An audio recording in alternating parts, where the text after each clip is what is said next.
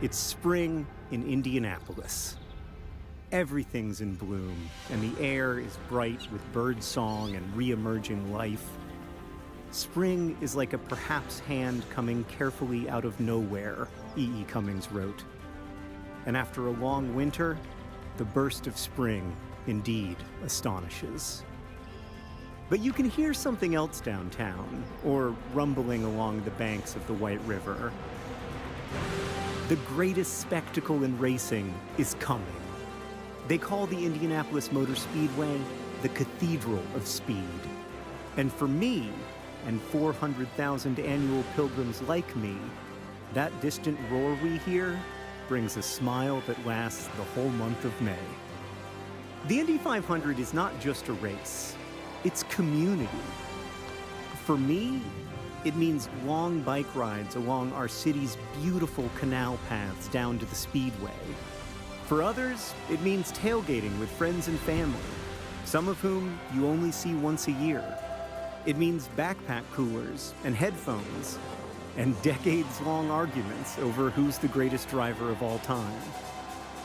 But the Indy 500 is also a car race, and the best one in the world. A race so thrilling and wondrous that it brings together more people than any other sporting event on Earth. This is Indianapolis. All around town, the checkered flags are out, porch parties abound, and everyone's invited. And this is the Indy 500, where we see what humans can accomplish in concert with twin turbocharged V6 engines and Firestone tires. This is the Brickyard, where they've been racing since before any of us were born. This is Speed City. Welcome to May.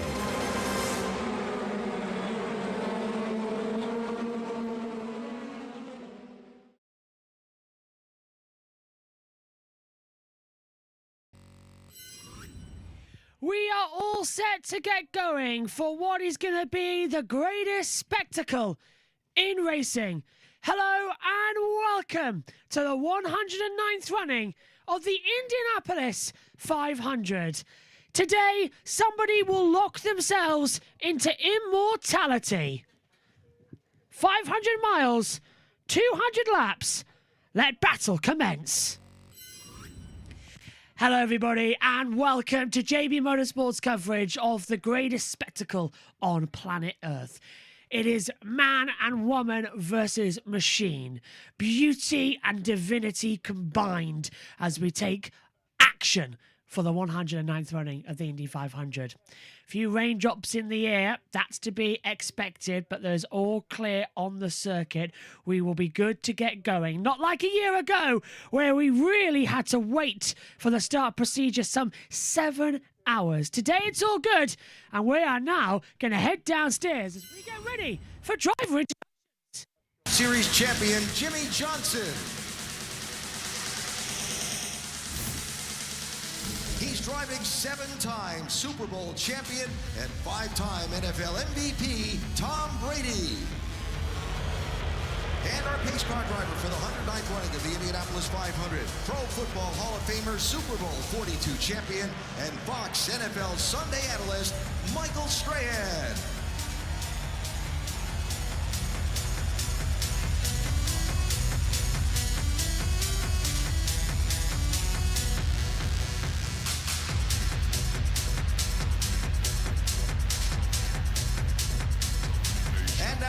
The drivers for the 109th running of the Indianapolis 500. In 33rd position, our 2018 winner and 2-time NTT INDYCAR Series champion, Will Power. He's won the 500 2 straight years and tries to make history today, Joseph Newgarden. And making his 6th Indy 500 start from the Netherlands, Rinus VeeKay.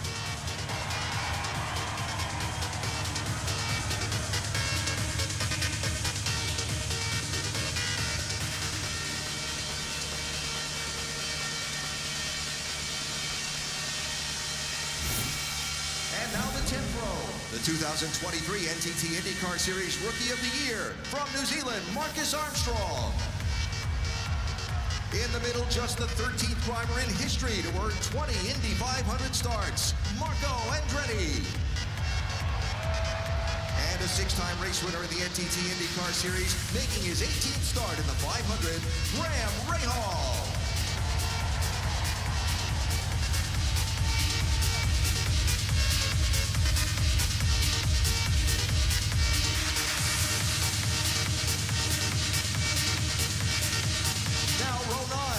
A 9-time winner in the series, including the 2024 Big Machine Music City Grand Prix, Colton Herta. From England, making his 8th Indy 500 start, Jack Harvey. And winner of the 2014 Indianapolis 500 by the second closest margin of victory in race history, Ryan Hunter-Reay.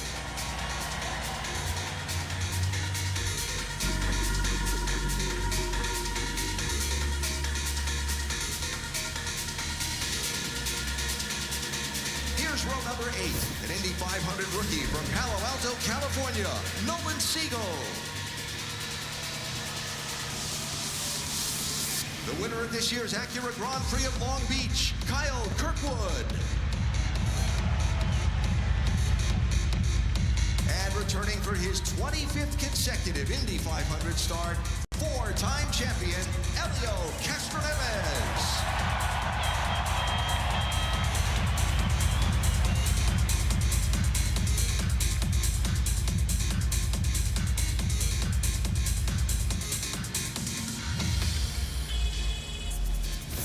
Here's row 7. He made his first Indy 500 start in 2022. From England, Callum Ilott. The 2024 Indy Next by Firestone champion, making his first Indy 500 appearance. From England, Louis Foster. And the 2024 Indy 500 Rookie of the Year, returning for a second attempt at the 1,100-mile double, Kyle Larson.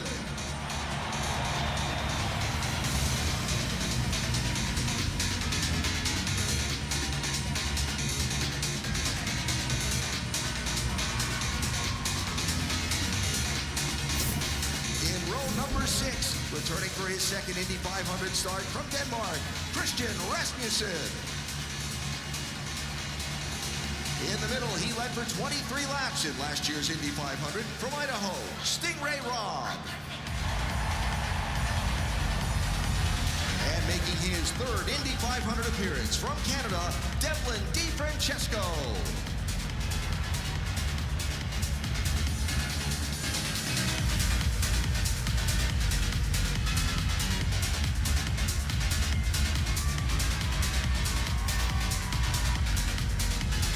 Number 5, he's finished top 10 in every one of his Indy 500 starts. From Connecticut, Santino Ferrucci.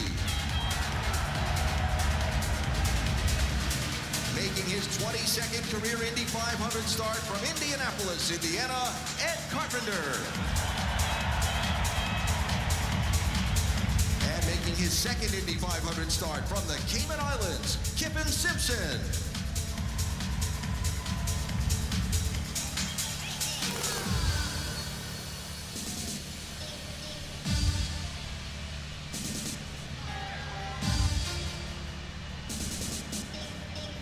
Number 4, the winner of the 100th Indianapolis 500 in 2016, Alexander Rossi.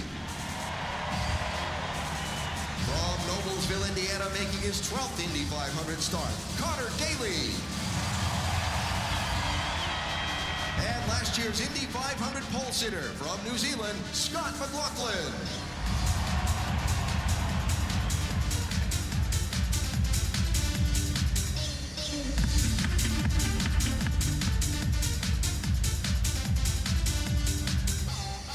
Row 3, champion of the 2022 Indianapolis 500 from Sweden, Marcus Ericsson. In the middle, he's third in points in this year's NTT IndyCar Series from Denmark, Christian Lundgaard. And making his third Indy 500 start from Chicago, David Malukas.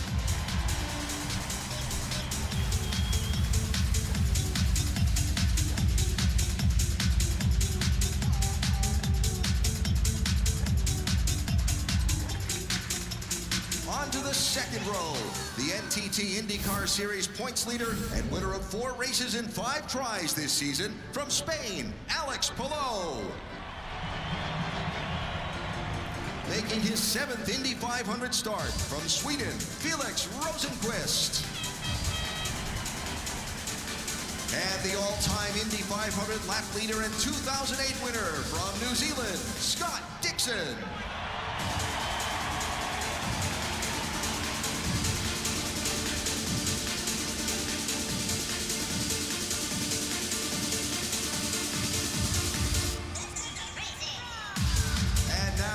Front row, 2-time runner-up in the 500, who today starts on the first row for the first time, from Mexico, Pato O'Ward.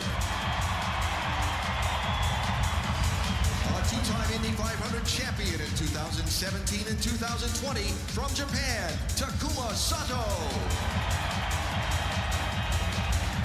And on pole position, the first rookie pole sitter in 42 years of Indy 500 competition, from Israel, Robert Schwartzman.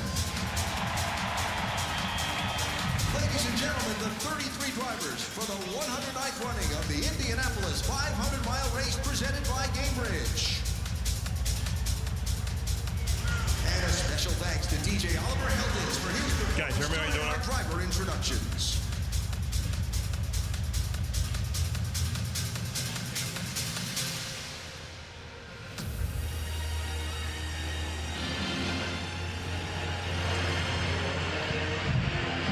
What a scene, and the emotion, the thoughts running through the minds of the world's greatest drivers ready to get behind the wheel. So much at stake for the entire field, especially for the 2-car.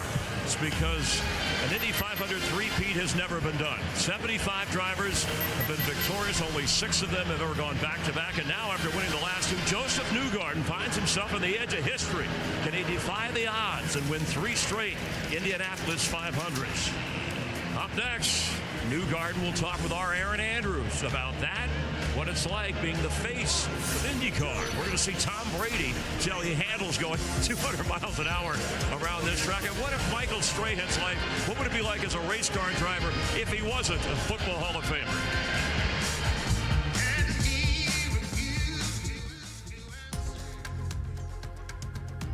Well, that is the driver introductions done here at the Indianapolis Motor Speedway, and you can catch us or join us when we go to Sky Sports F1 at 5:30. The YouTube stream will stop. You will have to switch to Sky Sports F1, and we will continue the build-up there. Now, we just saw a VT of Joseph Newgarden before we went to a break. I've got a really good stat about Joseph Newgarden. I've done my research. He has never led lap 199 here at the Indianapolis Motor Speedway, yet he's a 2-time winner. I was surprised to see that. Yeah, it's not really surprising, because you got to put yourself into position at the 500. You know, I think the whole race is quite calculated, and I think for him, the last 2 years, you know, he was very calculated on when to do the move. But yeah, he's an incredible driver. You know, I think it's a few years that he's done the Indy 500, but I feel like the last few years he really has understood how to win the race and also actually take the risk. You know, it's a race where you do need to risk something to get awarded. So yeah, I think he's managing that really well. When we talk about that risk, his move into turn 3 on the last lap, the penultimate corner, the last lap last year, was one of the biggest sends I've ever seen in Indy 500 history. When we talk about Pato not getting it done the year before, that was huge. It was big, and I think we're going to see a replay of that here.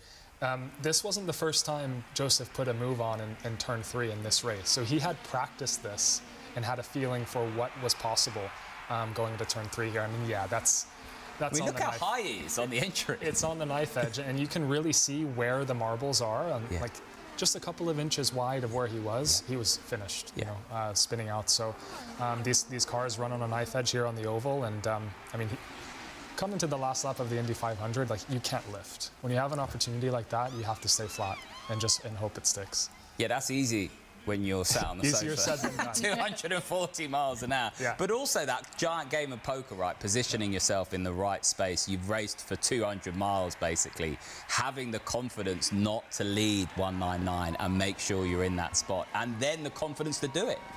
Yeah, I think if there's one thing that you need to plan for and prepare in this race, that's arriving on the last lap in P2, right? I mean, to win this race, that's the position you need to be in. You either win the 500 or you don't. That is evident. We saw Pato's reaction at the end there. Heartbreak, 2 years out of 3, he has finished as the runner-up. Right, let's head back now to Indianapolis Motor Speedway for more of the build-up.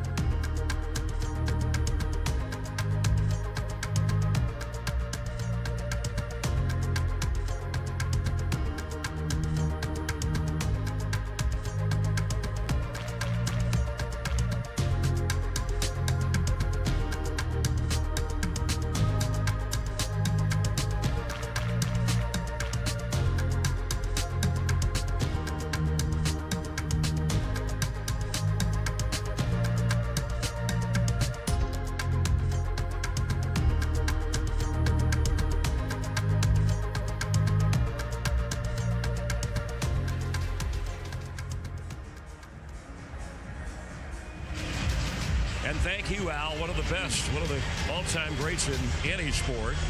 You know, the iconic pylon just past that start-finish line. In case you're wondering, the closest margin of victory ever in the Indy 500, 43 thousandths of a second. Al Unser Jr. over Scott Goodyear in 1992.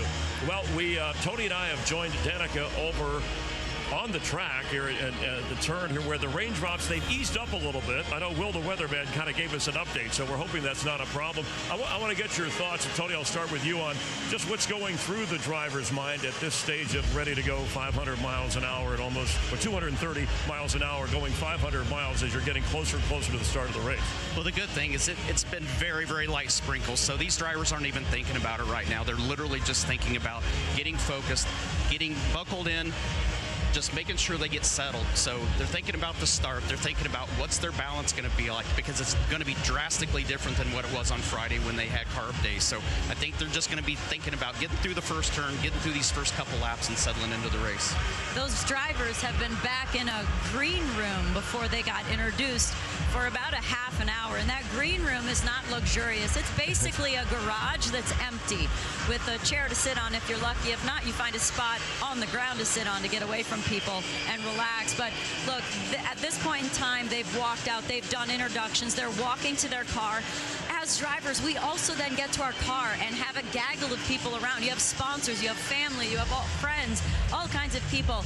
But look, I never remembered anyone I met on race day because the focus gets so narrow. By the time you get to the car, you honestly just can't wait to put your helmet on and go. All right, well, we know Michael Strahan, of course. If you've met him, a Super Bowl champion. Also, he's a car guy, a fanatic. But what if things were a little bit different? What if instead of being a Pro Football Hall of Famer, let's see what AI would have done to a racing career for Michael. You probably know me as the football guy, but when I was a kid, growing up in Germany, flying around on the Autobahn, I wanted to race cars. Eventually, I moved to the States and found a new kind of rush, sacking quarterbacks.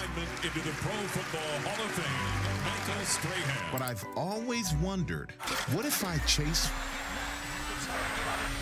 my first love?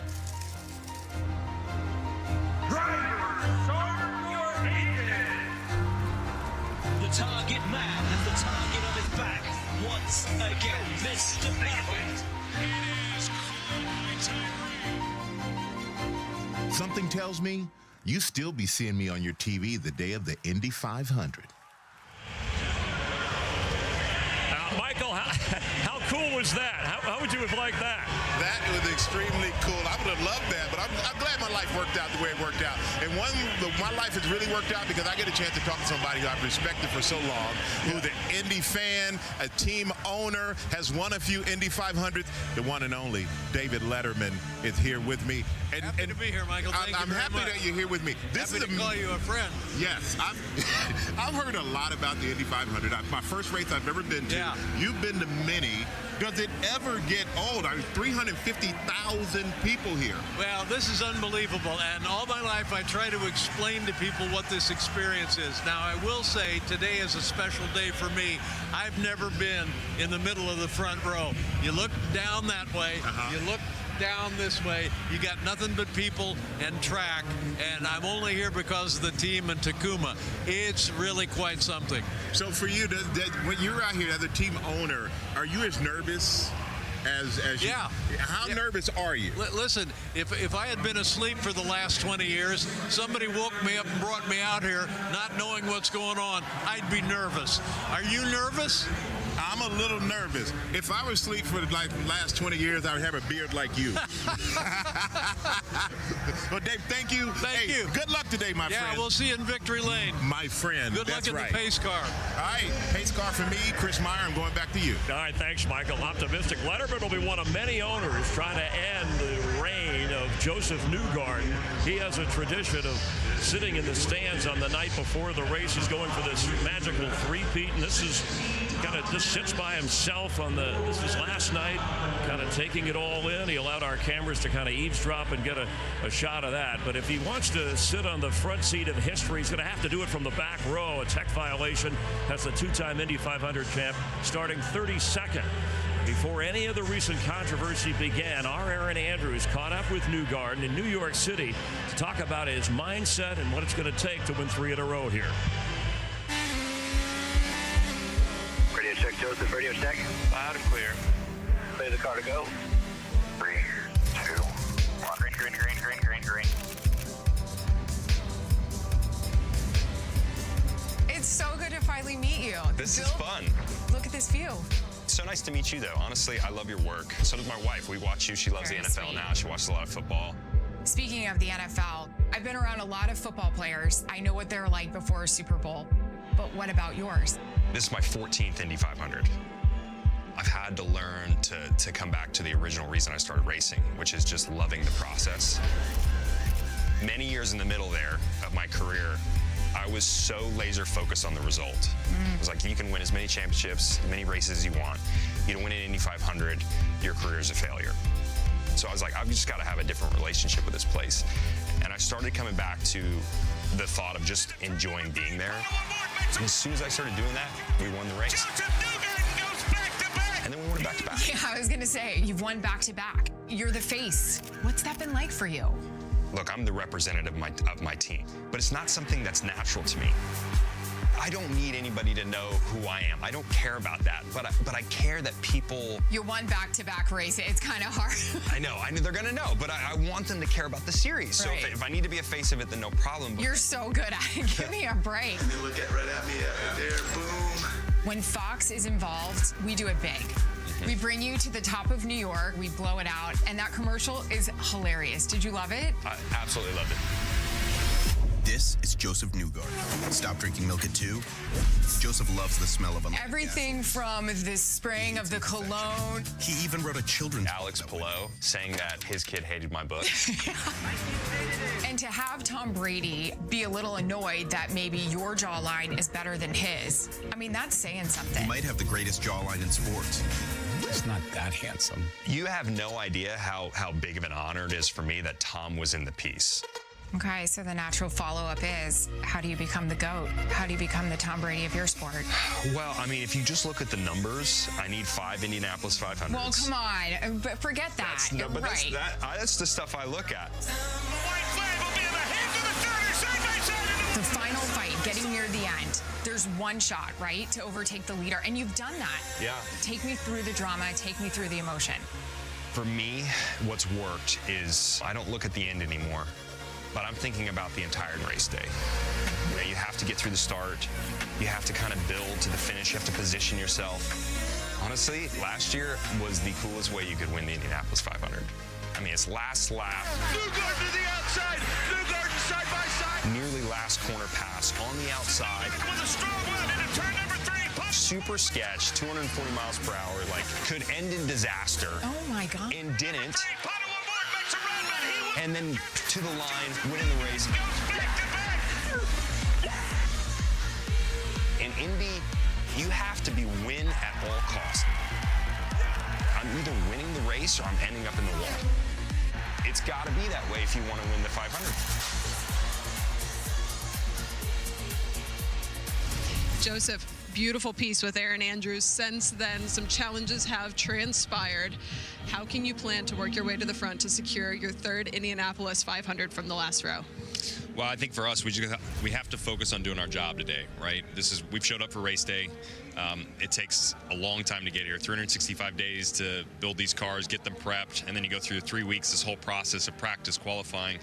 It all comes down to this one moment, and I think for us, we got to focus on execution. That's what this race rewards. Our team can do that better than anybody. I love the men and women around me. They are my team, and we're going to go fight together, and I think we're going to have a good day. Certainly going to try and have the best day possible. So I think focusing on the opportunity, Indianapolis is unlike anywhere else. It's my favorite place in the world. Love this race, and I think with the Shell car and our partner Team Chevy, we can definitely get to the front. He's going for the three-peat. That is Joseph Newgarden. All right, so the shroud of controversy, fair or not, can it affect him at all? Look, he has speed, aggression, pit stops, strategy. Nobody's better than Penske at that stuff. If anybody's going to come and win from the back row from the very first time in history, I think it's going to be Joseph.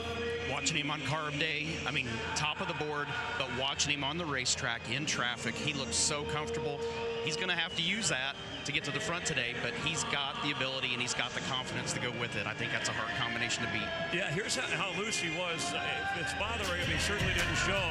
You know, this track, 560 miles, there's a neighborhood around it, and he went out and crashed a few neighborhood Indy parties. That's what the people do here, more than one or two or three, so hope he's well rested and ready to go. For the first time, you can bet on the Indy 500 like you bet on horse racing. The odds, here they are for the top 5 drivers. Take a look at our Trifecta Box picks sponsored by DraftKings. And when you play a Trifecta Box, you can pick 3 drivers. They can finish in any order as long as they're in the top 3. All right, so Danica, give us your choice. Look, I had these picks yesterday without even knowing what it was going to be ranked in the order. But I've got Pato award-winning, Alex Palou second, and Takumo Sato third. We've got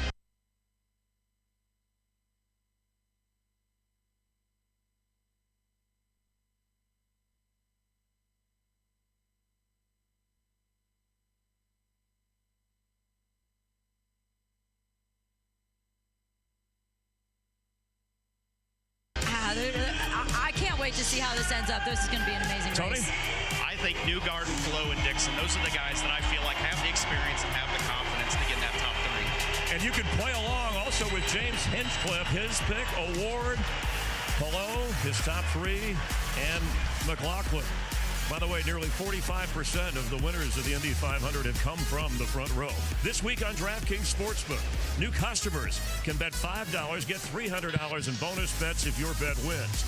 Download the app, use the promo code INDY when you sign up. DraftKings Sportsbook, the crown is yours. A patriotic salute on this Memorial Day weekend is straight ahead. You'll see one of the more memorable and moving pre-race ceremonies you'll ever see.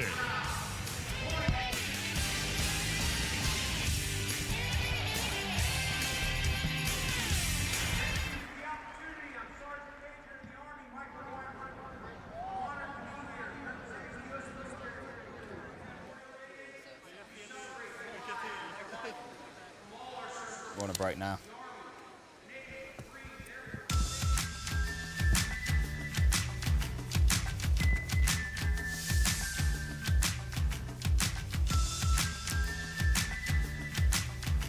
Well, if you're watching on Sky Sports YouTube, you will have to switch over to Sky Sports F1 for the race. That will happen at 5:30. We will have Back Home Again in Indiana and the Command, and then the green flag at 5:45.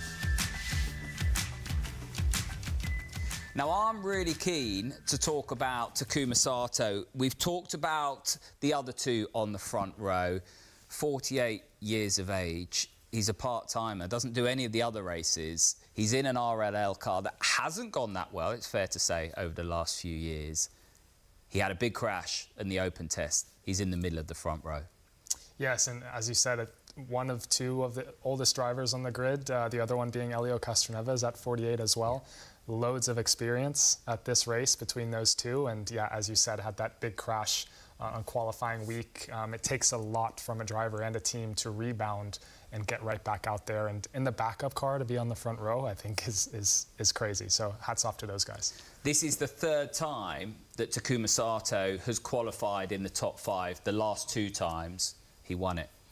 Yeah, he's an incredible driver. He has also this kind of driver who just goes for it, you know, and I think the 2 Indianapolises he has won, he just went for it. I remember that one scene with Dario there. It was, you know, I think he was the only one who could really do it and just kind of do it. So I think it's, yeah, he's somebody that is not afraid to crash, to be honest. So it's definitely somebody that we're going to watch for, because he's at the front row. He has good chances to be there. No attack, no chance, Takuma Sato's motto. Tom Brady and Jimmy Johnson getting ready now for their moment. Pit, and he is here. We're going to meet a couple drivers, Gronk. This is your first time, right? Yes, it is, and I'm feeling pretty good from that snake pit, but I am absolutely blown away here at the Indy 500 with just such a good job that they do here with the fans, to all the racers, to the snake pit, just all the activations that are around. It's just so cool, and it's just so much fun for everyone that's attending here today. How about cool? Stingray Rob, coolest name in racing, right? It's the best name in racing. Today, he's going to make those opponents feel that burn when he flies by them. So you think he'll fit in this race car? Oh, man, I don't know. Rob, you're a pretty big guy. We might have to cut a few extra holes to get your feet out the top of the tub or something, but I'm sure we could figure it out. I could be like a Flintstone, Robbie Flintstone out there, just propelling with my feet. But you have a beautiful car here, my man. One day I'll get in there. All right, have fun. Good luck to you today, Stingray Rob. Let's move up the grid here. Gronk, there's a lot of people out here. We got to kind of push and shove our way, see drivers, friends. Yeah, but this is easy compared to the snake pit. I mean, those were maniacs there, all jumping all over my back, high-fiving. But this is calm, cool, collective, because they're about to race, and these fans are about to see an unbelievable show today. Absolutely. Let's see a guy that's looking to do the double today, Kyle Larson. This is kind of like the equivalent, I think, of you doing an NFL game, Gronk, and then doing a basketball game right after that. I agree, but I kind of compare this to Deion Sanders. Deion Sanders played in a football game, then played in a baseball game that night, and Kyle Larson's going to be kind of doing the same thing, racing here today in Indianapolis and then going over to the Carolinas to race again. Mind-blowing. Well, this is perfect because Larson had to go to the bathroom. That's what the drivers do before they're racing for 4 hours. His beautiful wife and family are here. Do you ever have to stop for a pit stop right before you go on the field? Just a couple of times. My mom on the sideline, my dad on the sideline. I got friends on the sideline. You make that pit stop. You give them a holler. You give them a high five. They say good luck to you, and then you start the game. So it's very similar. Great to have you out here, Gronk. Have a great time today. Yes, thank you, Jamie. It's been wonderful. All right, Chris, back to you. Thank you so much. This weekend, celebrating Memorial Day weekend, Fox Sports proud to be here, and we thank you for watching. There's a reason this event is over 100 years old. When you're that, you are respected, you are revered, and we are glad you're with us. Time for pre-race ceremonies. For that, let's join Alan Bestwick. Ladies and gentlemen, please rise and remove your hats for the presentation of colors, invocation, and a moment of reflection for those who have given their lives unselfishly to defend our freedom.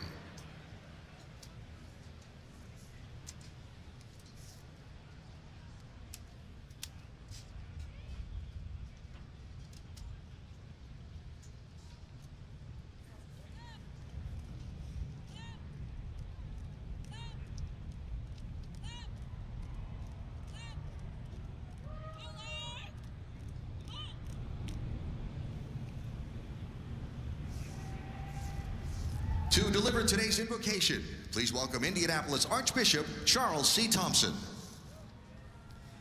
Let us pray. O God, creator of all things, you have given us the gift of this day to show what is possible when we use your gifts and work together to achieve greatness. On this day, we remember all the men and women who have died to protect our freedom.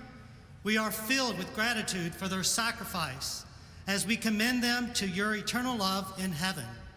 May the 109th running of the Indianapolis 500, which brings us together in excitement and fraternity, inspire us to work together for unity and peace. Watch over these drivers, their teams, the officials, and every fan. Receive these, our prayers, and God bless those who serve to protect our freedom. God bless all those gathered for this, the greatest spectacle in racing. God bless our pacers, and God bless America.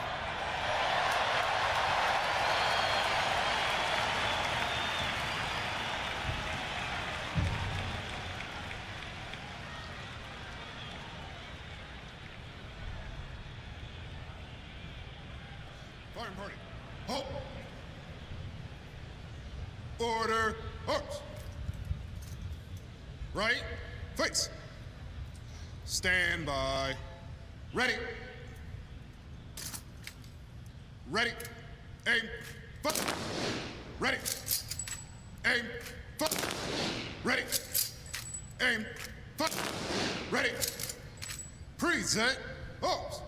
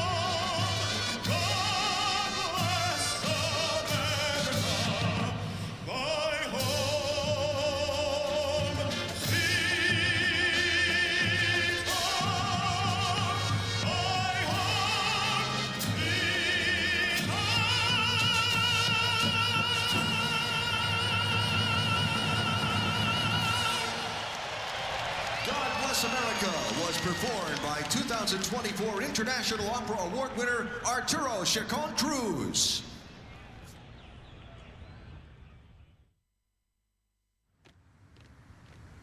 Ready, step. Color guard, right, face. Our way of life, our priceless liberty, our right to dream. In our gratitude, we owe them more than we can ever repay. To answer the debt, to acknowledge the sacrifice, That comes in how we lead our lives, in ways that honor the price they've paid and the freedoms they've protected.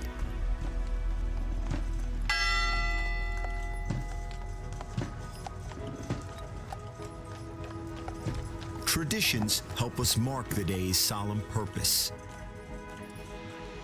This tradition, held on Memorial Day weekend for decades now, allows us to celebrate the ultimate form of freedom: to be alive and in motion. It's what this day and this place, this sport and this spectacle give us.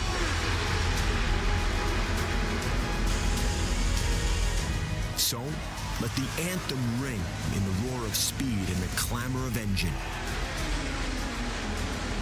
Let our spirit live in the challenge of the next turn and the thrill of the last lap. In their victory and in our memory.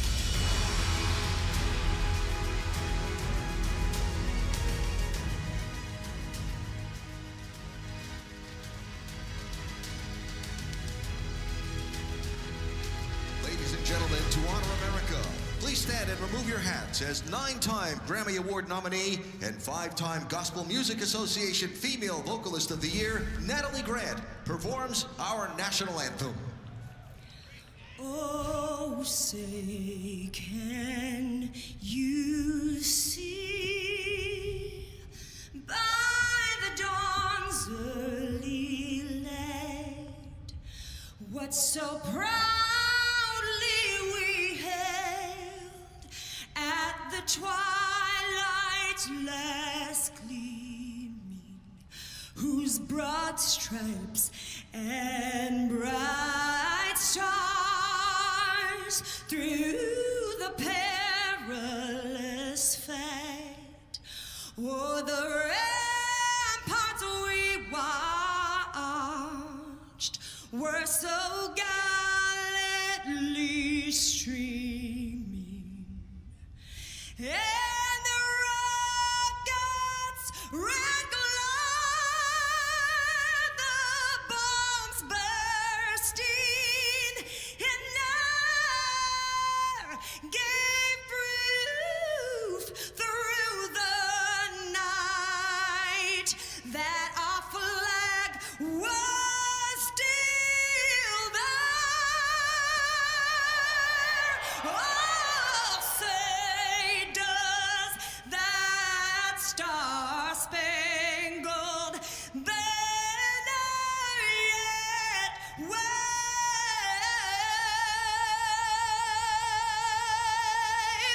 o'er the land of the free and the home of the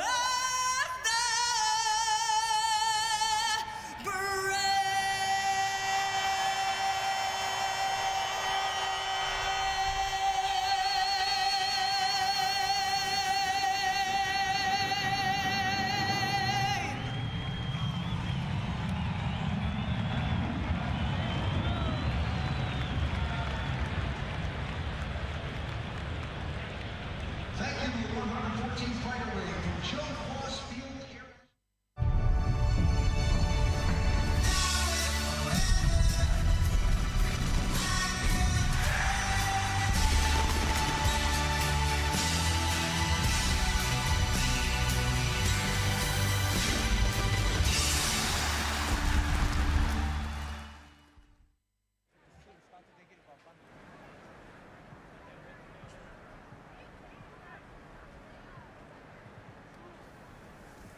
Well, we are about 20 minutes away from the green, and this is a last chance to remind you that we will be switching across to Sky Sports F1 for our coverage in about 5 minutes' time. So for those watching on YouTube, please switch across to Sky Sports F1 for the remainder of the ceremony and pomp, and also the green flag. 34 drivers 2 weeks ago set off to try and qualify for the Indy 500. 33 have made the field. 1 has gone home, Jacob Abel. But now we set our sights on who is going to drink the milk and who's going to get the blue jacket. We haven't even mentioned that, right? We talked about golf, the green jacket, the Masters. You get a blue jacket now if you win the Indy 500. Lovely touch from the organisers. Yeah, that's right. I mean, the traditions continue, right? We're adding on with the jacket tradition.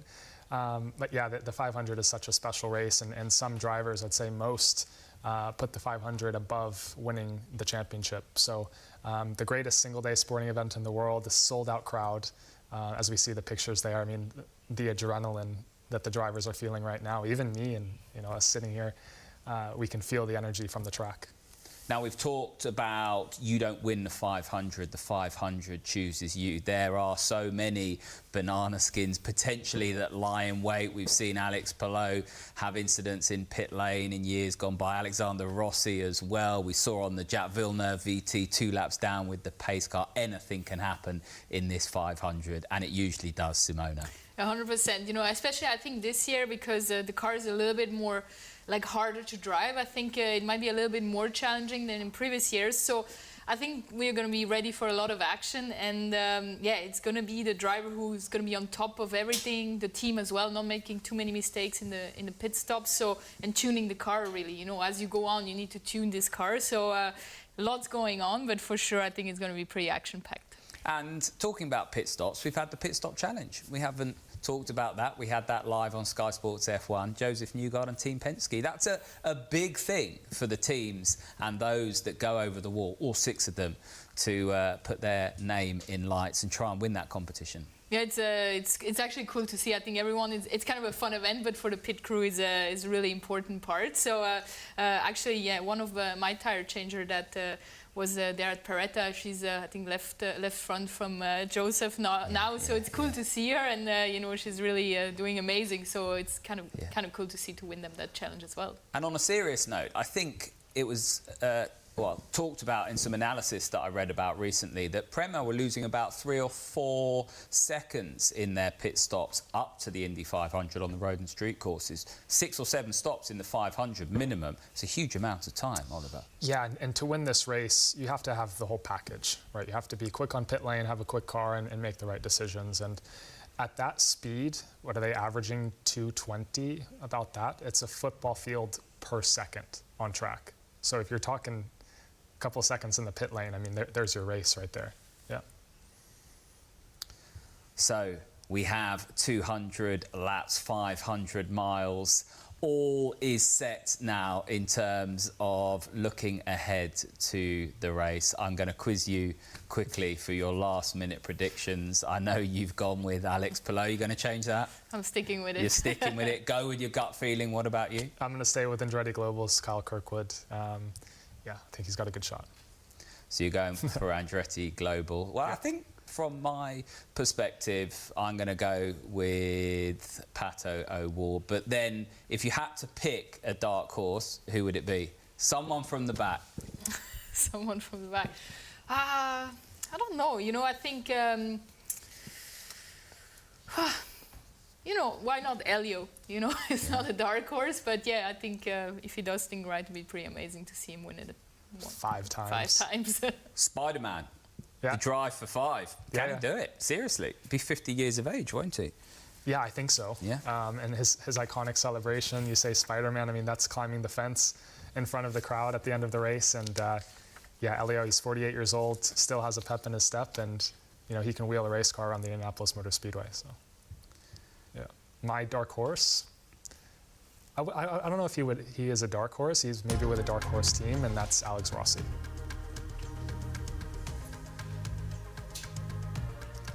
Well, 11 minutes to the countdown now.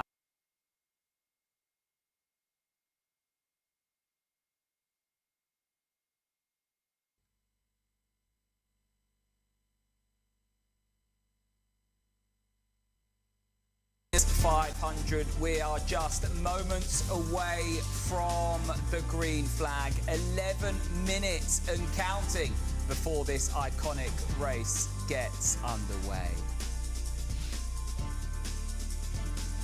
Well, my name's Tom Gaymore, and I'm delighted to be joined by Simona Di Silvestro and Oliver Askew. You have both raced in this race. It's the greatest spectacle of motorsport anywhere in the world. Simona, just tell us what it's like to be part of the month of May and then the Indianapolis 500. It's the biggest race, you know, as a driver to be lucky enough to participate and be in the field is an extraordinary moment. You know, it is the biggest race there is, and you know, even sitting here, you know, you get like a little bit of anxiety, you know, that the race is going to start, and I think it's yeah, it's just an amazing feeling, and I can't wait for today's race. Now, Oliver, you grew up with Carl Kirkwood, Jupiter, Florida. What are your first memories of the Indy 500? Yeah, that's right, Tom. It's a very exciting day. I raced the Indy 500 in 2020 without the fans. Of course, it was the COVID year, so yeah, I have chills and adrenaline just sitting here watching the pictures from the start of the race, all of the tradition. It's a packed house today. It's completely sold out, Indianapolis Motor Speedway, so I think we're in for a very, very exciting race. My first memories of the race were watching the broadcast back in 2011 when Dan Weldon won his second, and I think we're in for an exciting one today. Well, we're going to get ready now to hand across to our Fox colleagues in Indianapolis for more of the build-up before the green flag. Welcome today's Grand Marshals, 5-time World Series champion Derek Jeter, along with 14-time All-Star A-Rod Alex Rodriguez.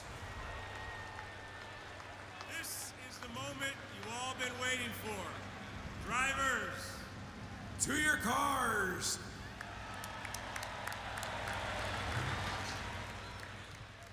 Welcome, welcome.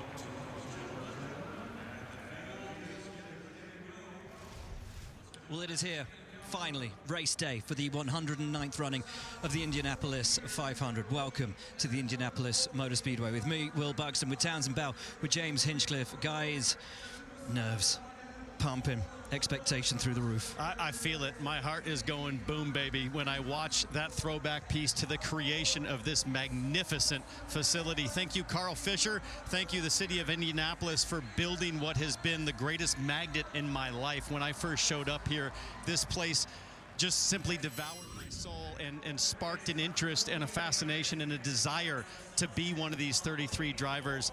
It is a privilege every year to be here to call this the greatest spectacle in racing. And I don't care if it's your first time here at the Speedway or your 81st time. Every time you go through that tunnel, you see the track as you emerge. It gives you a feeling, Townsend. It's unlike any other racetrack, unlike any other stadium on earth. I love coming here every single year. And there's no better place to be than trackside, where we find our Jamie Little.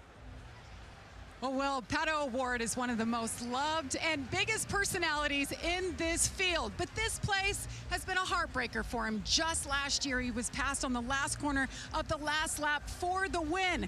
It left him in tears for the second time in the last 3 years. But today, he starts on the front row, and it's perhaps his best shot at winning the Indy 500. Kevin Lee. Kyle Larson is a throwback. He came up through the short track ranks. That used to be the path here, and he's also quite popular because he's got to head to Charlotte very soon, but we've had some raindrops. He has about a 40-minute window. If the race is delayed beyond that, he's going to have to abort. To Georgia Hinneberry. Two teammates, 2 500 champions, and 2 incredibly motivated drivers start from the 32nd and 33rd today. Watch as their journey to the front of the field. All-American Marching Band to perform Back Home Again in Indiana.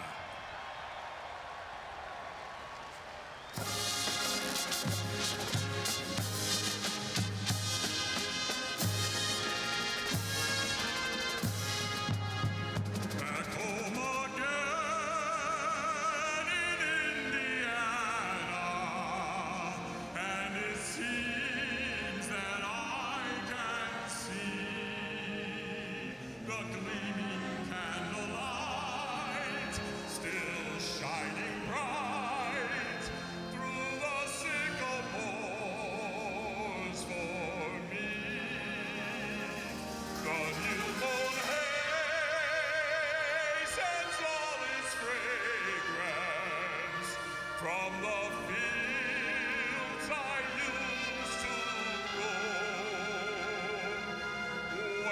dream about the moonlight on the Wabash. How I long for my Indiana.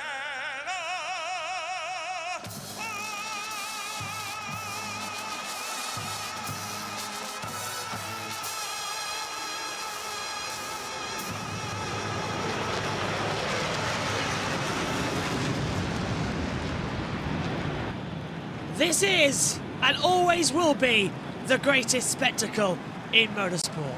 Welcome to the 109th running of the Indianapolis 500. Simply put, you are not prepared for what we are about to witness. It's game on, and we go green in 5 minutes' time. Guys, for me, it's my first time experiencing this. It is off the charts compared to anything I could have expected. It is so emotional just to be here on this day. Well, you think about what this means right now for the 33 drivers that are waiting for maybe just a little bit of a raindrop to pause here, and then the chance to fire off and chase the biggest prize in racing. James, this is the time as a driver where you just don't know, hey, are we going right now? Are we starting the engines? What is going on? As if it wasn't hard enough to kind of manage the emotion of the situation. You know, this place is so special. Those opening ceremonies, guys, unlike anything else in sports, really.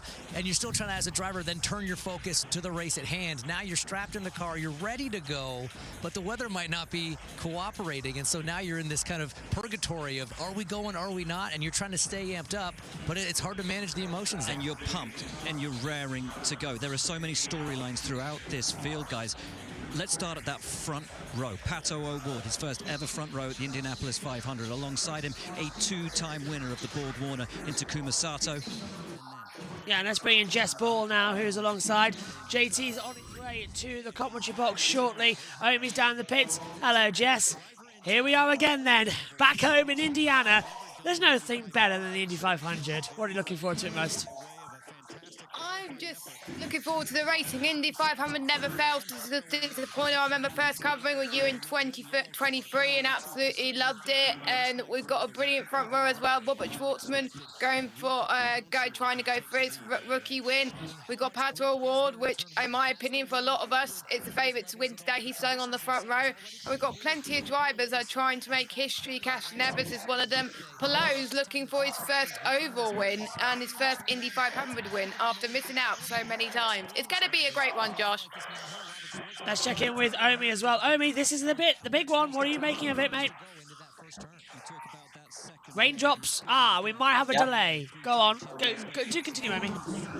Yeah, absolutely. Greatest spectacle in all of racing. It is an event that creates emotion like no other, and I'm so excited to see how this 500 is going to go. It only happens once a year, and this is where all of the eyes, no matter what motorsport series you follow, no matter what sports you follow, all of the eyes go to this event. It's the greatest spectacle, and the greatest spectacle deserves a great soundtrack. But controversy over the past week has sadly caused a lot. Starting at the back of the grid, the two Penskes, Joseph Newgarden and Will Power. Then moving forward on as well, we've got Scotty Mack. He starts 10th on the grid, but it is weird to see, Jess, that the Penskes are in the field, but Jacob Abel is not, despite the fact that he qualified a legal car. The two Penskes didn't. Honestly, it's a bit of a shame that Jacob Abel did not make it to the Indy 500, but let's hope he does the next year, because we saw Norman Seagull miss out last year and he made it this year, so I just hope that he can become ready for next year. But we've seen, I know the Penske are starting 32nd and 33rd, but do not count out Joseph Newgarden. He's looking out for history today. He's looking out to be the first person to win 3 Indy 500s in a row. And it's not Monaco. It's still possible to win from 32nd on the grid, but it hasn't been done much at all. So nearly happened. We'll have to wait and see. Nearly happened in 1992 as well, but got Scotty Goodyear nearly did it, but didn't do it. Unfortunately, that went to Lil Lau, who got it. Hello, Megan. I seem to be dressed like I'm working there. Yeah, Marshalls. We're just going to stick you out then every time there's a caution. Caution. That man there, Robert Schwartzman, rookie driver, Team Penske, rookie team, their first Indy 500. They stuck it on pole, the first rookie team in over 40 years to do so. Can he do it? You've seen Schwartzman race in F2 and F3. You know what he's about. He's not going to pull any punches. Certainly got a good form about him with everything. What about the man who's won it twice before, Takuma Sato? What about the man who nearly won it last year, Pato O'Ward? What about the man who did win it last year, Joseph Newgarden, and sent to the back because of a cheating scandal? What? Well, I told you about it. The attenuator was changed on the back of the Penske's. Oh, yes. It's going to be fun. And we've got a delay, folks. It's raining at the Brickyard. Rain. That wasn't forecast as well. There's only a 40-minute window before Kyle Larson has to leave in order to do because he's doing the double. So Kyle Larson, who starts this race, because he's in Charlotte, he's got to cross from Indianapolis to Charlotte. So unfortunately, second. Wait a minute, is he doing Coca-Cola 600? Again? Yeah, later on. Why does he always do this? I know, did it last year, he's doing it this year. So we have a delay here. How's Larson actually going to finish for racing? No idea. We've got a 40-minute window. Let's check in, though. We're under a yellow here. Let's check in with Fox Sports. The potential of Helio Castroneves to win that historic fifth.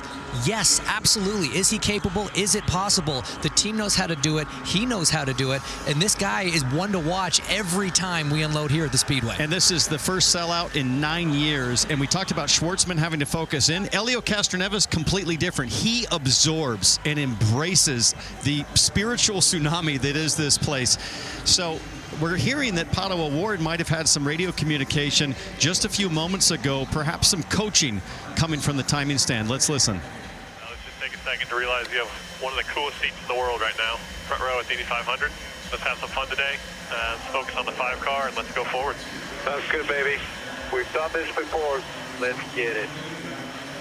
He has done it before. It's broken his heart twice before. He's never started on the front row before. Is this Pato O'Ward's best chance to win the Indy 500? I think so. I mean, the starting spot, obviously, that helps, but you can win from almost anywhere on the grid here. Joseph Newgarden certainly is going to try that from the back row. But for me, the drivers have been talking a lot this year about how the cars are handling a little bit differently. They're a little bit more on edge, and no driver can handle a car around the Speedway on edge better than Pato O'Ward. He proved that last year in that street fight with Joseph Newgarden in those final 10 laps. I think the conditions, the situation, and the way these cars are handling plays into Pato's strengths. This is by far his best chance. And I feel like we haven't talked anywhere near enough about Takuma Sato, who has returned for a one-off drive here in the IndyCar Series on the front row for Rahal Letterman Lanigan Racing. He is a 2-time winner. He is an all-or-nothing driver. What chances for Taku today? Well, he's a 48-year-old with 2 broken ribs right now off the back of a massive crash that he had in the April Open test. Completely destroyed his race car. The Rahal Letterman Lanigan team fully rebuilt that car. It is just as fast, seemingly, as the last one. That's impressive. But for Sato, this is the only IndyCar race he'll do all year. For him to drop in on a one-off, stick it on the front row with a legitimate shot to win his third is super impressive, and he just doesn't seem to be getting any older. He has all of the youthful aggression that defined the no attack, no chance mentality that got Sato here. Another couple of storylines I want to pull out. A look at Alexander Rossi, who starts in the top 12, won here on debut. And what about local hero Connor Daly? Starts alongside him. Every one of these 33 drivers has a story. Only one will win.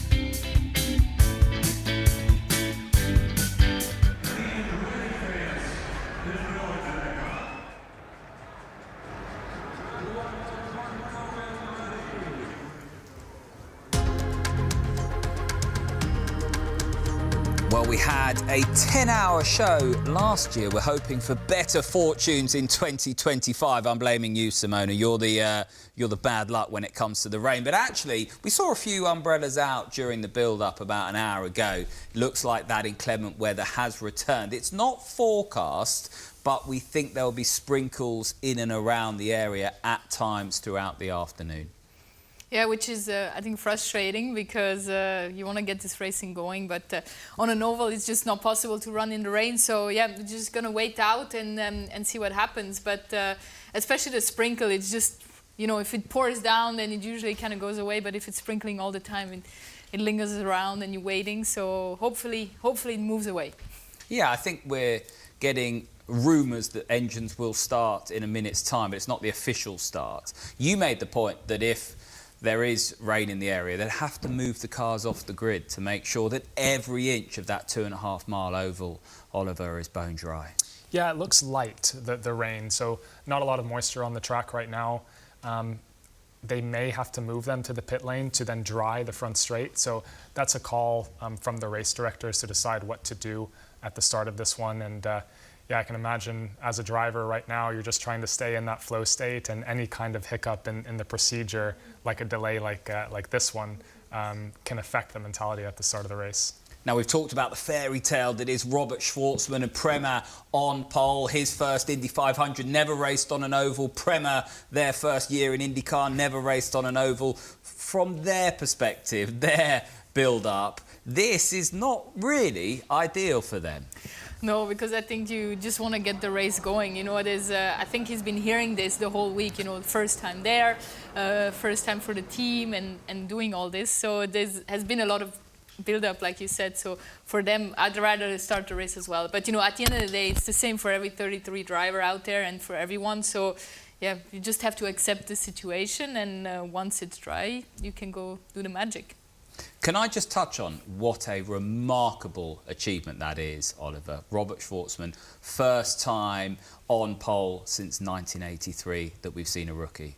And coincidentally, his number is 83. Prema was founded in 83, so it's completely unheard of in this current generation to be a rookie team, to come into the Indy 500 where there's so many nuances in oval racing and at the Speedway. Very, very impressive. Right, build up, continuing. Let's head back to the Speedway.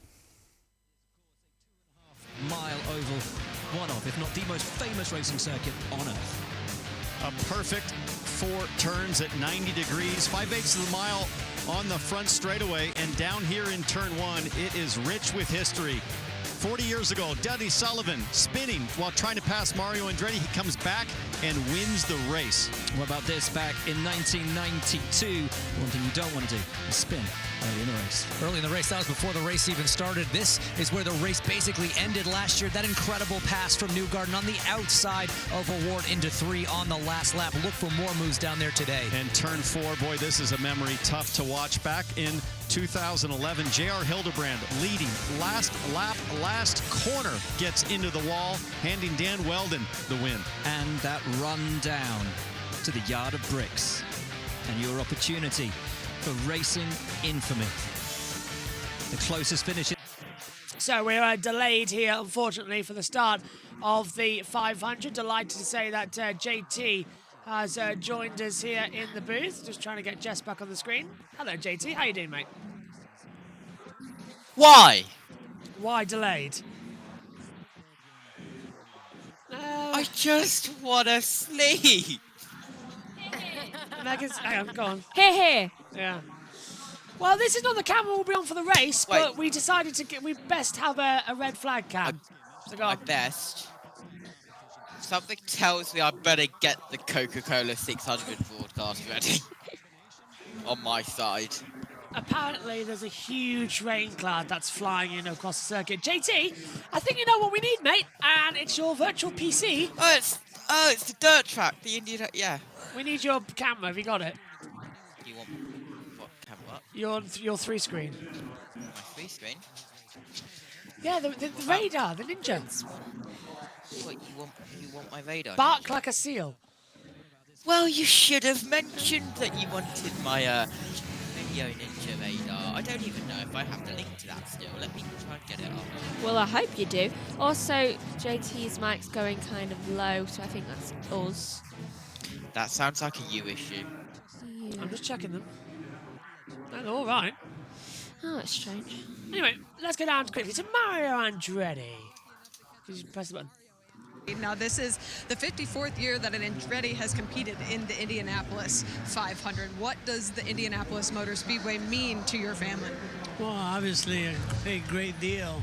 I mean, this is a rodeo, you know. We love coming back here. As a family, I think we enjoy so much here over the years, as you can imagine, since 1965. So, and we'll keep right on going as long as we can. father to Marco Andretti, now Michael Andretti. Michael, what advice did you give Marco before he strapped into the car today? He doesn't really need more advice. I think he's got more starts here than me now. So, no, he's pretty happy with the car, to be honest with you. It doesn't have much, the speed that he'd like, but the handling's good. And obviously, to win this race, you got to have a good handling car. So, fingers crossed. Fingers crossed. Thank you, Michael. Thank you, Mario. Great to see Mario. Great to see Michael. Of course, Marco runs in his 20th Indy 500 today. No Andretti has ever taken victory at the Indy 500 since Mario's win back in 1969. They call it the Andretti curse. Can it be overcome today? Well, one guy who was a hugely popular winner here, TK, Tony Kanaan, back in 2013, one of the coldest Indy 500s in history, started in P11, ran home, an incredibly popular winner. Today, though, he's the team principal at McLaren. Had 9 top 5s in this race, and third as recently as 3 years ago. We know somebody like you could always jump in the car, but you might have to. Who's more anxious, Kyle Larson or you? You are the reserve driver if it rains for 45 minutes. I think I've never thought I was going to experience 2 pressures. One is to maybe hop in the car, and the other one to help run 4 cars. But hopefully, looks like it's going to break out. But we want Kyle to do the 1,100 miles. But if not, I guess I'm ready to do it. What is the timeline? What are the circumstances that would have you driving the car today? We're going to play by ear. Obviously, he needs to leave here on a hard like 4:07 or something like that, like 4 o'clock. So we still have time. Mr. H is here. I'm available, but if he takes the green flag, obviously it's over for me or anybody. So hopefully this is what's going to happen. But the deadline for him to leave, it's up to us to decide.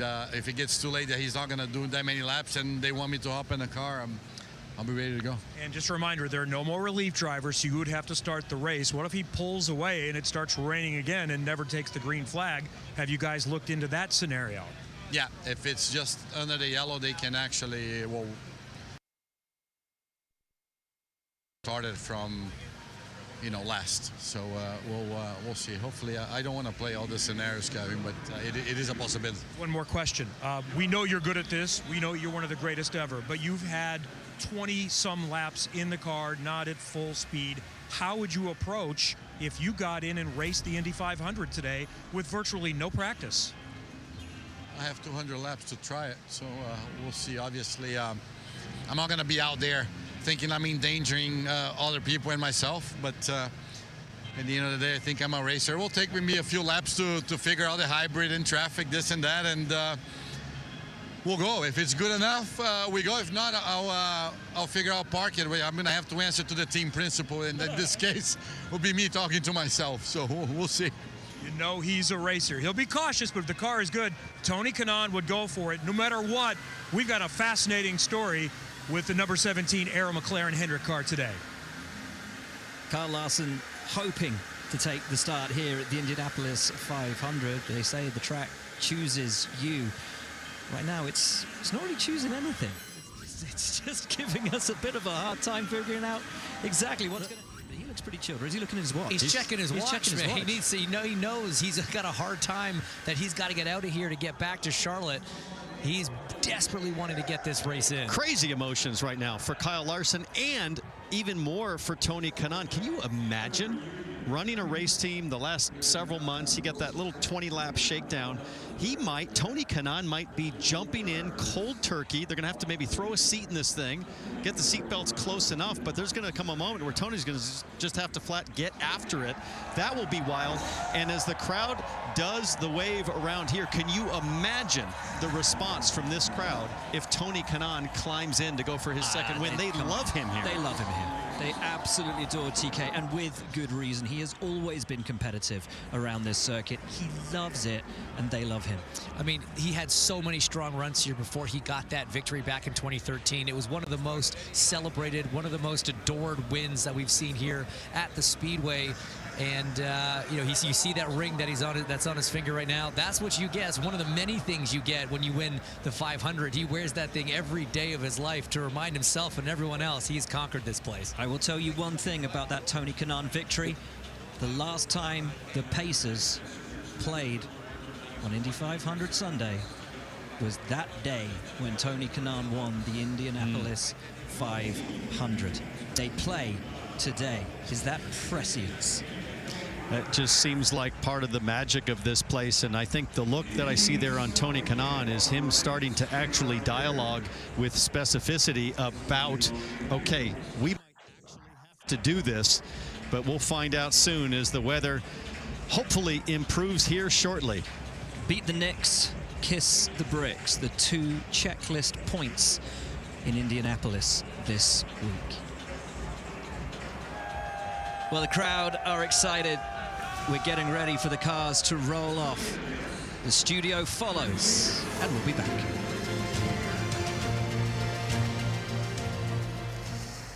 We had a chat with Tony Kanaan just a few hours ago, Oliver. He looked very cool, calm and collected. He looks less so right now, and is signing off.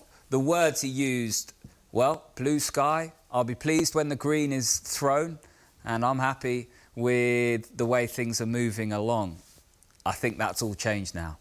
Yes, it looks like it, but I did have a look at the radar and the weather in Indianapolis, and this is a small cell with nothing behind it. So we expect the track to completely dry here in the next couple of minutes, and then we'll see a green flag, and that speculation will be canceled. I don't think Tony wants to go out there and race. I don't think he'll be able to perform with the little current experience that he has with this car. He did the refresher last week, but that was by himself without any traffic around him. So, just how big? He's an Indy 500 winner, but just how big a step is that to get in the car and all of a sudden run with this? Never run with the hybrid system in traffic before. Well, it's a big step, especially he hasn't run many cars in the last few years. So yeah, it would be a massive challenge. But, you know, I think TK has been around the speedways so much, you know, and has had so many like ups and so many downs as well. And, you know, he's a true racer as well. So it would be a massive challenge. But, you know, I think like any of us, you know, if we get the chance to get in the car, you would just do it because it is the biggest race in the world. Now, he's got Pato O'Ward in his stable. First year as team principal for TK at Arrow McLaren. Pato O'Ward finally milked the cow. He was in your rookie year, wasn't he? Or was it you, Simona? 2020. Yeah, I was teammates with Pato that year. Yeah, okay. So yeah, he's Pato's a big ball of energy for Tony to manage. Pato starting third today, was very close the last few years. Fighting with Joseph Newgarden on the last lap. So I think we can expect him to perform again today. Yeah, Pato O'Ward didn't get to milk the cow in his rookie year in 2020. He's done it this year. Will that be his signal to head towards victory lane? Let's head back to IMS now, where our Fox colleagues continue to talk us into the green. There's no other racetrack like it. There's no other race like it. 500 miles, 400,000 people on the ground. Energy like you've never experienced ever before. It really is magical. Nothing like it. How dangerous it is, how fast it is. Oh, crash, heavy impact. It's the greatest race in the world. Newgarden is a two-time Indy 500 winner. Let's go.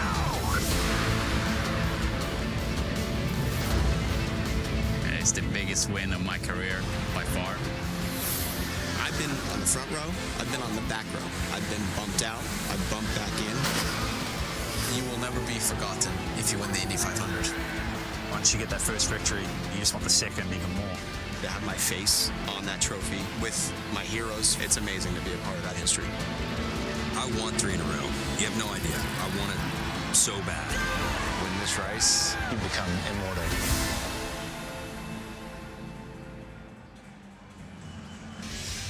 Fox Sports, our continuing coverage live from Indianapolis Motor Speedway, getting ready to roll for the 109th time in the Indy 500. And a slight weather delay. It didn't show much on the radar earlier. We had some rain showers at different parts of the track, but our max Doppler radar weather is saying the showers have moved through. They did not lose the track. They are drying out the spots where a little bit of rain fell, so we should be ready to start the race in just a couple of moments. Thanks for being with us, along with Tony Stewart and Danica Patrick. I'm Chris Myers, our spot. We're back here at our set with the row. Thank you. Some fans have scattered, but the rain has stopped. The pagoda behind us and the row of bricks as well. Tony, I just want to ask, as we await this, what drivers, and you both have experienced different parts of this, getting ready to roll, you're fired up. Boy, those opening ceremonies got to all of us, and then a driver has to sit and wait. What's going on in his head? Yeah, that's the fun part that Danica and I were talking about, is we kind of have different approaches to it, but I think that's the great thing, is you got 33 different drivers out there. They all have different personalities. They all have different quirks. The thing that I would not like is I was so routine driven that when I got in the car, I wanted to get going. I didn't want any delays. I didn't want anything to be different or changed. So to sit there, and I guess I would probably be like Kyle Larson, who we just saw was looking at his watch, checking time already. I want to get going. Once I get in that car, that's my mode, that's my office, and I want to get to work. Did you wear a watch in the car too? I've never wore a watch. I still don't wear a watch. Exactly. I mean, from my perspective, I think this is an opportunity actually for the drivers to relax. Outside of Kyle Larson, who has a hard out, has another 600 miles to do after this 500. You've had so much going on before the race. There's a minute by minute all morning long. So many people, so many obligations, so much energy. You get to the car before you get strapped in. There's so many people there too. Now it's peaceful. They're all gone. You're just sitting in your car. You're making sure that radios work. Are you comfortable? Belt's all good. It's time to relax. So look, if this continues on, it does get a little arduous as a driver to just sit there very strapped in. But, you know, a little bit of time is kind of nice. Yeah, but a good sign that it's not going to drag on too much longer. I mean, we really should, within moments here, get rolling, because, look, that's Tom Brady, and you saw Michael Strahan earlier talking about being in the pace car for him as well, and the experience for champions of their sport to try and just see what a little bit of it feels like for the guys going through the Indy 500. How does Tony? How does Strahan look in that? Does he look comfortable? He genuinely looks nervous. When he was walking by, I said, "Hey, you going to do any work today?" He goes, "Yeah." But he does look nervous to me. I mean, it's a big responsibility driving the pace car. I mean, you're pacing 33 cars. These guys, from the moment they roll off the grid, and Danica can tell you this, they are already in fuel-saving mode. So every move they make from the time they pull off the grid is calculated, and you know, it's very important. And what they tell you when you're the pace car driver is they're like, look, as soon as you come around turn 2 for that last lap, you need to go as hard as you can. And even for myself, I was like, oh shoot, like, I don't know, I haven't tested the limits of this car. How hard can I go? So I'm sure Michael's sitting in the car thinking, did I really want to be a race car driver? This will be the test. Yeah, things worked out well for him, his career. Let's check in with Jamie Little. And Jamie with a previous 500 winner. On the 3-box for Scott McLaughlin, different role for you. So how are you helping him for today to try to get that first win? Well, it started really 2 years ago. Scott contacted me and wanted some help to speed up his process of learning the Indianapolis Motor Speedway. And it's a special place, isn't it? We get the crowd roaring. It's so cool. It's packed today, 350,000 people. It's magical. So I'm just behind Scott, trying to give him the tools to become the best driver he can be quicker. And, you know, it's such a learning process here. Anything you can get from another driver is a good thing. But I got to say, it's very rare to have a champion like him ask another driver for help. So, you know, we share the same value. We share the same love for the sport. He's very, very passionate. He's a tremendous talent, like one of the best talent I've ever seen. Now, if you give him the tools, he's going to use it, and then slowly but surely he's going to become better and better. And I've loved seeing his evolution within Team Penske. He's just been tremendous. So we'll see what he can do today. He's in a good position, actually, to do very well, so cross fingers. The whole team is pushing hard, and it's been a pleasure to be obviously back with Team Penske and experience this for the last 2 weeks. Well, you're bragging on that driver. Let's brag on you in the moment you won this race, Simon. Take us back to it. What does it mean to stand there in winner's circle? I mean, that's what I asked Scott. I said, when you win today, like, just give me one drop of milk, please, so you can put me back in that moment. it stays with you your whole life. You know, today it's my pride and joy. My kids, when they see the Indianapolis Motor Speedway, they think of the yellow car and the win, and it's just amazing to have accomplished such an incredible thing in my career and my life. And you know, it's going to stay with me and my kids forever. So it's really it's a gift that keeps on giving. Everybody says the same thing, but it's so true. And every year, you know, you stand on the grid and the goosebumps still happening. Even though I'm not driving, it's actually more stressful to be on this side of the fence than being in the car and controlling things. But it means everything, because it's a dedication. You dedicate your life to this since you're a little child. You know, I started thinking about go-kart at 4 years old, and I watched Rick Mears win. I was 6 years old, and I said that someday I'm going to go to the Indianapolis 500. And being part of it is one thing. Winning is just a privilege. Stays with you forever. So good to see you, Simon. Good to see you too. Thank you. Let's go back to Chris. All right, hey, thank you very much. All right, so we saw in qualifying they surpassed speeds of 230. We also saw more crashes, I think, that we had leading up to the race qualifying weeks here. But what kind of racing speeds do you think we're going to see today? And obviously handling the corners and avoiding the wall. Well, things definitely slow down. It's cooler now, too. It's cooler, which does help. That's going to give them more downforce usually. The rain won't help. But look, when you get into the race, you're doing much longer runs than you would otherwise do if you were in practice. Also, when you're out there organized in practice, you know, usually if you're not comfortable in a line, you just drop back and get out of the way. You go back to the garage, you go back to the pit lane, you try and work on the car. Here in the race, you have to stick that out, which means you're going to back other cars up. So overall, the general race pace comes down, but they're still going to be doing 230. Yeah, but it will definitely pick up. I mean, like Danica said, it makes more power when the air is cooler. The track temperature being down is a lot more grip as well. So the pace could be higher than what we anticipated, but at the same time, there's still going to be those comers and goers. There's guys that aren't going to hit the balance perfect, because as the temperature changes up and down, then the car's balance changes with it. So everybody in this first stint's going to be thinking about the balance of the race car, and they're going to be feeling out and just kind of settling in this first stint. Yeah, as the drivers wait this out, you talked about checking their watch. I'm sure for Kyle Larson, right, he had that 40-minute window to try and do the double, something that you accomplished very successfully. So from that standpoint, in terms of his time and weighing on his mind, how difficult was that for you in terms of racing here, obviously, and then thinking, hey, I want to do well, but then I want to get to the next one? Can you block it out and stay focused in that moment? Yeah, and I didn't have to worry about weather. I had great weather conditions both times that I did the double. But for Kyle, I think it's easy. I think you just literally have to treat it as two stages. I mean, this first stage is strictly focusing on the Indy 500. Don't think about the car in Charlotte. Don't think about what you have to do later in the day. Strictly focus on the task at hand. Once that's over, then you kind of have this little middle phase and intermission, I called it, of getting on the plane, getting hydrated again. He'll get an IV fluid once he gets on the airplane. He talked to me about the meal that he's going to have, a protein bowl, just to get some food in his stomach and get some energy back for the second half. But then once he gets to Charlotte and he lands, his mind will automatically switch gears without him having to think about it, of getting reacclimated to that Cup car, and it will take zero amount of time for him to get used to it again. He's not going to have salad on the plane. Kyle Larson is a salad lover. The bigger the salad, the better for him. Yeah. I mean, look, the good thing is, as a race car driver, once you're strapped in and you're going, you're not thinking about anything else. Your focus is completely on the job at hand. This is going to be the worst part. Right. The flight, sort of waiting it out. Can the jet go any quicker?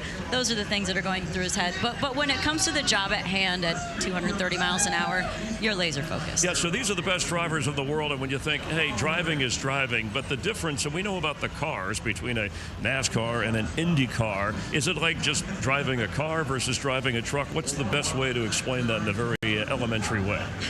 It's like driving a tennis ball and driving a bowling ball. Oh, that's the difference. I mean, that's what I've always told everybody about the difference of driving here at Indianapolis. These guys can run wide open around this racetrack if their car is comfortable. You could never do that in a stock car. So imagine taking a tennis ball. If you want to make that thing change directions, you just bat it with your hand, and it's going to change direction. Okay. The bowling ball, you have to slow it down, then get it to change direction and get it to accelerate again. So it's drastically different, but this is not in his wheelhouse. This is not his normal feel. So thank God this is the first of the 2 races that he has to run. I think it's way easier to do the 500 first than it would be for him to have to run the Coke 600 first, then come here and run the 500. That's it. I never had you as a tennis guy. A bowler I could see. All right, but you did both. They drink a lot of beer in bowling, so it fits me very well. All right, let's More of a pickleball guy. let's check in once again with Jamie Little. Jamie? Well, look who I ran into, Michael Strahan at the front of the field. He is pacing the field. What is this moment like? You are strapped in. I'm looking in your rear view, Michael. You've got the entire field ready to go. Yeah, they're ready to go. I heard Danica and I heard Tony talking about me being nervous, just slightly. But I'm ready, Danica. You saw that little piece we did early in the show. I could have been a race car driver, but I grew out of it. Too big. All right, what's your coach telling you here for these laps?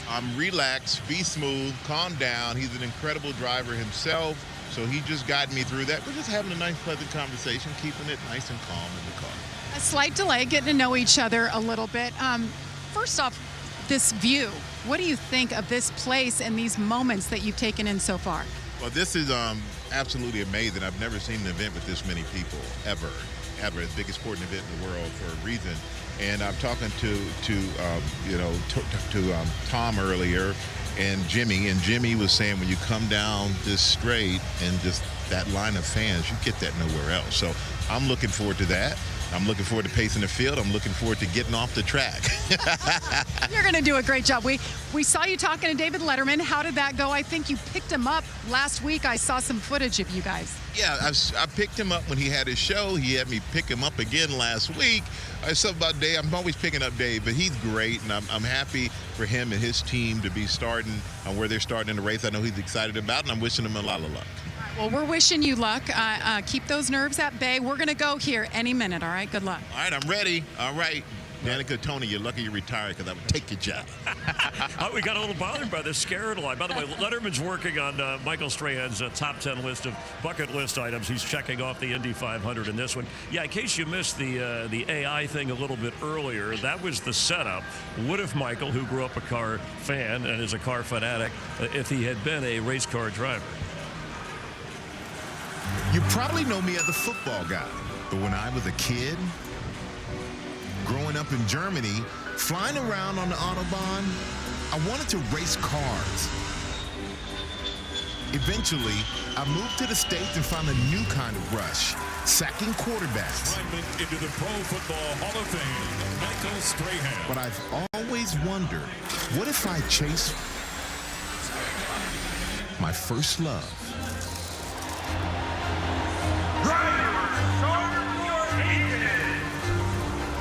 The target man has the target on his back. Once again, Mr. Buffett. It is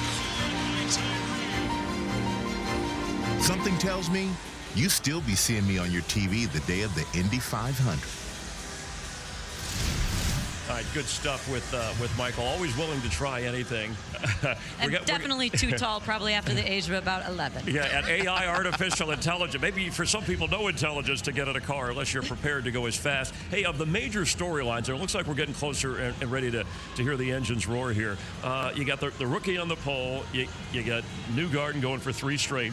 And you have Castroneves going for a 5th. Those would be records. Which one of those is you all raced here stands out the most or is special to you? I'm kind of going with front row, back row. I think Robert Schwartzman on the pole. I think this is what I'm going to be looking for off the start. How's he going to handle starting on the front row, starting first place, not making any mistakes and not getting jumped? Because if he starts to get checked up, that's going to really cause a lot of chaos on the first lap. So I'm looking for that on the front row. And on the back row, what can Joseph Newgarden do? Can he come back and actually win 3rd in a row from further back than anyone's ever won the Indy 500? Got to run the race to see.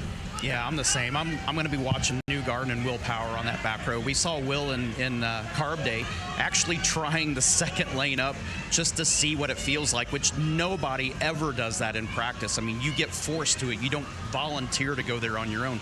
But starting in the back like that, we've seen Tony Kanaan sit there numerous times, go a 3rd lane and rip around the outside and just cherry pick spots on the start.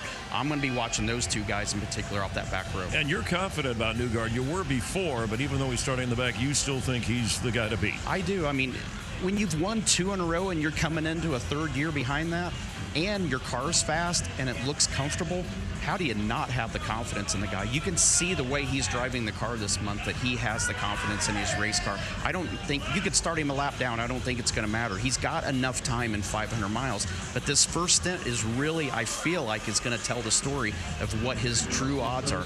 If he doesn't get to mid-pack, I think by the end of this first stint, I think he's going to be a little more nervous about his odds. There's no lucky dogs here, though. There's no lucky dogs here in IndyCar. Just don't go a lap down. It's a different animal. The age range, we have a couple of 20-year-old drivers in this. There are 3 rookies, including Schwartzman on the pole, as we talked about. We have 8 drivers who have won the Indy 500 once before that are experienced, and we're getting closer to the command. We're within 2 minutes of the command for this outstanding event, and we thank you for being with us. Our live coverage continuing on Fox from Indianapolis Motor Speedway. To tune in a little bit late, it was because they had a slight weather delay, but the update on the radar, it wasn't there initially. It has moved through the track. They never lost it. They've cleaned up a few of the rain showers that are there, and we should be rolling soon. And the guys that'll take you through it, Hinch, Townsend, and Will, take it away. Thank you so much, Chris. Guys, we are moments away now. But who are you looking out for? Maybe a driver that we haven't spoken about yet today. Well, why not Scott Dixon? He's already won here once. He's a 6-time champion. He's the most successful driver in the IndyCar Championship in several generations, and he's a sleeper. He flies under the radar like a stealth fighter here, out of the hoopla. He's got a great Chip Ganassi car, an awesome team on pit lane. Dixon's one to watch. Look, if you want to take a little bit of a dark horse for me, Alex Rossi. That ECR team always has quick cars here at the Speedway. He won this race back in 16 as a rookie. He's had several great finishes since then. This could be the magic combination. This could be the magic day. Starting inside the top 12, I think he's got a great shot. I like both those picks. For me, it's the guy starting alongside Alexander Rossi, Connor Daly, local hero. And of course, the last time we had a Pacers game on Indy 500 Sunday, and it was cold like it is today. Tony Kanaan, who started where? 11th, exactly where Connor Daly starts today. It is going to be a thrilling day of racing. We are not far away now, folks, from the words that we have all been longing to hear. We had a small rain delay. That rain has now passed. The track has dried. The drivers are prepped and are ready, and we can now go trackside. Race fans, and now for the most famous words in motorsports, please welcome the chairman of the Indianapolis Motor Speedway, Roger Penske. Welcome, race fans. This is a great day for all of us, and to thank you, we want to say thanks to all the fans, the 300,000+ fans that are here with us today, and the millions of fans that are watching on television around the world to see the greatest spectacle in racing in the world.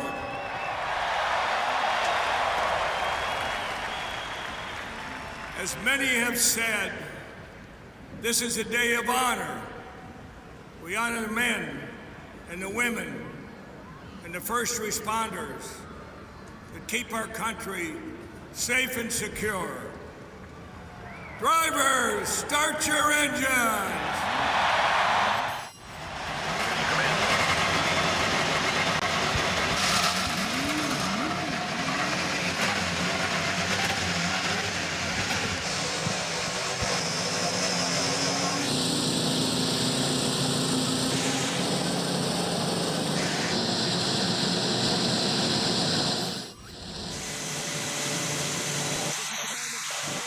The greatest spectacle in racing is about to get underway as we are running. Let's hear what the two-seater, Tom Brady's in it. Tom, you just went blasting past the snake pit. I don't know if you can hear us. You won 7 Super Bowls with the best view in the house, but what are you seeing and feeling right now? It's incredible. Jimmy driving, all the fans here. I can't believe this is the first time I've ever been here. Hey, thanks for throwing the ball around with me backstage there. You throw a tight spiral, my friend. Hey, you had better hands than I thought. I might have replaced you with Edelman. Edelman out. Get you in there. All right, well, have a great day. Thanks for coming. Thank you, guys. Have a great broadcast. Great to see Tom Brady and Jimmy Johnson out there. And what about this? Guys, this is the pace lap for America to honor Memorial Day and the U.S. Army's 250th birthday. To all the men and women of the U.S. Army and the 160th Special Operations Group, happy birthday from all of us. This is something special. We are gearing up then for the greatest spectacle in racing, and we welcome you up to the commentary box. I'm Joshua Birch, alongside me is Megan Birch, Jess Ball, and Josh Turner, and Omi is down in the pit lane. Fly past, buzzing around here on Memorial Day weekend. Megan, the atmosphere is building, and finally we can get ready to get some racing. I've never seen the cars be escorted by 2 helicopters. It's all new. Fox brings us in. The choppers are out. JT, race on time for the 500. Hello. Hello. Right, what are we going to see here? Rookie on pole. This is nuts. We got a race on our hands after a delay. And by the way, if there is another delay or a massive delay after this, Kyle Larson will not be able to finish this race. We're too far into his buffer. So no more reds. This was just to the limit of his buffer. That. And remember, they will make him get on that plane and end it up. Jess Ball, welcome. Here we go then. It's race time. Well, it's definitely worth the wait, isn't it? And luckily, it's about to get sunny here. Robert Schwartzman, for the first time, as a rookie, is starting on pole position, but we know Patrick Wall is going to be hungry to get him off the start. Same with Takuma Sato. It's going to be interesting to see how Schwartzman handle this first run here. He's going to be settling the pace once the pace car goes into pit road. Let's check in with Omi as well.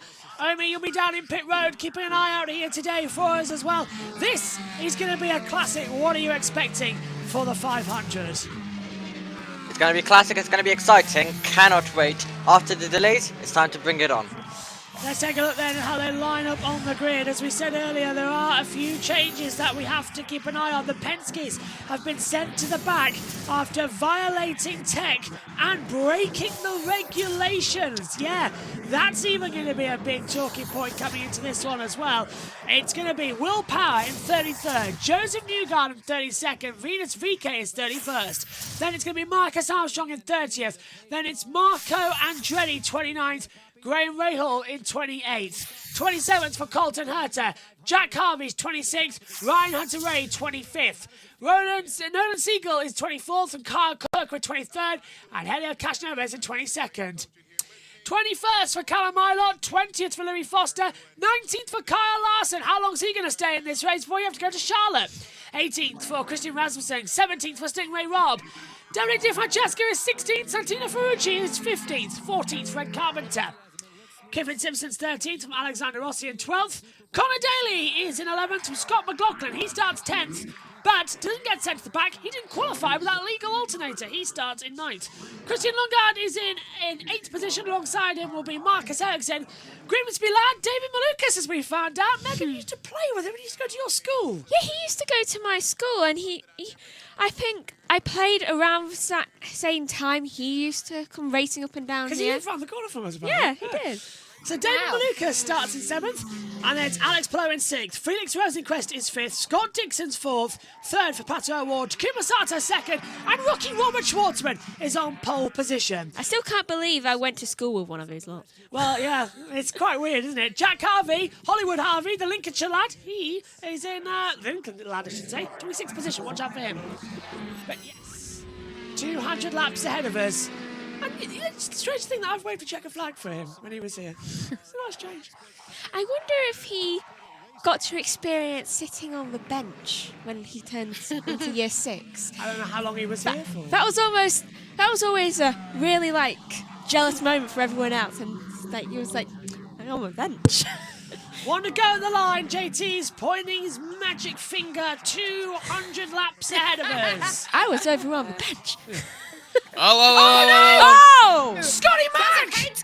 Scott McLaughlin has crashed on the way to the grid! This hasn't happened since 1983! May I just say, I'm not only wearing his colour, but also delayed. I curse him every single time I'm around him. And it's been caused by Scott Dixon. Because look, Dixon's got a brake problem on the front left. A crash on the warm-up lap. Well, how much more classical Indy do you want to go? A very Isaac Hadjar. Ouch! Scott McLaughlin will play no part in the 109th running of the 500. And we've got Dixon with a rear brake fire. Wait, so you're telling me the only Penske that didn't have to qualify and get sent to the back immediately gets crashed out? Penske in big trouble, but Scott Dixon's out. And the full course caution will start this race. Well, that's 2 of them out of the running now. Oh, have people actually made their predictions? I've gone for Pato. Same. Well, this is unusual. Oh, Scotty Mac! Oh. He is heartbroken, JT. Heartbroken. Pato award. I'm not surprised, to be honest. He's had an absolute nightmare of a crash. And then they got his car all fixed, and now he won't be able to take part. That's one Penske out, but absolute drama here at Indianapolis, and we've not even turned a full racing lap yet. He's spun at turn 1, we're being told. Dixon is told he can stay out as they determine a brake fire coming through, so he's not out of this race yet. But Scott McLaughlin is out of the race. Before we even begin, he's completely taken off the front nose cone, and the suspension's been done. How did he do that? I don't know, but also, why are we keeping someone with a brake fire out there? JT, this go on. This could be interesting. Will they decide to change Kyle Larson now? Oh, yeah, because this is going to be delay time, isn't it? He might Are get they allowed to do that? They are. They can change the driver during the race. This is what happened to Scotty Mac. I'd do it. So this is down at turn 1. Oh, he's already lost it. He's crashed on the pit wall. What? That's the most unusual crash. Is it because it's cold? It could be the weather. Like Wait a he's hit a minute. damp patch, maybe. I think he did hit a damp patch, yeah, but that adds to the question of are they going to red flag it? Why was the track not dry, and did they miss a bit? Could it be oil? Will they have to delay it again? Are they coming across the line? That's the thing I need to know if we're starting lap 1 across the line. Right, lap 1 has been completed. We are underway for the 2025 109th running of the Indianapolis 500. It starts behind the safety car. We are racing, but the caution is out. 199 laps to go. And it's all down to Scott McLaughlin crashing at the first corner.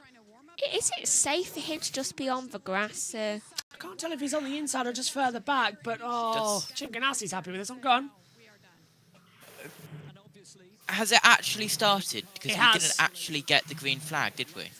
No, but we've got a different one. We've gone to lap 1 of 200 complete. We've gone down to 199 on the timer screen, and that's Dixon's rear brake fire. They kept him out with that. Oh, that's a bit unsafe, isn't it? Yeah. Confirmed, this is lap 2 of the race. The slowest start of an Indy 500 race I've seen in a long time. Yeah. Hopefully that's just promising of an interesting race to come. They got that car off track very quickly, didn't they? That's the AMR safety But for you, Jess. I suppose it was Fair quite play. close to pit lane, so it was simpler to manoeuvre. So, this race has started behind the safety car. That is so annoying. We just want to get going.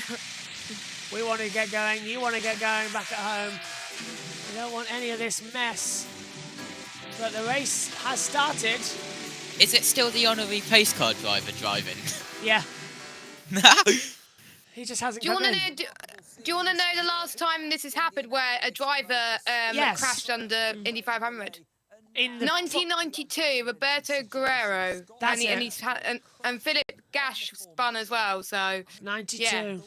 Yeah. What are they doing? Fox have gone to ad break, so we're under caution. They're going back to the studio. Why? They always go to ad breaks under cautions. Oh, that is bad management of things. Though, also, I am not liking how that started. No, I'm not either. Wait, They're Oliver too- Askew raced in an Indy 500? Yeah, he did. 2020, I think. He was in the McLaren, remember? They're far too spread out. Right, McLaughlin. Yeah, Jess, I think you're right. It's the conditions. He got part of the damp patch. He just looped around on him quite quickly. Yeah, there was a bit that was still quite damp, and he just slipped on it. He just didn't find the dry line. And honestly, I have to say, he was the only Penske car to not have any controversy leading up to this weekend. And for him to just crash like that, just the wrong Penske car crashed. That's my opinion. I still find it quite funny that the only one without controversy crashed. Like, fate didn't want them to not have controversy.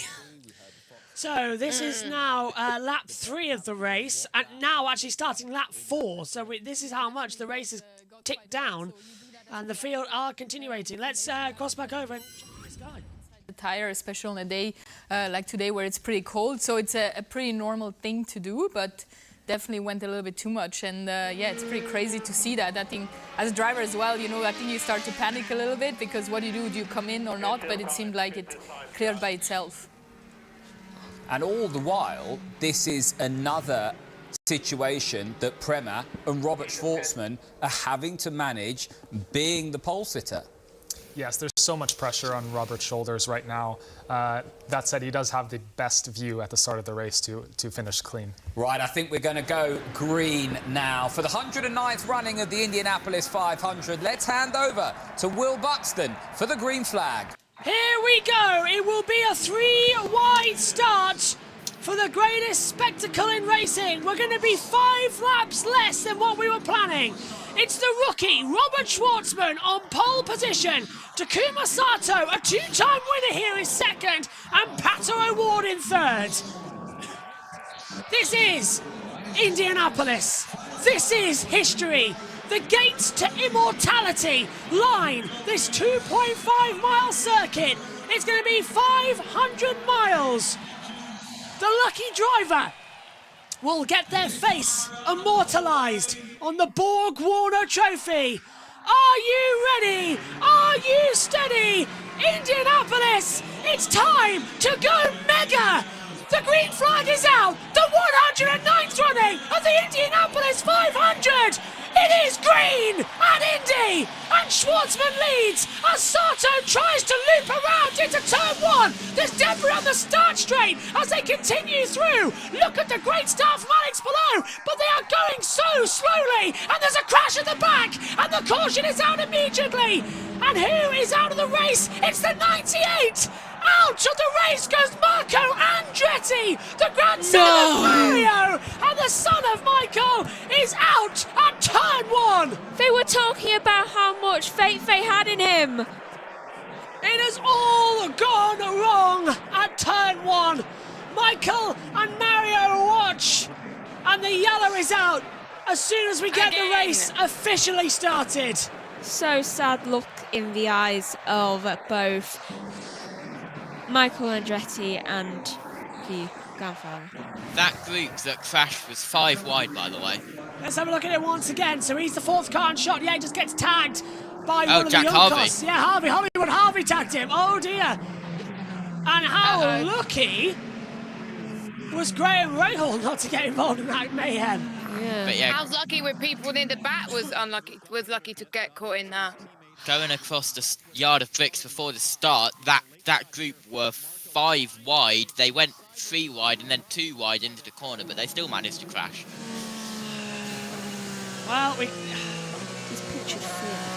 I've got to ask a question about this. Robert Schwartzman still leading. Pato O'Ward, by the way, is up into 2nd place, with Sato now 3rd, as you see the positions as they run. But you've got to ask a question.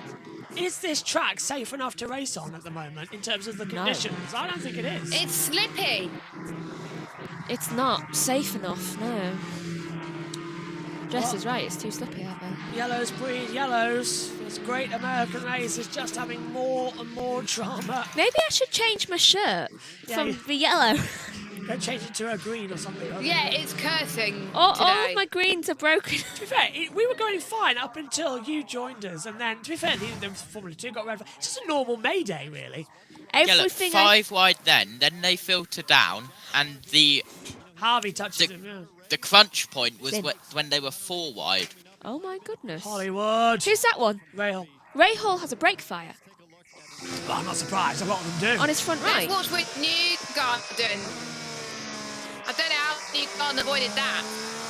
lifted immediately. He was miles away, Jess. But he lifted into turn 1. He was back off immediately. Thank you, Adam. That's a very nice compliment. He's aware, Newgarden. I've got a smart suit on today. Penske power up to 28th. Yeah. Newgarden now 31st. You're wearing up the Coca-Cola 600 as well? Yeah, back to back. I don't look like we're going to get that 90-minute gap now. Then tomorrow we're going to watch that movie. Yeah. Because and it's also day 1 of Isle of Man. So, yellow's out again then, chaps. We've had like 10 seconds of green running. Georgia. Rookie, I don't know what, I really have no idea what happened. Just really upset for my team. They built me a fantastic car again. I'm really sorry to my sponsors, my fans, my family. I don't know what happened. I can't believe we're out of the race. I just had so much hope today, and yeah, it's by far the worst moment of my life. So I'm just, I know it's probably dramatic, everyone's whatever, but it's just like I put so much into this race that everyone does, and I'm just didn't even get to see the green flag. Devastating moment for Scott McLaughlin. And this is the... Cheers, Georgia. I'm with him on that, though. It's heartbreak. It's absolute heartbreak. Especially to not even see the green flag. Omi, what have you got for us down there? Several cars coming in for new ones. Who's dived in? I'm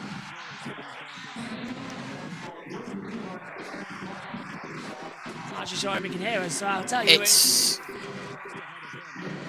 Harvey, VK, Power, Rahal, Newgarden, Armstrong as well getting involved down in pit road as they all pit. They were at the back anyway, and they, well, effectively get a free pit stop. Yeah, and it's going to help them out as well as it comes through. Megan's just enjoying our new timing monitor. Yeah, I've decided, since Omi can't hear us, I'll be on pit watch. See if anyone comes in. Oh, Jess, here we go I think again. Omi's just watching it. Nah, he's probably having an issue. Yeah. Yes, Omi. Lap 8. Our timing speeds are behind Navico. Actually, lap 9. What's going on? That is laps complete. That is what lap we're on. There's too many numbers. I'm confused. Yeah, same. What number are we? That's correct. Always look to the top. Yellows breed yellows, JT. We've been on here now 2 hours and we haven't even started a proper racing lap yet. I think he's got 1 to go on the signal. Yeah, 1 to go, 1 to go. We've got 10 seconds of green flag running. I want to see this. I want to see how much running we actually got. 35. 49. Green flag. 18 seconds. 18 seconds of green flag running. We didn't even get 20. Right, should we try this again then? It'll be just a single file restart for this one. It's still Robert Schwartzman in the lead. Behind him comes Pato O'Ward. And then we get Takuma Sato in the mix as well. We will go green flag running here. Schwartzman will try and get the restart. Go! We're green! We're racing! Let's go! Now when's Robert going to hit the gas? On the wall. Out the last corner. Now! That's caught out. Yeah, Pato's going to have him down to turn 1. We're racing again here at the Brickyard. And O'Ward sweeps around the outside of the Prima driver. And O'Ward's going to cut down low. Pato O'Ward takes the lead of the race. Scott Dixon, who had that brake fire earlier on, is under a bit of pressure as well. He's got Rosenquist and Palou coming through. Palou settles back. He knows he's got a bigger game on today as we enter turn 2. And finally, the Indy 500 at racing speeds is on. And look at Palou. He's in the toe. Pulls out to the outside line of Dixon. Tries to go around the outside coming down into turn 3, and he's taken him, and Sato right round the outside takes 2nd second place away from Robert Schwartzman. Sato to P2, and Dixon's down to 7th, and Rasmussen's dropped down to 12th place. Terrible start from him. Louis Foster down to 21st on that rundown. Marcus Armstrong just lost a lot of places. And look at this now. Here comes Felix Rosenquist round the outside, and he goes round the outside Schwartzman as well. Actually, Marcus Armstrong's back to his original grid position. So all that benefit at the start is now gone detrimental once again. Lap 11 of this race. Pato O'Ward leads JT in a good start this time, and now Sato's right in the back here. Yeah, a little bit of a gap between Sato and Rosenquist, but Sato goes down the inside, and Takuma Sato takes the lead of the 109th running of the Indy 500. That's more like it, Jess. Sato in charge. He's after a third career win at the Brickyard. He's going for it. Yep, he is, and of course Sato is only won the Indy 500 this year, so it's taken him off him to get used to the car, but it's not stopping him. Pato O'Ward, though, chasing him down once again. We've got Alex Palou, who's looking like he's going to do well in the Brickyard, trying to get past Marcus Ericsson. Rasmussen gets past Tina Ferrucci up to 11th, Josh. This is tremendous running, as look at Ericsson still closing in. Where is Will Power, 26th? And where is Newgarden, 27th? So the two Penske's now running together as well. We kind of expected that to be a development to come through as they sweep round once again onto the backstretch. And JT, the car sounding magnificent. Now it's the go time, and now they've got to get the running in. Yes, as we cross the yard of bricks one more time, as it's Sato O'Ward, Rosenquist, Schwartzman, Ericsson, and that was Robert Schwartzman. Having a look on the inside of Rosenquist down in towards turn 1. Decided against it, and probably for the best, as we're only on lap 13 of 200. If Omi has a mic, I'd love to know what you made of that start, Omi, as we see Schwartzman closing on the back of Rosenquist again, trying to take that position back. Yeah, really exciting start, finally up and running here at the Brickyard. Really going well so far this start. Looking forward to seeing what the rest of the race has in store. But yeah, one of the main things on that restart, Schwartzman going all the way from the front down to P4. So over the line we come again, Sato leading O'Ward as we start lap 14 of this race. Watch out for Schwartzman closing in, still trying to have battles as the race goes on. And this, oh, the best camera as part of our intro as well, the turn 1 inside camera, giving us all the views as they exit turn 2 and power down the back straight. Hybrid is not being as bigly deployed as we were expecting, JT. Sato's got 78, O'Ward charging it. So yeah, the hybrid not playing power just yet. Yeah, absolutely, as I have just got the full lineup of what is needed. Let's have quickly. Carl Larson. Let's go. Jamie. Up there, I couldn't have moved. I was kind of at the wall. They must have been 4 wide. I haven't seen it yet, but whoever was next to me definitely crowded me, and I ran out of room. Thanks. Jamie Little down there as well as they come down. So 15 and 20. Fuel windows around about lap 48, 50 as well to come into it. So they can run a little bit of distance. We're only expecting 4 to 5 stops throughout the day here. But the hybrid gets an extra boost of the overtake power. And that's what we're seeing. One more with Carl Larson. And he's really hoping he can win this one. Where is he at the moment? 19th. Well, I just hope it's not another 10-stop race like Cashew Neves did once. That was at Nashville. I doubt we'll have another Nashville on our hands here at the moment. Yeah, I hope not. Well, that was a bit of a nightmare race as they come into it. I've still not forgiven him for that.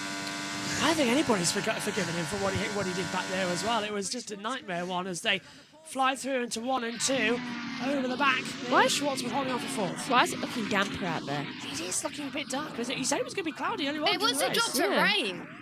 I mean, it's raining outside the commentary box. That's where I ran after. JT, what's that weather radar looking like? The bit of rain that I was keeping an eye on, the one that I was circling on the radar, well, that has just south of the circuit possible drizzle, but right by the circuit possible drizzle. So I'm keeping an eye on the radar. I'm keeping an eye on the greens and yellows. Yeah. And we'll see if anything happens. So, continuing on then, lap 17 of 200. We've had a bit of a delay to this one, but we're in it now. 17 of 200. It goes by quite quick, doesn't it? Local time over there, it's 1:47. This race was supposed to start an hour ago. So that window is very quickly dropping, unless NASCAR decide to extend the delay to the Charlotte race as well. That's an option, isn't it, JT? Would they do that? They did it last year for him. They said they're not. They said they're not at all. Do you want me to There calculate is that? no waiver. There is no nothing. If he misses it, he's out. Well, okay. Right, Jess, as they come in, TV picture's a little bit glitchy, but that's not from Sky's side, that's from Fox's side. So what are you making of the race after the opening 18 laps so far? I think the top 5 are just settling into their rhythm at the moment, just making sure they're keeping it steady. Sarto with the more crucial move that he made on Pato O'Ward, but we know Pato O'Ward is just going to be patient because he knows he does not want to lead right at the end of the race there. Pato O'Ward, I think, is doing the right thing. Rosenquist has been the star as well, gaining quite a few places. So the top 3 pretty equal on pace. It will be interesting to see how they do as well. Yellow, full course yellow!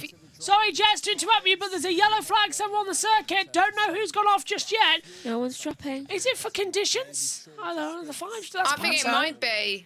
Yellow flag is out. No sign of why, as we see. No, full course yellow. I think it's for conditions. It is. It's raining. It's raining.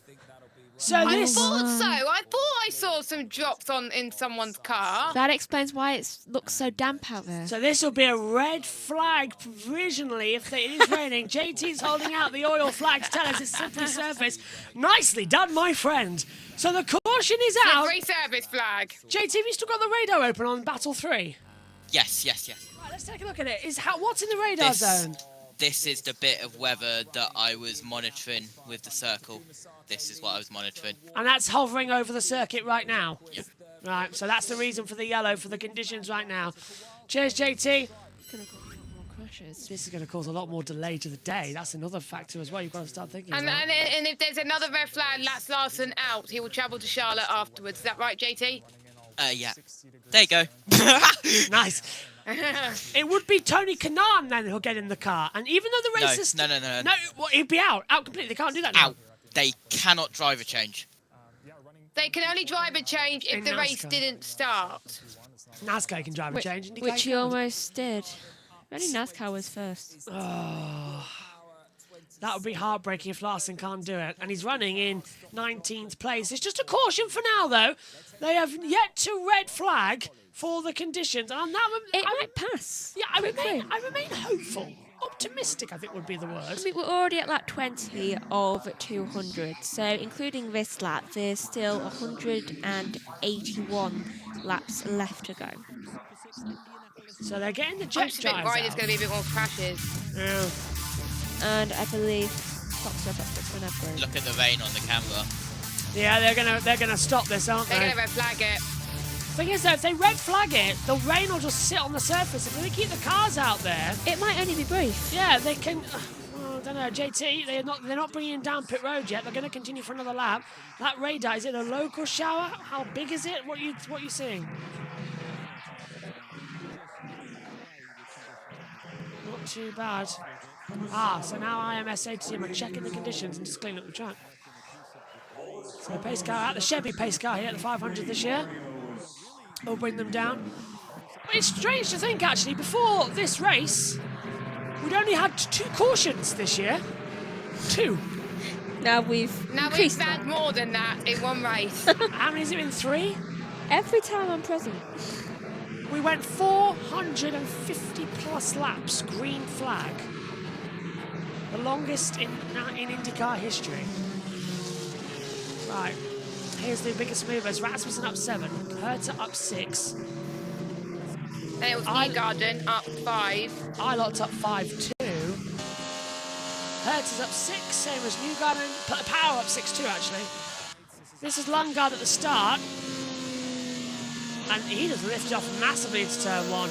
And Jess, the rain was already falling on that original start. You can see the water hitting the car. So this has been around for a while, as you've noticed. Yeah, because earlier on I caught the fact that there was drops on my car and I was like, hang on, is it rain? Is it sweat? Oh, it's raining even harder now. Yeah, but yeah. They got to red flag it. They got to. Yeah, even at these speeds, they're going at 95 mile per hour. And even at these slow speeds, you can just snap it and go off. This will probably be a red flag, and this will probably be Kyle Larson out of the 500. I am going to time this next lap. I want to see how long it is in the car. Yeah, because all we've got here is last lap speeds. Yeah, I want to see here you how go, long Megan. Last lap was a 1 minute 33.339. 1 minute 33. So that's them under caution As time. Megan do some maths. Them under caution. Where is my... There it is. So... 60 plus 53. I wish Sky won't go back to the studio. I'd much rather... I know they're under caution, but I'd much rather they stay on the other pictures. Or at least have the TV behind them with the Indy 500 logo as the... Yeah. What are they at? They're lap 22.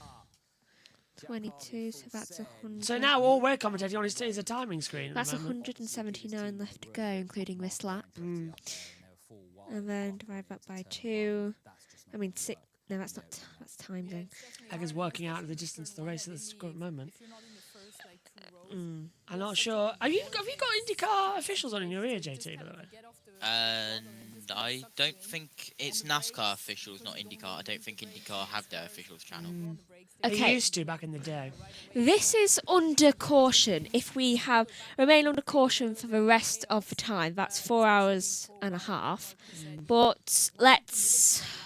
They're going to keep them out divide there. That by 4. Yeah, they're going to keep them out here as long as possible, aren't they? They're not going to... Is that green flag? Are they going to go green? Green flag next time by. If they're not, they're not stupid. Green flag next time by from race control. I can actually get a proper reading. That's a bit unsafe, in my opinion, but... Oh my goodness. Do you know what? I reckon it's going to keep raining outside. This commentary box, like, when we leave... Yeah, they've changed their minds. They've changed their minds already. Apparently Thank goodness. It's raining harder now at turn 2, apparently. So that's why we've got the yellows out. JT, we're on the radar screen for you now. What are you tracking? Coming in once more for viewers just joining us. To watch and see if during the yellows they get cleaned on the second lane, because then that gives you the option to get some clean air on that front wing. So yeah, but when there are marbles there, it can be like ice. Just ask J.R. Hildebrand. Yeah. Famous race that Dan Weldon won. Now, we talked about fuel consumption, Honda versus Chevrolet. Takuma Sato in that RLL machine, leading the field. Pato O'Ward in the Arrow McLaren Team Chevy car. It's going to be interesting as they duke it out. You don't want to lead here at the 500 because of that fuel consumption, but that Honda versus Chevy rivalry, and how will that play out? It's going to be interesting. I think as the race goes on, we will see a little bit more of this. But what's been interesting so far is that even in the lead, they didn't really switch around in playing around with this. So I think Sato is kind of there, and Pato, they're kind of all doing their thing a little bit. And this race as well, every time you wait for the last 50 laps, so you don't want to do anything too crazy in the beginning. And yeah, at the moment, I think pretty sure I would be saving fuel, trying to sit in second. I think would be pretty good to extend that first stint. And all the while, we're under yellow, we're saving fuel, and that will be something that the engineers and strategists are crunching the numbers about as we talk. Let's head back now to our Fox colleagues. Yellow flag is out here for rain conditions. They are not suspending the race as we stand. They're circulating, trying to keep the track in a usable conditions. They do not want to lose the track, which is a part where they will have to red flag for conditions. We're still underrun. It's lap 24 of 200. What was the last lap time? Last lap time was a 1:33.312. So still the same. It looks like it's stopped raining now as we run on board Phoenix Rosenquist. It's not too bad out there. So let's go down to the pit lane. Teams are dealing with colder temps than they expected. How do you deal with that, and how do they deal with it? Well, luckily we've run much colder temperatures here and on these tires too. So our tires are designed and engineered to work from 50 degrees Fahrenheit to well above 100. This group has done a phenomenal job and really putting sustainability in the forefront as well. So we're proud of our team.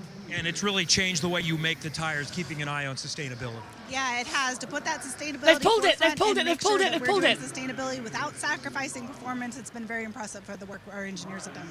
Thank you, Karen. Ooh, Jamie. Ooh. They put the red flag out and they called it in. What was happening there? That's caught half the field out. Oh, that is so cheeky. So half the field's dived in for pit stops, but they called the red flag and then they brought everybody in again. That means also that I think half the field are now lost in positions. I think they called that when they were coming in for normal pit stops because pit window was open. They called that the pit was open, then they called the red flag, but the car's already coming down Unsafe pit lane. releases. Well, that's fine. No, that was right. No, it was in the path actually. They might get a little bit of job for that, but that's just about it. JT, I think they wanted to stop the race, and then they came in for the pit stops anyway. That was a very late call. I've not seen any message about red flags. I think that was all planned. I saw the red panels at the side of the track. That was probably pit road closed. But it's open. That's my point. So I don't know what's gone on there. Has Larson stalled down pit roads? Right, second another look at it.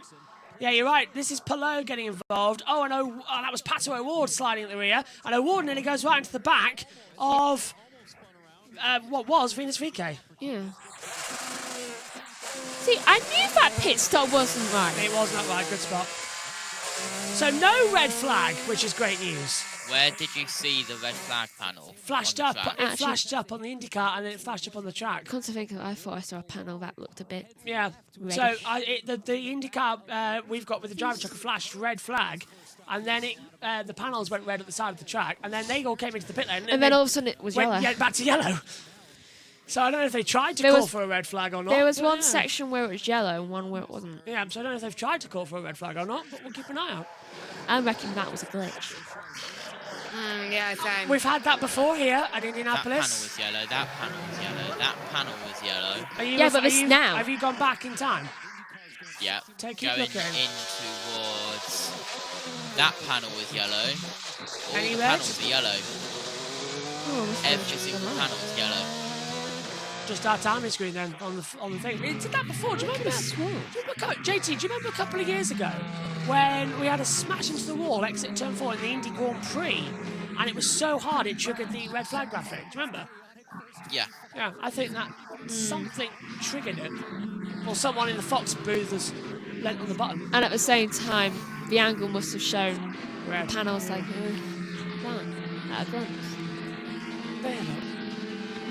If you look there, you've got the yellow panel, and then you've got like the orangey yellow amber light, which you might have mistaken for That red. must have reflected it. Yeah. But it was definitely because I looked down from it to the timing screen. And that timing screen just below us. Look at flashed the. red. Oh, okay, never mind. Let's go down. They changed camera. Oh. I thought Jamie Little was going to have a conversation there, but she's gone off again. Apparently, they don't know. It's like, hello, bye-bye. Wait a minute, Carl they are Lawson having technical stalled. He's down to difficulties. 31st.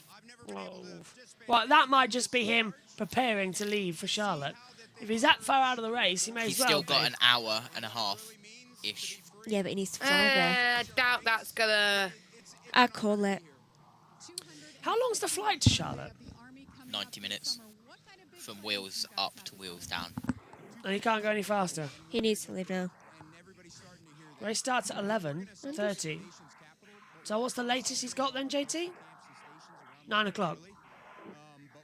So I believe he's gotten the waiver to miss driver intros as well. And the briefing, yeah. But if he's not there when they That's roll the off only pit thing he road, can miss. yeah, if he's not there when he's up pit road, whoa. I just really hope. He will lose all playoff points. Then again, that he's gained throughout the season. He's praying for Mother Nature. What's the weather in Charlotte, JT, is what we should be asking. Official race control statement. Yep. We are dealing with very light moisture, still waiting on that. And the reason that Carl Larson stalled was he was in second gear as he tried to leave his pit box. Oh. What's that Friends intro? I wonder what the radar's looking like in Charlotte.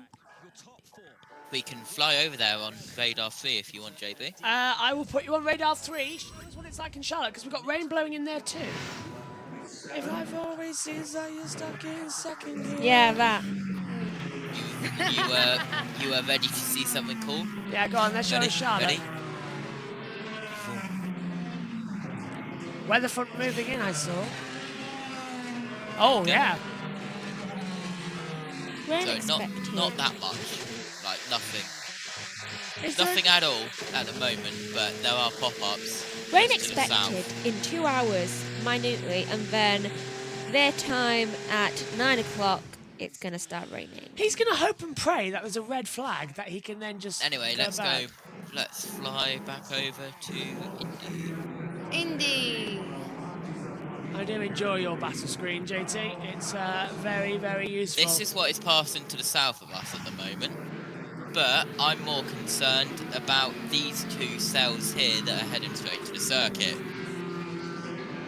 That's big enough to red flag the race, isn't it? Oh my, yeah. So, are you still on this thing? We are still on the battle screen. Awesome. So, this, I'm not concerned about at all. It's this, and this that I'm concerned about. Yeah, I see what you mean. Especially that big blob that's flying in over the circuit. What, this one? And is there a set time Indy has to finish as well? Yeah, the light falls soon. Georgia. It would be hard to work with your teammate, but I did talk to strategist Luke Mason, and he said that Power and Newgarden will help each other on pit lane. You can see them working through the same strategies as we already started out with both of them pitting twice. Thank you, Georgia. Rain clouds are coming here at the 500. Just be glad it isn't based in Nashville. The weather around that place ain't great. Oh yeah, let's have a look at Nashville right now, because I spawned in on Nashville earlier. They've got tornado and all that stuff. Yeah, and the thing next to it, it's looking like a art project of lightning. That's Nashville right now. Tornado warning by Memphis and Jackson. This is all thunder. And a tornado warning just east of Memphis. Radar indicated that expires in 26 minutes for locations like Williston, Hayes, Rossville, Pattersonville, 45, and Randolph. Watch out, tornado warning. Green flag, next time by, has been deleted. Here's Indianapolis, no lightning. Yeah. That's one good thing. Oh, also, Charlotte doesn't have any lightning either. That's good news coming in for the race later.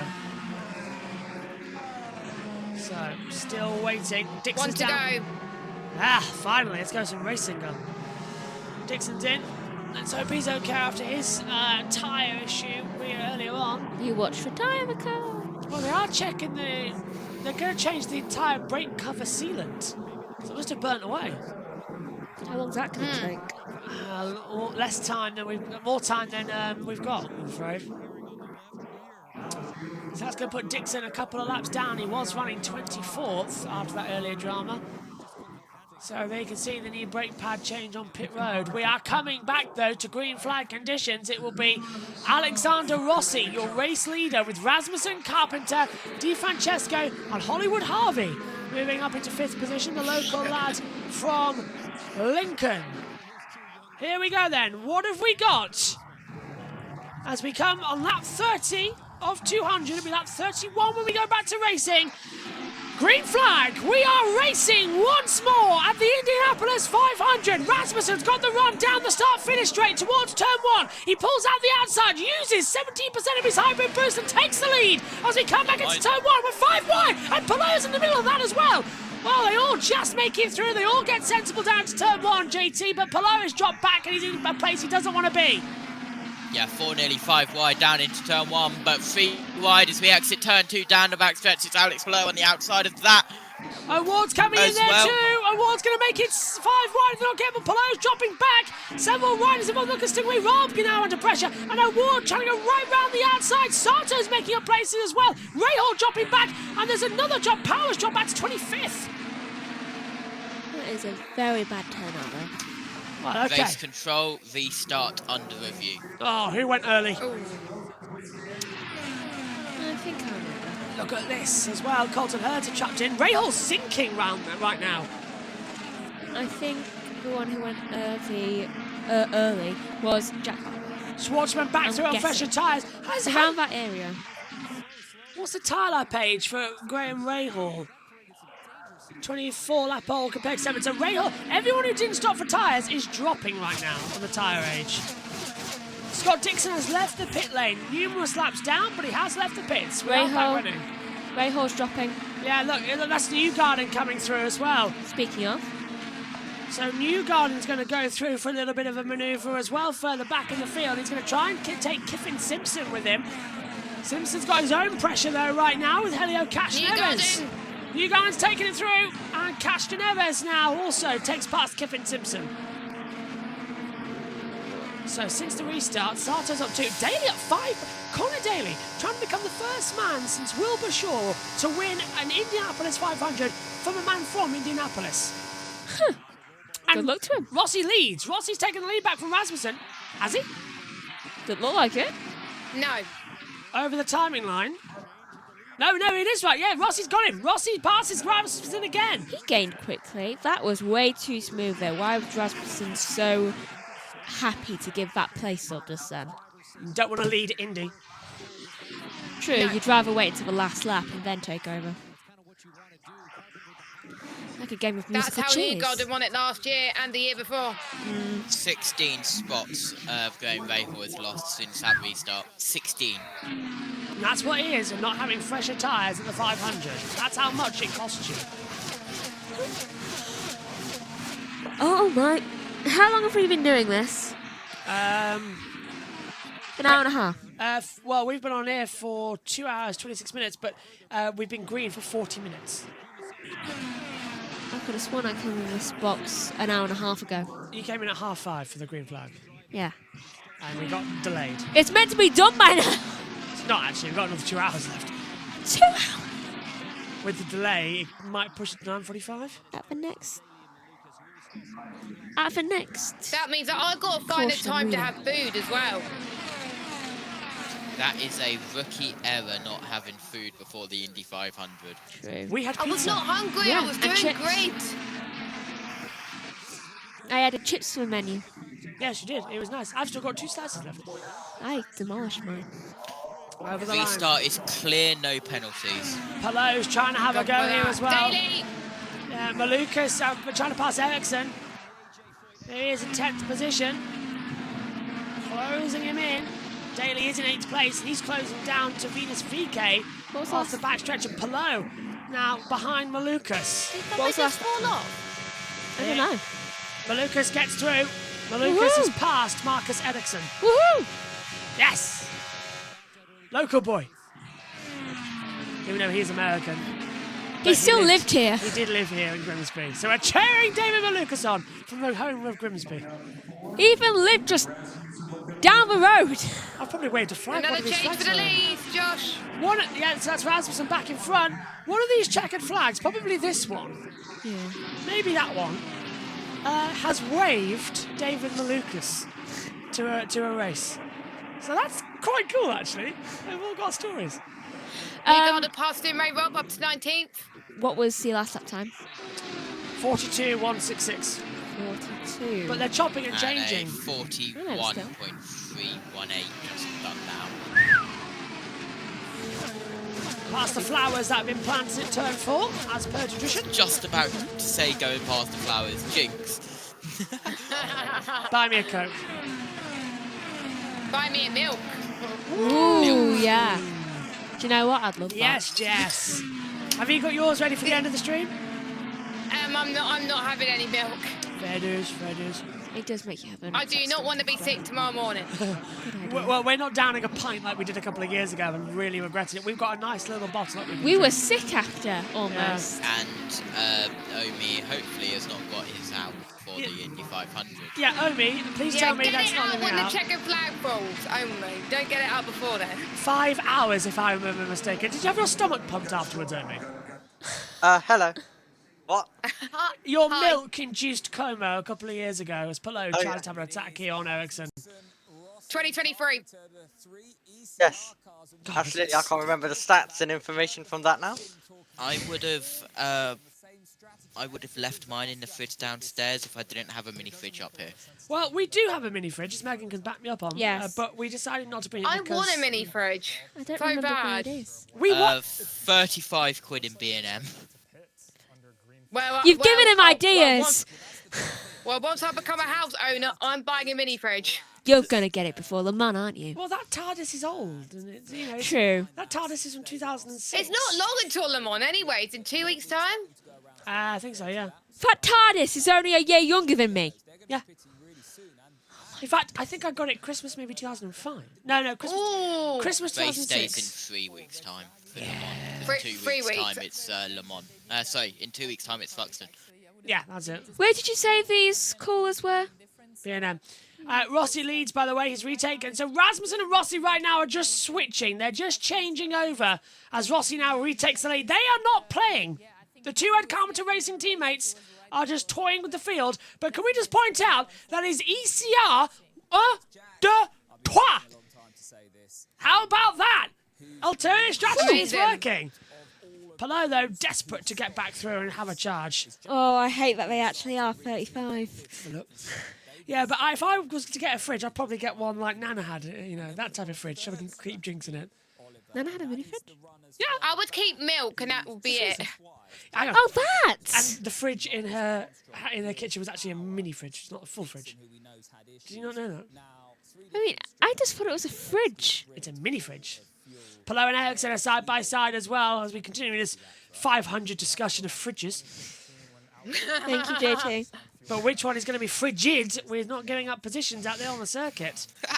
Thank you very much. I like that one. Palou's through. Palou has passed Marcus Ericsson, so he's now moved up into 10th place. Car 10 is number 10. Oh, it's not actually a bad fridge. You can even have holders on the side.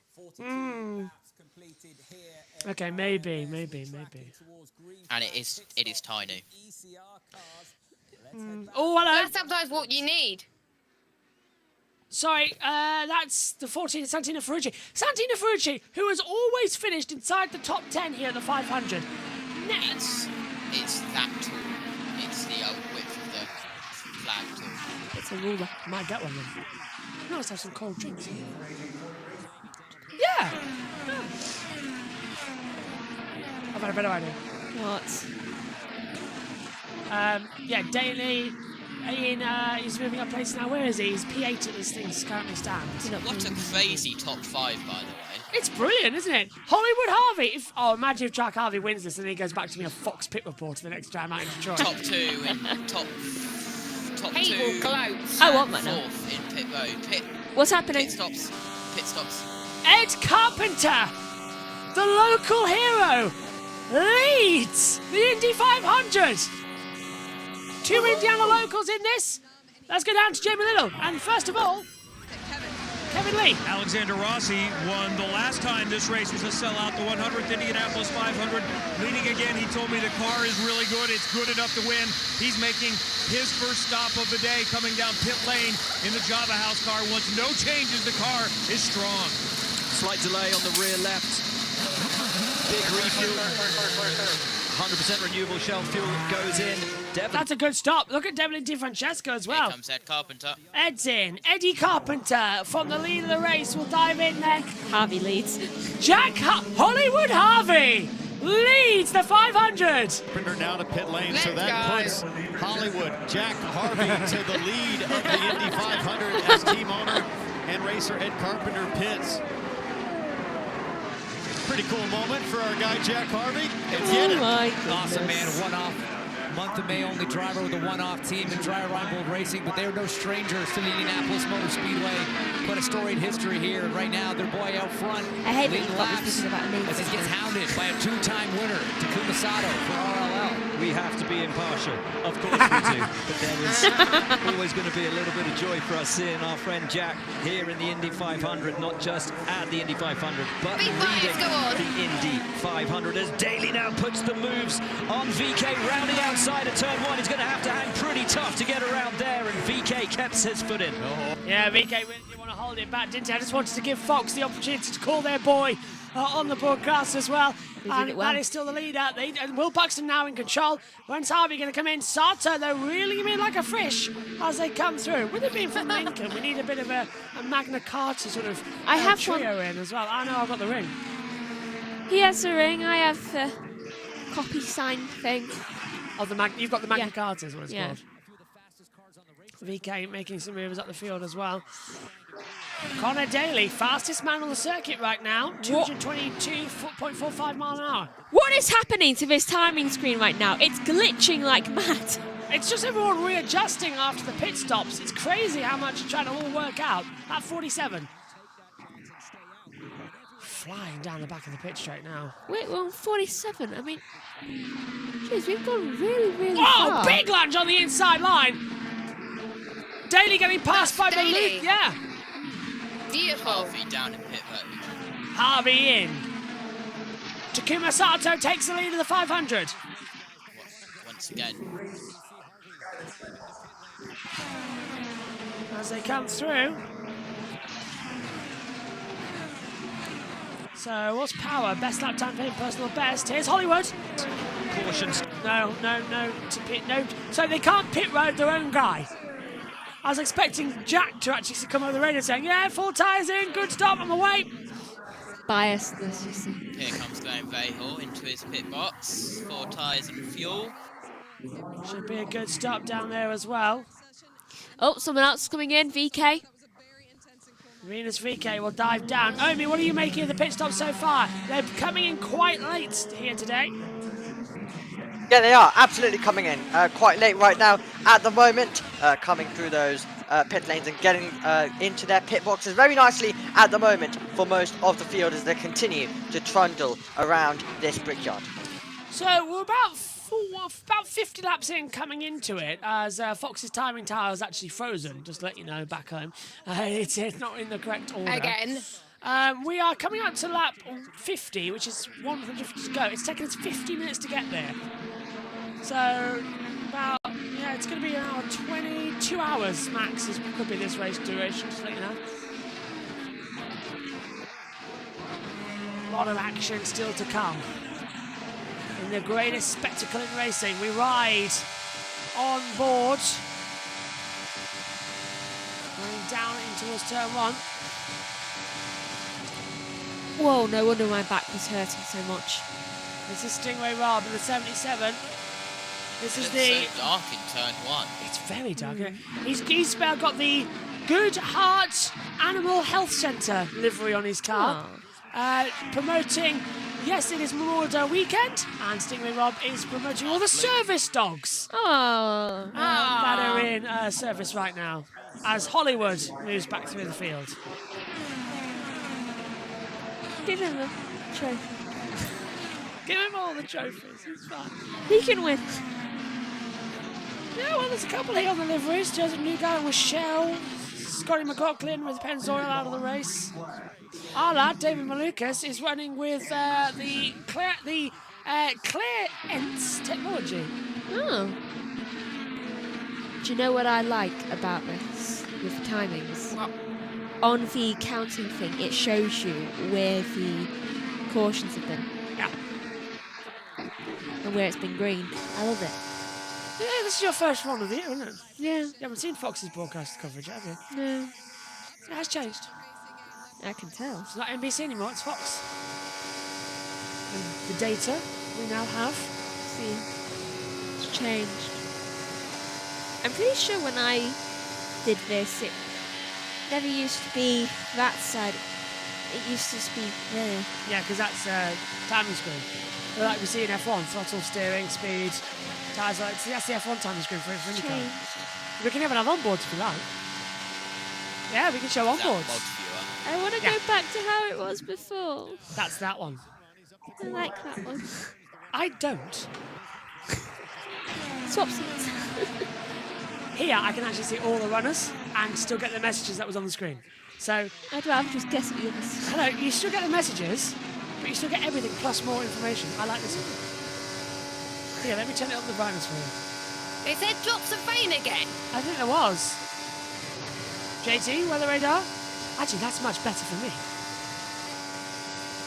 I'm just really tired. I did not have a good night's sleep. Yeah, I haven't got any drinks.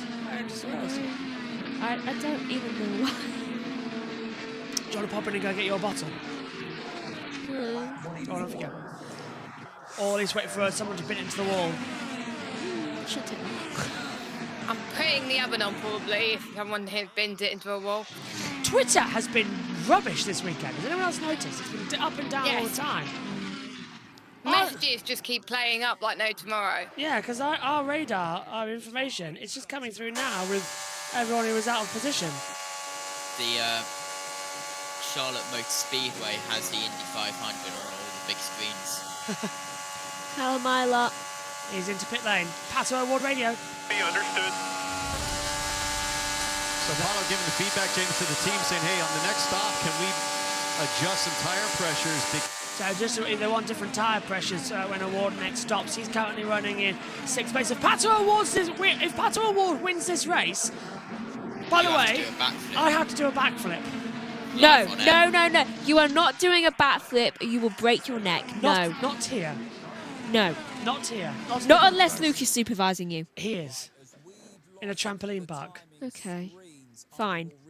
Allowed. You didn't say anything about a trampoline park, JB. Yeah, in a trampoline. I'm not losing a brother because of a bet. Thank you very much with a backflip. I didn't even want to do it. I didn't want to do it. It's them lot that are making me do it. It was Omi. Not me. Omi, by the way. Actually, it is Omi on the broadcast at. I can't remember where. No normal backflips. It was Omi's and Jack's shenanigans. The plan is it is a backflip in a trampoline park into the foam pit, so it's safe. I've done that. Yeah, exactly. So it's safe and But done. you have to look like you're gonna land it. Yeah. Yeah. Yeah, that's easily done. I can Believe do it or not, I'm actually really good at when it comes to trampolines doing front flips and back flips. I'm good. I love how Well, you Omi's could- just stayed silent in the middle of this. He's like a game master. You could show Josh how it's done then, Megan. We already have. We had a trampoline for years. Yeah. All right. Omi's the front man. Omi, speak. Yeah, this is your fault. Yes, Omi. Omi, this is your fault. Technically, Jack was the one who mentioned McLaren and Indy 500, actually. So that's true. Yeah. I could have done it for anything else. Just gonna make sure that that's not on air. Don't say it was just Jack. It was you as well. I love the fact that I can press the talkback button during the ads, and I can swear at Amy. I was looking at that when I said it. Do you know when I just told you about Cal Milot being in the pits? Do you know how I usually have trouble looking at things, especially if it's in white writing from a distance? How was I able to read that from here? I've turned the brightness up. It's tiny writing, and yet I can read that. Do you want me to turn the monitor a bit more towards you, by the way? No. Matthew Owens has just tweeted. Oh, what's he tweeted? What's Oracle done? 10 seconds ago. How long did Fox have to get ready for this race? Why? Is it not good or bad? Well, their timing graphics. Yeah, they've failed, and ours is still working. Big up for us. Woohoo! Ours And works. if you want timings about where everyone is, go to JB Motorsports. They have everything there. We need that as a promo. Because if they're already Please, no. Flip it. Oh, God, please, no. My back is still killing me. For the chasing on? I need a Tylenol. What? It's something we do. Okay. Marcus Ericsson and Robert Schwartzman have come down pit road this time by... Lap 60 of this 109th running of the Indianapolis 500. Takuma Sato, a two-time winner here, is leading the way. And now it's hopefully going to be us. Captain Everest top 10. Lovely. I've just realised something. Could make history. 2017 and 2020 was Sato's last wins here. The milk. Yeah? People's choices. Oh, yes. Do you want to know? Yes. I do too. I think I got an email somewhere. If not, I'm writing it down after finding it. Kind of daily pits from second. I'm going to have to sleep with a pillow underneath my bed. Louis Foster pits from 9th as well. 28 drivers have selected whole milk, 5 drivers have selected 2%, 2 Indiana dairy farmers will present the milk. There you are, Megan. But do they say which drivers? Yes. Avoid me, please, speaking out the whole milk drivers. I'll just read out the 5 that aren't. Quickly, let's go down to pit road. The field got up all the way up to second. You see it there. Little air pressure for Connor Daly. He is down and away. Takuma Sato on his way down. You know what? I like that. Yeah, several drivers in, so I'll say it quickly as well. Cash Neves is 2%, the same as Connor Daly. Then we have 2% for Graham Rahal, 2% for Alexander Rossi, 2% for Takuma Sato. Oh, tons of lockups in pit road. Oh, no. They were looking there. They'll breach pit road speed. Now let's head down to our pit reporters. Kevin. Santino Ferrucci is in. The Foyt car is strong, but he said, hey, I need a bolt on the top of the right side pod. Let's see if they do it. They did not this time. So we'll keep an eye on that. Takuma Sato comes out. Watch where everyone is around him. Has Pelot got out ahead of Malukas? I think he might have made up a position on Malukas. Just, I think, narrowly edges out ahead of him. Ferrucci appears to have made up a spot or 2. And there is Joseph Newgarden ahead of Elio Castro-Neves. So that's another 1 or 2 places for Joseph Newgarden. Looks like maybe O'Ward lost a couple of spots there. I think he was going out further back, but let's see how they blend out now to Devlin DiFrancesco, to the 2 ECR machines. There's Connor Daly. Keep your eye on Daly, who will have the tyres up to temperature. Yeah, so Daly's going to be flying like crazy right now as well. He really is pushing in, so the drivers are out of position. But David Malukas is a much newer compound. But JT, the real challenge is making sure that they can get up to temperature quick. No tire warmers in IndyCar. It's all down to yourself. On the outside.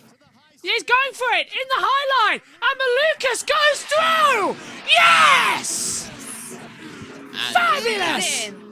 Those lockups were part of Louis Foster, and he gets a pass through for speeding on pit road. And we have got a lot of bleeping from Colton Herter. Bleeping pedal went to the floor. Bleeping kidding me. How do we bleep this up?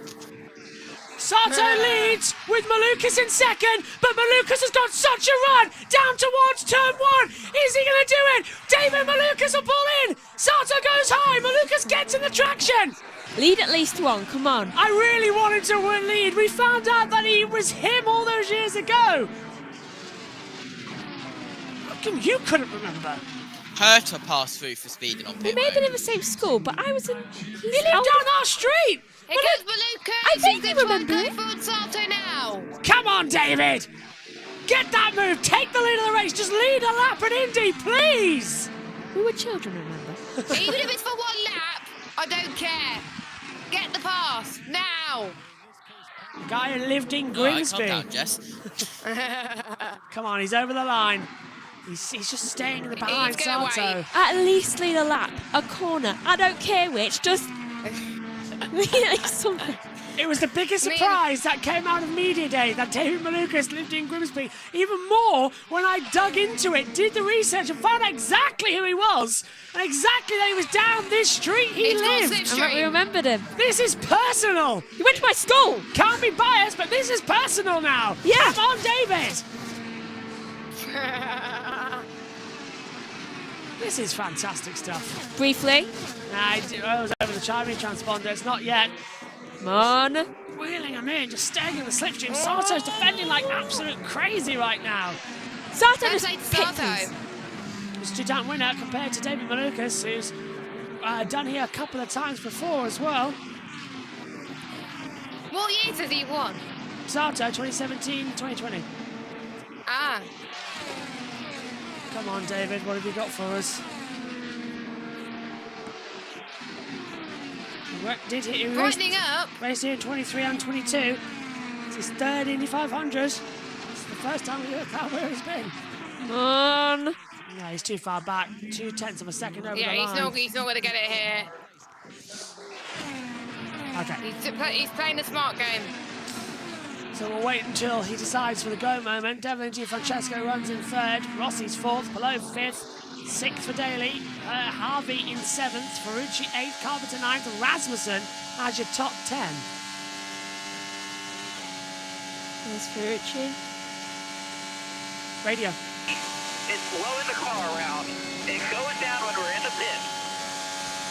There's a wing. So Ferrucci just needing something taped down on that right-hand side of the car just to make him feel more comfortable. And of course, decrease that amount of drag if it's flapping around on the straight. David. Lucas is gaining time on him. 0.207, reeling in like a fish. Sato's got the traction though. Saw my fishing. Yeah. I wonder what Warren's favourite chippy was. Yeah. Must have been ours. Just Fox goes for an ad break. It's the closest one. I wonder if his parents had to. Probably did. At Good Friday, just stand We've in a probably chippy. been in the queue. Probably. It's Callum over the road anyway. I spoke to Paul. Yeah, he was friends with him. Was he? Yeah, I'm either watching it right now over the road. Oh, they probably played footy together. I think that's where you came into it as well. So you have played football with an Indy 500 driver. Probably. And a winner of Indy Lights as well. Isn't that weird to you? Even without you knowing it, your motorsport has been connecting you all this time. We just played with whoever came down the street. On board, further back, and that, with the Spinella car, is going to be, I believe, in its VK. No, it's Alexander Rossi. It's quite hard to tell from the top angle of it all. Let's look at the timings. Oh, lost a bit of time. 3 tenths now, yeah, 0.384 back. If only Sato could pit. Just. No, they're both on the same tyre compound.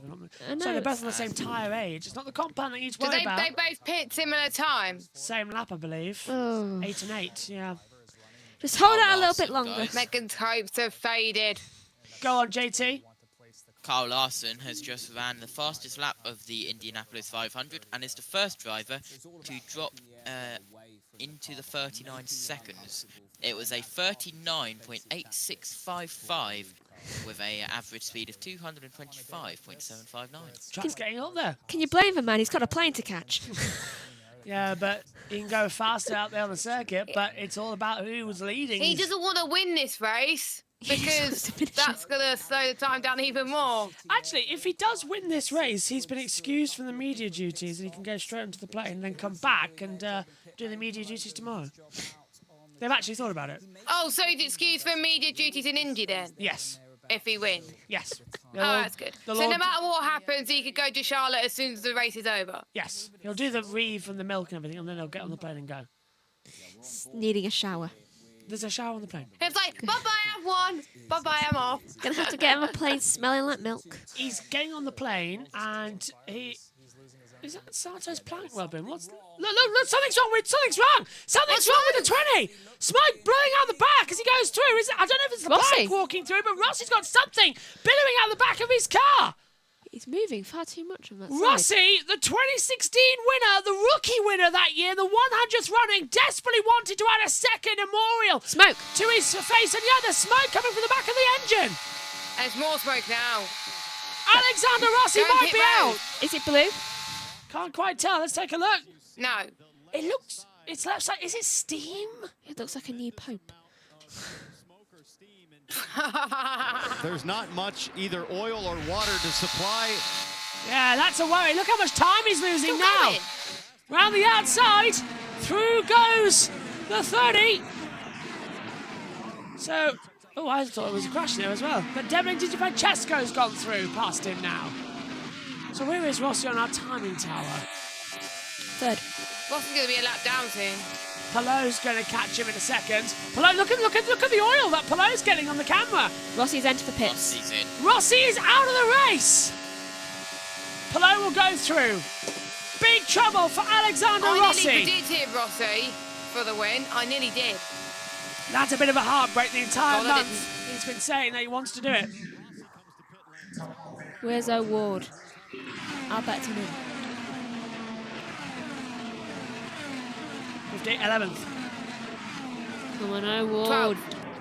Drop down. On 11th, yeah, because of Rossi. Kevin. You guys notice things, it's getting really loose. We're wondering, is this a gearbox issue? Remember, they lost some water during the final practice, and they've now just told him to shut it off and get a fire extinguisher out. Yeah, they lost the water pump on Oh! Thursday. Engine on fire. Oh, there's a fire! There's a fire! It's on fire! It's on fire! Get out! The fuel caught in fire! Unbelievable! There's a fire down on pit road. That Alexander explains- Rossi's car. It was just put up with fuel, and the car's caught fire. He's out of the car. He's okay. And this might cause a yellow because of what's going down on pit road. And Rossi is furious. He throws his gloves. He throws his everything. He's out of the race. The car's caught fire, and they'll have to throw a yellow now to clean this pit lane up. Unbelievable. Fuel. They were refueling, but they didn't spray it with water, and the fuel ignited on whatever was burning in the car. The fuel actually ignited on his head as well, but they here quickly comes got Ed the... Carpenter and Devlin Di Francesco down pit road with all this. There's a mechanic that was caught on fire. They're hosing him down. There was a mechanic, and also the top of his head actually caught fire for Rossi, but immediately they were on it with the fire extinguisher. Frightening scenes here at Indy. Yeah, I will just remind you that all of the pit crew wear fire protective overalls. And Sato was leading briefly, but Malukas had it for a split second. Don't know if that's a timing glitch. I missed it. But, yeah, definitely Di Francesco's in, Ed Carpenter's in, but will we That need was a yellow to close that out? But yeah, Ed Carpenter's left the pit lane, Rasmussen's coming in. That was a worrying scene, Problem is, however, there's going to be water and fuel billowing onto the pit road now. This is not exactly safe. Oh. What's up, JT? Just explain the smoke. The reason of the fire, apparently the fuel pump came out of the car. Really? I saw it came. I saw that happened. Is that what was billowing? No. I think the fuel hose came out and the fuel kept gushing and then it ignited on whatever was burning in the back of the car. A series of accidents for Rossi. But that must have been happening. Here it is again. So, look, oh, well, See what I mean about the head? Yeah, you're right. Look, the fuel hose is on fire too, and the marshal's got on fire. That was on fire for way too Hopefully long. they're okay. The marshal literally has his hand, he's flaming. Oh, yeah. That was terrifying. As Rossi was furious, one of his fire mechanics was being engulfed. So, yeah, look, the fuel caught on, and they couldn't get it on quick enough. The fire was over the pit wall as well. Yeah, look, it's caught onto the fuel rig. So that it's like when you light a match in a room full of gas, everywhere just go woof. Tell you what. Malukas! That's Malukas taking the lead. lapping traffic. Yes, I thought it was on Sato for a second. Tell you what. The way it was, I thought, yeah. Tell you what, that was actually quite lucky there. What's happened to Hollywood? Harvey's in the pits. Good luck with that. Very late call in as well, in front of a sellout crowd here at the Indy 500. Okay, so go on. Lane 1 of the pit road is closed, and the AMR safety team are in lane 1 of pit road. Okay, so that's good news. There is 2 lanes here. So it's only the closest to the pit wall lane that is. Yeah. Excellent. We should be okay then to keep going. That's a relief. Think about it. That was smoking from when he was on the track, so it must have been on fire very smallly. And then opening it to the oxygen. And the fuel, when it came off, the fuel just gushed out all over the engine cover. I thought, oh, that's a bit much. I thought, oh, that's and the oxygen got to it, so it was like. Boom. And then it hit the spark, whatever was burning under the car, and whoosh, straight away, gone. Is it still on fire? No, no, it's not. Fire. I thought I just saw tons of orange in the background when they panned. If it is on fire, won't they have to? That will be the marshals. Probably. No, like on the floor. If it is still on fire, wouldn't they have to throw the yellow flag to get that sorted? Because pit lane is full of fuel. Jack Harvey wouldn't have been allowed into the pit lane if it was as still on fire. JT said, they've only closed lane 1. So the other lane 2 and the exit lane 3 You'd be an is still idiot there. to allow them into the pit. This is IndyCar. True.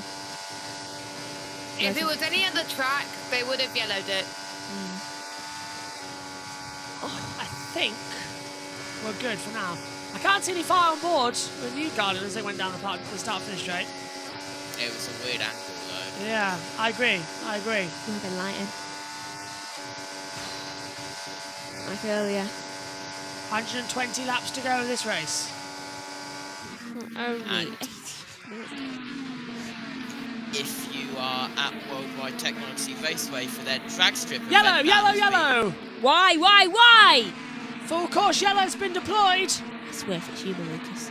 I can't see anyone stopped. Rahul's VK! Drop it down! Venus VK! Oh no, he might be going. Pits. Oh no, VK's crashed in pit lane! VK's crashed in pit lane! VK has smashed into the wall in pit lane! Can you all stop doing stuff in pit lane? VK's out of the race! Rear suspension gone! Fires in pit lane, crashes in pit lane. What's going on? Fox, I've bungled that one! VK veers! That means Dixon can get his lap back. On the brakes, veers into the barrier, rear right suspension is done. Let's take another look at it. Look, just loops it round. Huge. At high speed as well. Into the pit lane, and out of the race goes Venus VK. JT, as soon as he hit the brakes. Look at the media person. Oh. Wait a minute. The photographer. Gets the shot. That's lane 1. Yeah. It's fine now. I think they've cleared it. Pit lane looks clear. He slipped on something. Yeah, I wonder if there's been something Oil. left down there, like oil in the braking zone. There's oil there. So they missed. Well, that's why they're throwing the He caution as had well. no brakes at all, he said. No brake again? Which would be No caused brakes. by oil, possibly. No Slipping it so too much. What is going on with the brakes? In every sport today, there's been brake issues. Yes. Even in MotoGP. Alex. I won't spoil it for Jess, of course, but honestly, everyone did restart that, so we can take this. Alex Palou now runs in 3rd place. Race control have said they are sweeping the track Excellent. under this caution. Yeah, that's Good. probably a wise decision. I bet there's oil been leaked somewhere. Makes sense, I suppose, to have that sorted while we're under the yellow flag. And they'll just close it back up together and make sure that the track is A-OK and A-safe. Is that good? Yeah. Okay. Right, Jess, what do you make of that accident on the yellow? That was a bit of a shame for VK. It seems to me the ones who have been in the last chance shootout are not going very well. First VK, now Look at the first look Andretti, at now the VK. INDYCAR officials. There's a slight bit of oil, I think. You're all darting out of the way, aren't I you? saw a darkened, patch on Yeah. the track. It was only very small, though it was in the racing line of where he was. So, yellow breed yellow as they come in. If they show another replay of it, look at the INDYCAR officials in a yellow. I did see, yeah, they darted out the line, didn't they? Yeah, I saw that. Newgarden did 9th, by the way. If he can do the triple, he'll win only 9 grand. Last year when he won it, he won 480 grand. Oh yeah, because his prize money gets taken away because of the penalty. Jeez. This race was always going But if it was anyone under third power and Newgarden, they would win 400, right? 400 grand.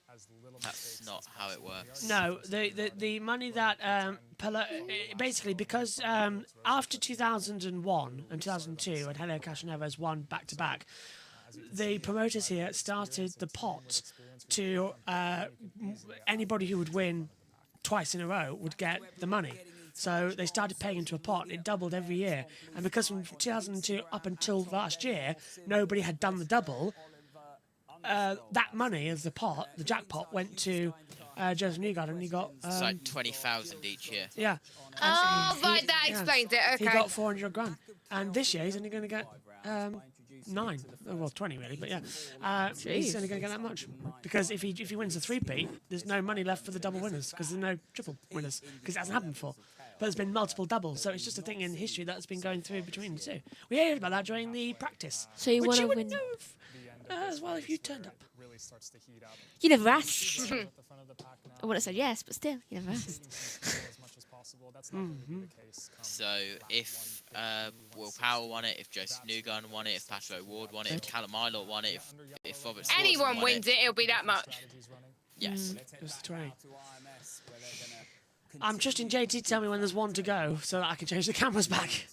Yeah. Because we've sat down on our TV cameras. I need to get a drink. And Megan can finally get a wish of Maluka's leading a race. Let's go grab a drink. I want a yellow. Let's go and check it out. Just wait to go one to go very soon. So, let's get on pit road. Rossi. Screen and it's on fire. Are you okay, Alex? Yeah, and thankfully Mike's okay too. It's always a terrible situation. and it's so disappointing. Like it was such a phenomenal race car, and the team made a great decision to stay out there when that first split happened with the strategy, and everything that we were doing on the 20 Java House stand was awesome. So that's what's so painful about this place is you have to have so many things go right, and it's just disappointing because it's another opportunity gone, but the way it goes. What was the issue? What led to the fire? Yeah, I don't know the full details. All I know is the gearbox was starting to go up in temp a lot, and I don't know if oil was starting to come out or what, but it was a gearbox issue. Thank you. Glad you're okay. Really scary scenes down on pit lane. But quick reaction from the crew down there. And thankfully, everybody. Credit to Mike Miller. He was still trying to put the fire out on the car when the fire was on his hands. Yeah. Yep. Some issues thus far. Scott McLaughlin, of course, crashed out on the pace lap. Unbelievable. Brutal from McLaughlin. And then Marco Andretti crashes on the restart. Really the first lap of the race down there in turn 1. Alexander Rossi, we've just seen his fire on pit road, and Rinus VK, a spin and crash as he entered the pits, seemingly with little to no brake function.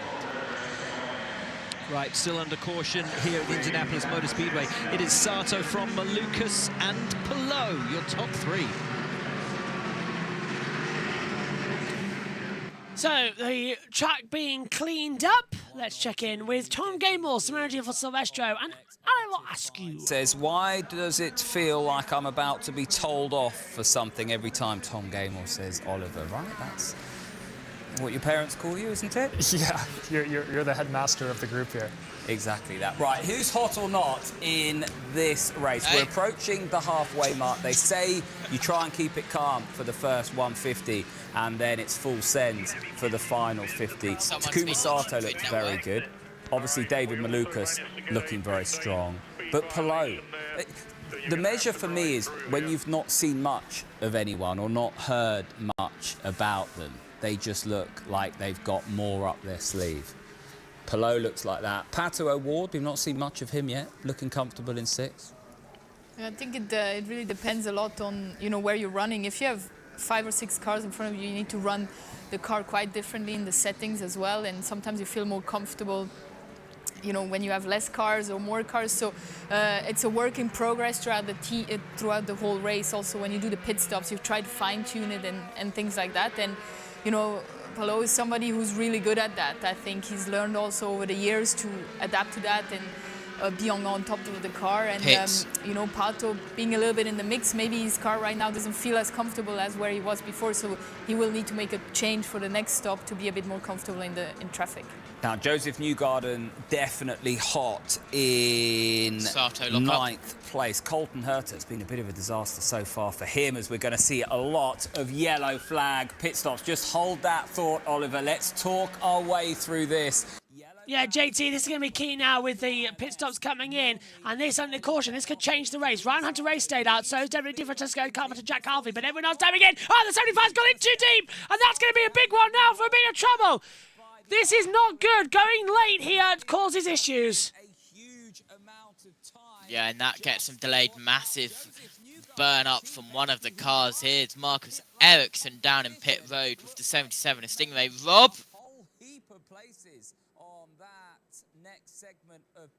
Go on. Back to pit road. Plays out, but look at for Alex Palou, who I think now is in the lead. Welcome back to Fox Sports coverage of the Indianapolis 500 presented by Gamebridge. You see from your screen Alex Palou in the lead of this race from David Malukas. Big changes have happened on pit lane as it opened under caution. Here's a look at what happened to the race leader, Takuma Sato, who came in hot in the lead of this race, hasn't really put a foot wrong all day. Locks up, you see the fronts there, skids long in his box. 6 feet long, just absolute disaster. And then, once the fronts are changed, watch the rear. Watch the rear left, starts to spin it. How about Robert Schwartzman? Watch the 83, goes in Oh hard. no, Schwartzman hit his mechanic. Oh no! Is that him out of the race? Yeah, not good at all. I told you. What's up, JT? Go on. 1 to go. What? Go up, 1 down, 1. I can't. Yep, he's out. He's out the race. Robert, no, is there wing changes in the car still? No, he's fine. He's fine. Let's go change the wing. Back at Oh, thank God for that. We talk about the problems for a rookie. Takuma Sato has been doing this for decades and also locked up as well. Such cool temperatures here, and of course, brakes that haven't really been used in anger. Now he's out. Now he's out, Jess. There was going to be a penalty even if they had got the... Yeah, so now he's out of the race, unfortunately. The pole sitter's car. Venus VK's story comes to an end on lap 88. Robert Schwartz. That's because I got confused. Oh my goodness. Maybe if I didn't have people shouting in my ear, it would be easier. Venus VK's story ain't that great right now, is it? No. Right, let me try it again, shall we? Robert Schwartzman's day comes to an end. The pole sitter on lap 88. The pole sitter curse.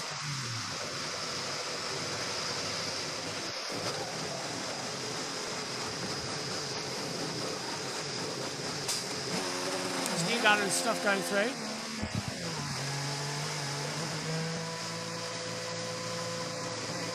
Megan. I thought you were tapping for a reason. He just...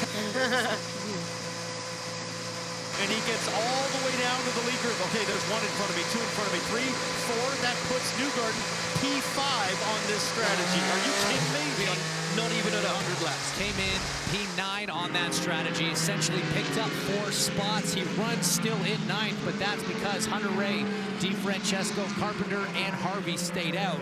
Those 4 positions on a slightly different strategy at the moment. You see Graham Rahal in there as well. He is currently a lap down and trapped behind Ryan Hunter-Ray, who's on the lead laps. Well, Rahal not able to get his lap back. I've done some rough numbers there on fuel strategy, James, and I think that DeFrancesco and Carpenter could make it on 3 more stops.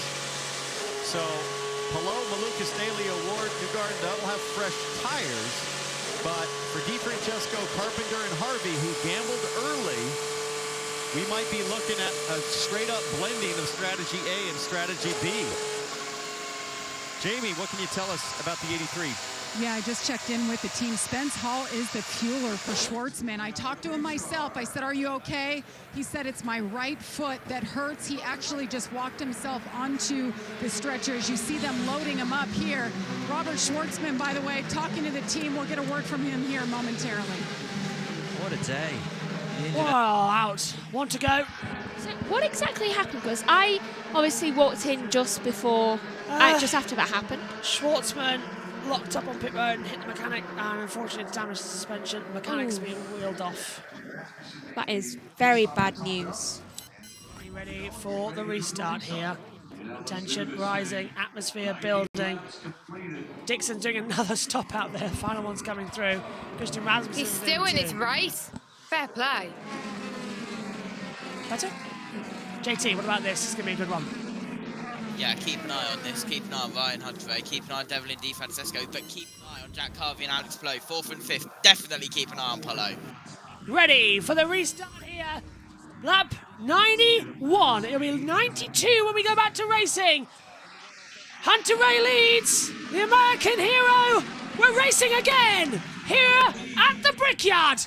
A little bit wide further back. This is a much better restart as well. Polo's coming up, but David Maluka's trying to come through. He's darting left and right. Devlin DeFrancesco holding back. Carpenter staying in 3rd. Hollywood's up there as well, briefly, but I don't think that position's made sense. And now look at this. They're all lifting off in the mid-pack. Polo's going for it on the inside. Little bit dangerous. Oh, Spinner in the middle of the pack. And out, 2 out.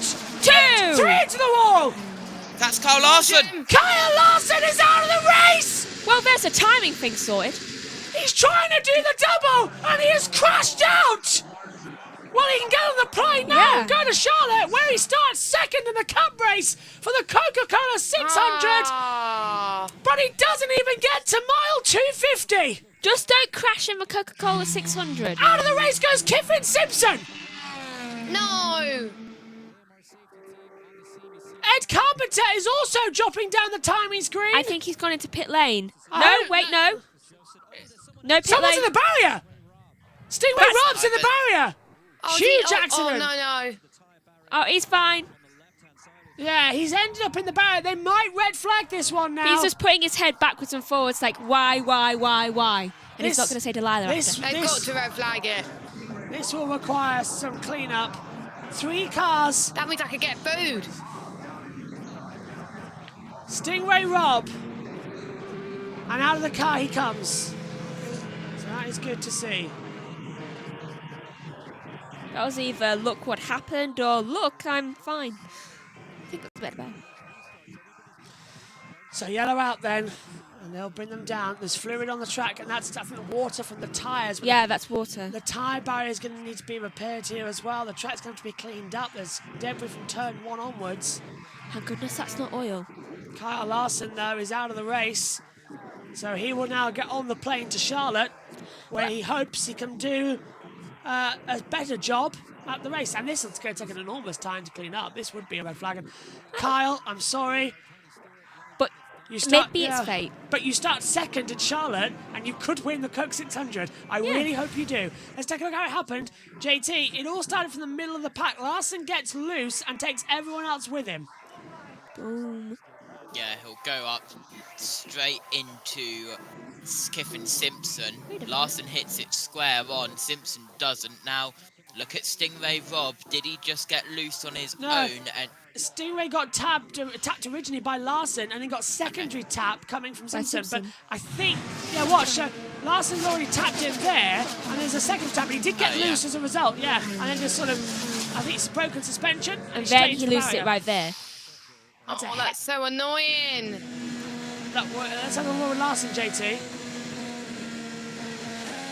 I don't think that was his fault. As soon as he gets on the throttle, he just lost it on his own. that is a calm crash in Indy 500 standards. This is on board with Kiffin. No, that's Henderson, sorry, on board. Just avoided. I was expecting to see him go round. Right, here's Stingray in the good heart. He's going around the outside. He's got past Larson. And it's at the exit of turn 2. There he is. They give each other space. There's Larson through. Did he touch the grass? We'll see, isn't it? Larson's in front of him. Oh, he gets the aero wash under from him as well. The rear steps out. That makes him lose a little bit of control, and then he gets secondary tapped, and then that comes into he the looked veggie focused. Got covered in water that was on top of the tyre wall. So as Larson comes down, I can't see from that angle, but as he comes down, the aero from the wash of the cars in front affects it. The rear just steps out ever so slightly, so it's the wash of the cars in front that turns it around. Left the pits. He has. Yeah. Unless that means they've taken him from BTW, and that how that sometimes works. Unless he's back out on the track, can't see him circulating in the 83. No, he's not. So that's it. Another yellow on lap 95 of the race. So, Ryan Hunter-Reay will get to lead us back to another one. Let's head back to Sky and see what they... The rear axle, it adds that pitch into the car, which then helps the rotation. Yeah, really stressing the rear axle there in the middle of turn 2, third gear, not one you want to drop down to under acceleration at a restart. So, yeah, difficult circumstance and a mistake from Kyle Larson there.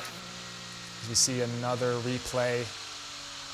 But 2 big hits for Kiffin Simpson, especially Stingray Rob, who was a passenger heading towards that inside wall. A horrible feeling for a driver. Yeah, it is horrible because especially if you lose a suspension like this, usually you already kind of have no brakes, and if you are like that, you're just a passenger and you're just hoping not to hit anything that is really hard. Luckily there was some tires, so I'm sure he felt it, but it could have been much worse. Tom Dunkerley's got in touch on X saying fully expecting Brad Pitt to make an IndyCar film based on this year's race. Yes, so much drama. We're only halfway through. Thanks for all your comments. Keep them coming in at Tom Gamer, Sim Dil Silvestro, and of course Oliver_Askew. Use the Sky IndyCar hashtag. Do you think Jack Harvey could win this? Well, the big question mark is we're going to have that Alexander Rossi style. Can they do it on 3, Oliver? No, I think with the amount of yellows that we're seeing now and at this rate expecting towards the end of the race, we might see a convergence of the primary and the B strategy at the end of the race in an all-out fight. We're waiting to hear back from our friends on the ground to see if that B strategy is legit, but we're going to see here. The restarts are where passes happen at this point. It's so strung out during green flag running, it's important to make them happen at the restart. Ryan Hunter-Reay, it is who will lead the field to green. He was very slow last time around, which sort of bunched the pack up. But he's got 34 laps to this stint. He will be disappearing into pit lane very soon. Then it is Dev DiFrancesco and, of course, Jack Harvey, 20 laps and 17 laps into their stint, respectively. And then David Malukas ahead of Connor Daly and Alex Palou, who's dropped back in that restart. They all have 8 laps under their belts. VK seen and released. Wonderful. We'll hear from him shortly then with Georgia. Vehicle pits. Let's check in. Of today's drivers engaged in interactive sessions covering racing and introductory STEM activities. Carl Larson will power Pato Award and Scott McLaughlin had fun with the kids from Westlake Elementary. Gallagher is proud to be the trusted insurance broker and risk manager of the Indianapolis Motor Speedway, NTT INDYCAR Series and Team Penske. Back to the Indianapolis Motor Speedway, where Ryan Hunter-Reay leads from Devlin DiFrancesco, Jack Harvey, David Malukas and Connor Daly. And we've had a lot of problems in the pits today as we run lap 97 of 200 in the 109th running of the Indy 500. The first was for pole sitter Robert Schwartzman, and very near contact between Felix Rosenquist and Pato Award. Those were the first stops of the day, but things would get increasingly wild from there. Yeah, Kyle Larson here stalling on pit lane as his Hendrick. Let's check in quickly with JT. He's got some info.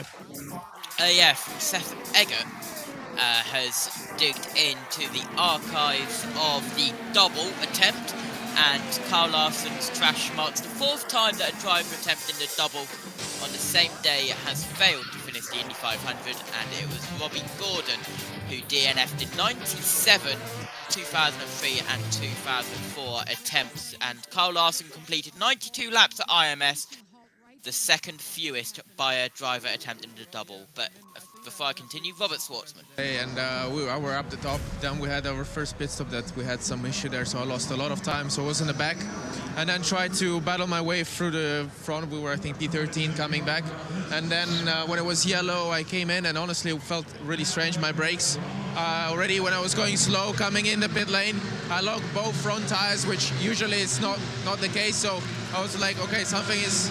I wasn't sure if it was the brakes or because the tire were cold.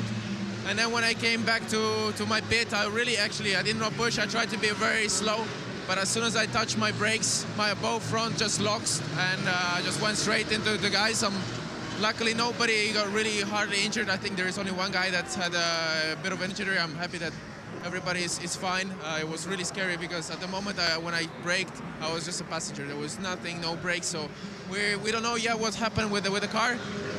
We'll need to have a look and understand if there was any mechanical issue or it's just cold tires. I don't know, but we have to work on it.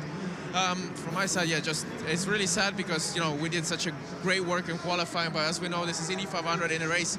Anything can happen. I saw already quite a lot of strong drivers are either out of the race or behind. So, I mean, this is what happens. This is Indy. We just need to learn from it, and hopefully next year we'll come and have a proper battle for the win. Thank you for your time. Georgia? More pit lane issues, this time for Rinus VK, who didn't have brakes. Did you know you had an issue before you came to pit lane? No, I didn't. I pitted for tires and fuel, like we needed to do on strategy, and I already pitted at speed once. It was fine. I kind of underdrove it in pit lane, so I thought that's what I'm doing is fine. So I just did the same thing and just really had no bite from the brakes.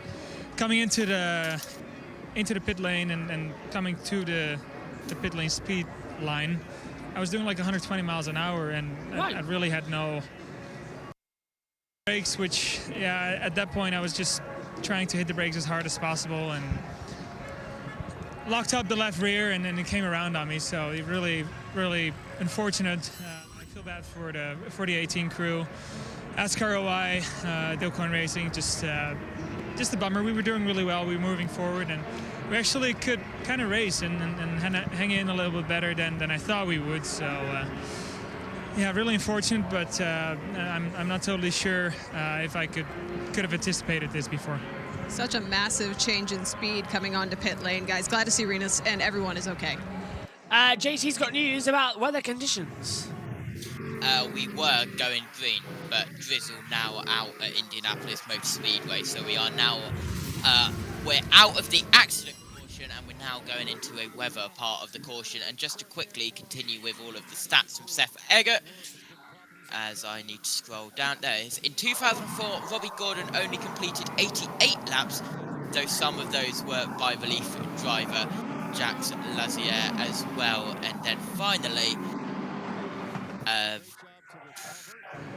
with the crash, Carl Larson Racing will be credited with the second worst finish at IMS by a driver attempting the double, 27th, as Robbie Gordon finished 29th in 1997 and 2004. Larson out of Care Centre, let's go see what he has to say. It was a bit crazy there on the start, and yeah, I got like tight behind Takuma. I was really close to him, and I think as I finally got maybe shaded left to him, I haven't seen a replay, I got loose and just kind of got all over the place, and yeah, drove me, so I spun. So just hate that I... What's the play for Hunter Ray? Got a little too eager there on the restart, and yeah, caused that crash. So hate it for everybody that also got caught up in it. I don't know, you tell me. Just bummed out. So try to get over this quickly, and yeah, just forget about it and try to do the next one. His day continues with the race in Charlotte later today. Will Buxton's talkback coming out live on air there. We've got our own talkback That system. sounded like Tom Gaymore. Was it Will Buxton? I don't know which one it was. What did he say? What's it about Hunter Ray? Yeah, what's Hunter Ray's game? Yeah, Bridge. Bridge. Chess. And I'm saying bridge because I'm currently reading a book which has bridge in it. How long is this caution like to be out? Lap 100. Oh, right. Every time there's a caution, I'm reading a chapter. 250 miles down, 250 to go. It is halfway, lap 100 here at the Indianapolis Motor Speedway in the 109th running of the great race here, the greatest spectacle in racing. I've just noticed something that hasn't worked all the time. Remaining. Yeah, there's no timer to count down. Unlike the normal races, this race has no timer. This race goes to 500 miles or best of. Rain is still coming out though here, JT, as you mentioned, and now we're really in trouble. Yeah, absolutely. You've gone really quiet, sorry. Have I? Yeah, your mic went really dead there. Is that better? It is, hello. Hello. It's just having a little look at this, but as you can see, there's tons of just like random bits of drizzle. And that's the worst thing about it. And this large bit of drizzle, which is what will throw cautions. Not these like tiny little bits, but stuff like this is what will throw cautions. Mist. Yeah. Moist. Misty rain. I know somebody. Amy. Favourite. Do you know what one word that Amy always laughs at as well? And by the way, hello Amy if you're watching. Oh, you know. I do. Flump. Yeah. Always makes a giggle. I sent her a message in one of those Instagram reels that said, if you had $10 million to share between somebody and you had to say one word to make them laugh out loud, what would it be? And I just texted her and said, flump. It's like how, to get us back to a car-related thing, how Rowan Atkinson can make Bob sound funny. Bob. And then, is it Miranda with moist? Yes. Miranda with Yes. I love Miranda. I think it's on Netflix. Or it is. It's on Netflix and BBC iPlayer. Yeah. And that's yeah, what we've got. If you haven't watched Jenny Miranda, please do. It's the most funniest thing. It's brilliant, that show. And for any Americans who are saying I probably wouldn't like it, Tom Ellis is in it. We are getting ready to go green from race control. Let's go! I'm trying to think what joke would make, one word joke would make both me and you laugh, because our humour is the same, basically. Potato! Joking. Not Keith Lemon. No. Oh God, that's a flashback, wasn't it? Yeah. One word that could make me and you I don't think we both could. laugh. I don't think we could say it on air. We Tylenol. No. I don't know. You could say it in... Talk back, yeah. But I don't... You get That's quite... Hang on. 45 minutes when it gets to Watershed. Hang on. Back off, talk back. 2 cars down pit road. They don't know what it is, so we're good. On the top.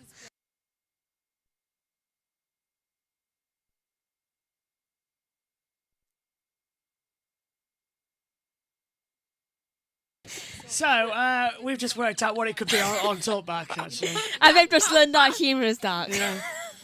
It's our mother's fault.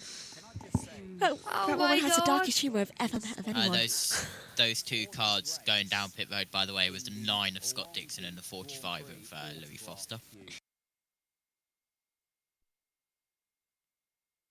Oh my God. Yeah. Kiffin Simpson has been seen and released from the medical centre. I'm glad about Stingray, actually. That was That a one. hard hit.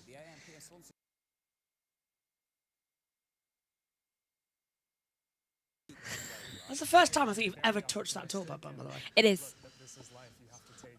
It's probably going to be a dit to you now, Megan. Down pit road. Right hand to A, down pit road, okay. That was our race leader, so Devlin DiFrancesco will take over at the front. And then Hollywood is in second. Yeah. Woohoo! I really want to jump up and down in the air for some reason. Malukas will be put up to 4. No, Malukas is 3rd. Come on, David. You can do it! So, when are we going to go back to green then? It doesn't look like there's much moisture out there. They're on board Newgarden now, coming down the start line to turn 1. Looks okay to me. Jet dry is still out there, though. Okay, let's take this opportunity to check in with Will Buxton, Townsend Bell, and James Hinchcliffe up in the Fox booth as we get ready for an eventual green flag. Will?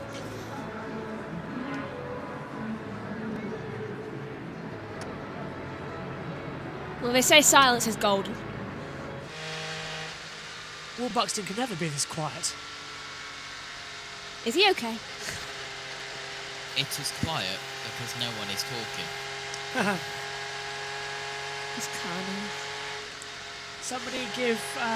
somebody take the Twinkie out of Will Buxton's mouth. And if you have watched the Behind the Booth this week, as I have, you know how much he loves Twinkies. JT's got news. What have you got? I've just refreshed Twitter. We are still under... Go on. And I am not allowed to view any more Twitter posts because I've seen too many today. What? What? How is that possible? I didn't know there's a limit. You have reached the limit for seeing posts today. Subscribe to see more posts every day. Have they really done that? Is there a Twitter limit? Oh, it would be such a shame if I was to just go into the JBMotorsports account. Oh, what a shame. A user can post 2,400 updates, including... Now that's just how... Number of tweets users can read. Unverified accounts can read 1,000 tweets per day, while verified users can read 10,000 tweets per day. Just quickly, from a MotoGP perspective, today's race was the worst attended British Grand Prix in modern history. Yeah. Well, their bank holiday experiment didn't work then. Do you want to know why people... Well, 2 seconds. Was that a wrong place, wrong time situation? Is there anything else you could have done? I mean, looking at it in my head, I don't see a way to get out of that. I mean, when Kyle started losing it, I was checking up, and once he spun, I was trying to get around the outside, but there's just no grip out there. Cold track, cold tires on the restart. It's just tough conditions, and these cars are much more difficult to drive this year. It's unfortunate. So I wish... There's an onboard. Yeah, I wish we could do something different, but that's not the way I wanted to end our race. Watching the replay now, though, right there, he just lost it, and yeah, we were just too high to try and avoid it. Not much to do. I mean, they did sweep the high line, but not that high. You know, if they were to have slept one more lane up, I think that we would have been okay, but that's frustrating. Thanks, Stingray. Thumbs up from Stingray, Rob. And we will have one more lap under caution, and then we will be racing once again. 64 green flag laps, 41 caution. There certainly has been a huge amount going on in this race. Whether it's been on track, in pit lane, on the warm-up lap, it hasn't stopped all day. Yeah, that was a tough break for Stingray, and he's right. He did a great job to avoid contact with Larson, but just cold tires, cold track, and the dirty part, nothing he could do. As now we go to Devlin DiFrancesco leading the field. Yeah, here we go then. Time for a green flag restart here. Devlin DiFrancesco will pull them forward. Jack Hollywood Harvey is in second place. We're ready to go once again here for the greatest spectacle in racing. When is Devlin DiFrancesco going to hit it? Ready? Ready, ready, and no, we got jumped before the start of the crash! Yellow's out again! Yellow's out, they've aborted the start, There was a contact and Harvey went before the go. Malukas is up to second place. Well, now they're going to have to really sort that out because that was a false start on the restart and they went a little bit of a touch. Further back in the field, Helio Casneves and Colton Herter registered had come down pit road. But they've come back in, so Daly now takes fourth, Ferrucci fifth, but JT, that was a mess and a shambles at a restart. Yeah, and Larson has said he is physically okay and ready to race the Coca-Cola 600 at Charlotte. Great. He wants to redeem himself. He wants the Coca-Cola 600 so bad now. He wants it. He starts second. Well, let's take a look what happened here. So, Palou sort of tries to jump, and then we get the green signal. Now, Herter comes on the inside line. What on earth? Oh, there's back here. Yeah. Herter spinning, and then Casneves goes down. No, that's one of the ECR. Oh, there. That's one of the ECR cars. He saved that in a hurry. Look at that. Yeah. It's Alexander Rossi. Oh, no, he's already out of the race. I was going to say. No, yeah, I was going to say Rossi's dream gone like ages ago. It's Chris. Yeah, it's Christian Rasmussen. He's in 22nd position, yeah. Hard to tell who's where without because that time screen doesn't tell us who's out of the race. Because Andretti's were alongside him. Yeah.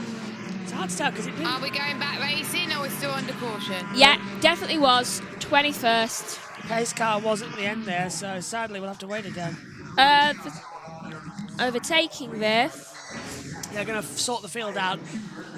Yellow back out. Yellow breed yellow, unfortunately. So that we come in. Finish this thing.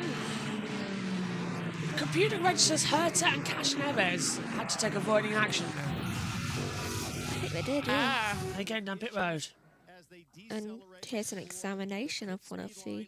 Yeah, this is how we get told when the green flag comes back out. There's two lights either side of the driver that gets told when you're green.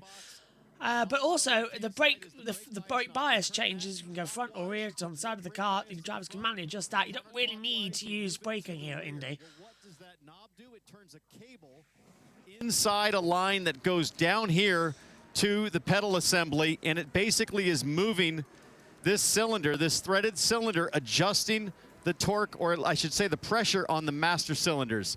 It's something you adjust a lot here as you get your balance just right coming to pit lane. You're coming off of 4 at 200 plus miles an hour. You got to get down to 60. And again, the car's setup is all asymmetric because of the oval. So hard to get the car without playing with the brake bias that you need. Coming to the line can be different than the one you want going into your box, and sometimes you're adjusting it even down pit lane. And the reason it's so hard, Will, is that the brakes are cold. Foster exit way and you just don't know what you're going to get the first time you apply that pedal, and you're not. That's Larson you're leaving. Trying not to apply that pedal until the last possible second, and I bet we know who's on that helicopter. Believe it's Kyle Larson on his way to Charlotte. And he'll have a lot to contemplate about what happened this year and if and how he might approach Indy next year, because it's been some issues, some errors, frankly, in the cockpit in his first 2 tries as these cars come on lap 109 for another pit stop. Foster, Ericsson, Rasmussen, Rahal all on pit lane. Kevin, update us on strategy. So even people that didn't stop are trying to get it done. Some, not DiFrancesco and Harvey necessarily on 2, but this group can easily get it done on 2, and others that came in on 87 are also hoping for a little more caution to be able to get it done on 2 more stops. Why not? Roll the dice on a day like this. I kind of like this right here. Right, we're coming ready for the green flag this time. 1 to go, but the pace car's gone. We're ready to go back to racing here. Late call in for the pace car. Ferrucci is in 6th place. Remember, he's never failed to finish outside of those positions before. Ready to go racing once again here. And this time we're green.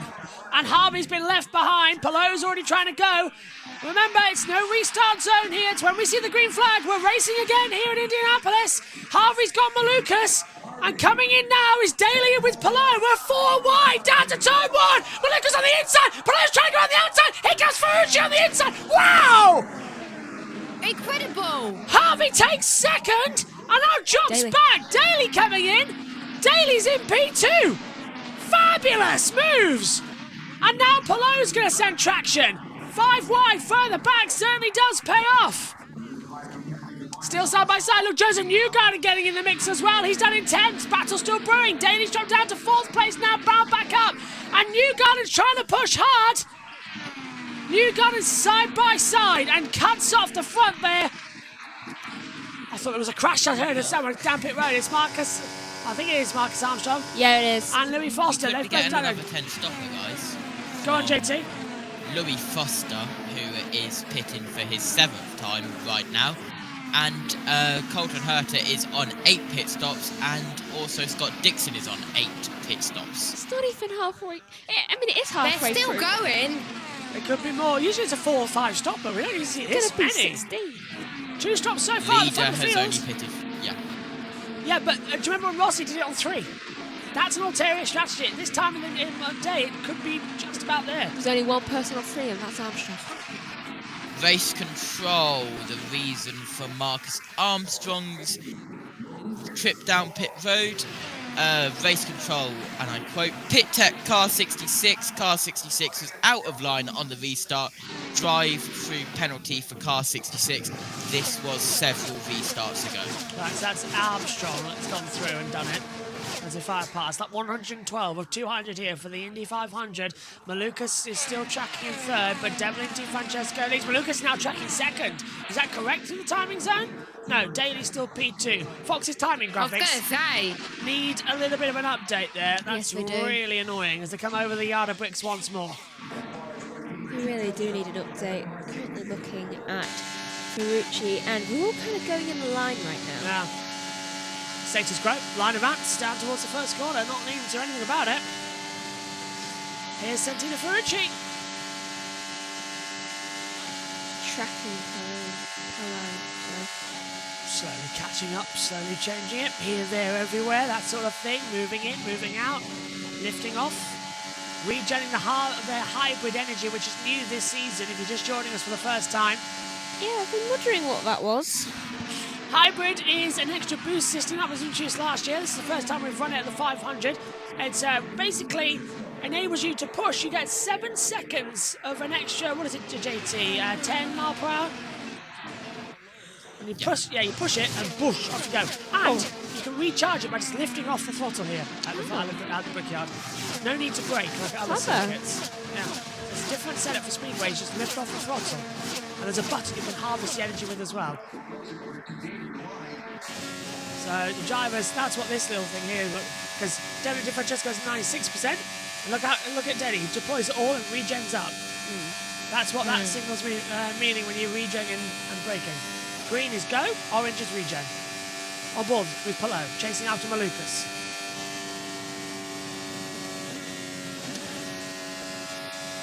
Right, let's look at how Palou's doing.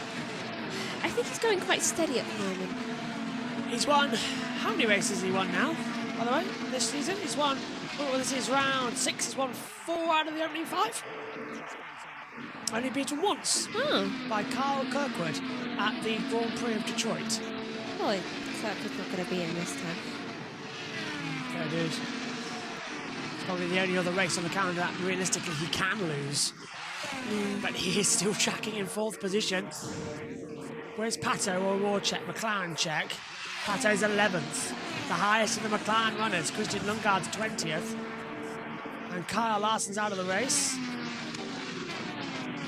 Nolan Siegel is in 16th position as well. There's the McLaren check of the day. As we continue on here. Devlin Di Francesco leading. Cash Neves gets ahead of Kirkwood for 12th position. We're now in the calm phase of the race like we saw earlier on. What do you have to do about it? What do you have to do a backflip for then? If Pato wins. Let's hope he doesn't. You know we're rooting for him. Pato who? New Garden check, P9 still. Yeah, JT, they're just all now in tyre and fuel safe mode, aren't they? This is the part of the 500 that nobody actually likes. Yeah, it's the just keep it on the road, don't crash it phase, as Di Francesco still out in front, but Colin Daly in 2nd. Still pushing hard. The Lucas is right on the tail, and it's Jess. It seems like Devlin is just lifting off a bit because Daly's getting really close down towards turn 1. He's suddenly all up in his back. Yeah, you can see the slipstream that Daly's gaining on Di Francesco. And is he going to try and go for a lunge into turn 1, Josh? He's got the hybrid power to push with it. I don't think, he's just backing off. He's just letting it go a little bit. Just having fuel saving. Yeah, that's another thing as well. If they want to try and do it on a 3-stopper, they would fuel save.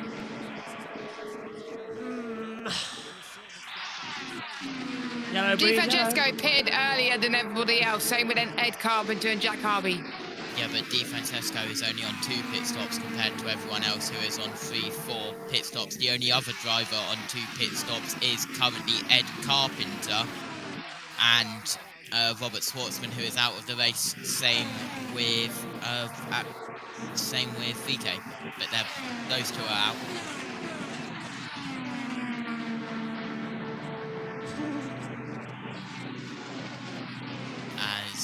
Lap 118 of the 109th running of the Indianapolis 500. It's Di Francesco, Daly, Malukas, Plo, Ferrucci, your top 5. 3:29 over there in Indianapolis right now, and the overcast conditions. It's one of our darker 500s. I don't know whether I prefer this or the actual blue skies. It's the heat in here, and I'm feeling a bit dizzy. It's not. I remember in one of the Indy 500s, we had a massive heat wave in the UK. I did, I remember that one. I was feeling hot like crazy, but now I'm feeling cold. So, right now, still in a slipstream battle. Me and Megan are feeling a bit faint, so we're going to open up the commentary box door to get some oxygen in. Muggy still in the air. Have you drunk water? Yeah, we got drinks. Okay, good. Still a battle going on. Oh, hello! Devlin Di Francesco, the race leader, is in. Connor Daly. Listen to the cheers of Indianapolis as their local boy leads a lap here at the Brickyard. Woo. Listen!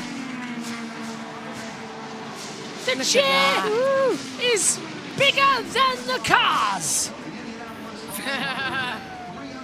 The local boy leads. But for how much longer? There's Malukas. Into 3. Our local boy. Alex Plo's in 3rd. Their local boy versus our local boy. Who's going to come out on top in the fight? Yeah, Malukas is still American. They should really cheer for him, but, he did live here. Yeah. I mean, that's enough, right? We have an advantage over him. Devlin's left the pit lane now, so he's a lap down on the lap traffic right now. That's how long a pit stop is here at Indy. We're lapping at 41.039 at the moment. 41.039. Give me a pen. Malukas is closing. Malukas is closing. Malukas is going for it. He's going for it. Yeah. Oh, he's backed off. Lifting the energy coming through in turn 3. Still. Ed Carpenter's coming down pit road this time by. The other local hero coming down now as well. How many local heroes do you have?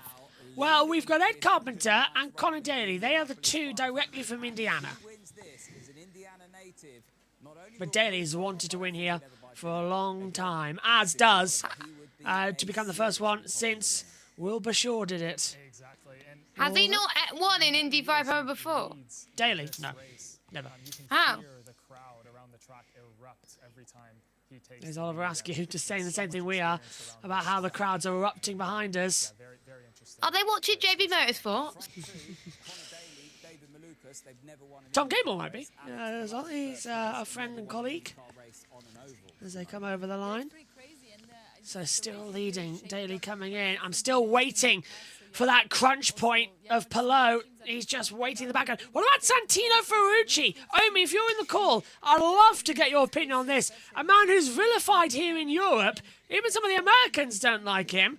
But Santino Ferrucci goes well here. Might be in a chance to win the race. I don't think he's got a microphone on him. So we'll wait to get him. I think that's who Emily predicted as pick a winner. Could be. I think. Yeah, in grid. Omi is in bed and he can't be asked to get out of bed. Yeah. Fair enough. Over the line we come then, down the back. Omi, text me then. What do you reckon if Santino Ferrucci can win this race? I've just seen that fly up.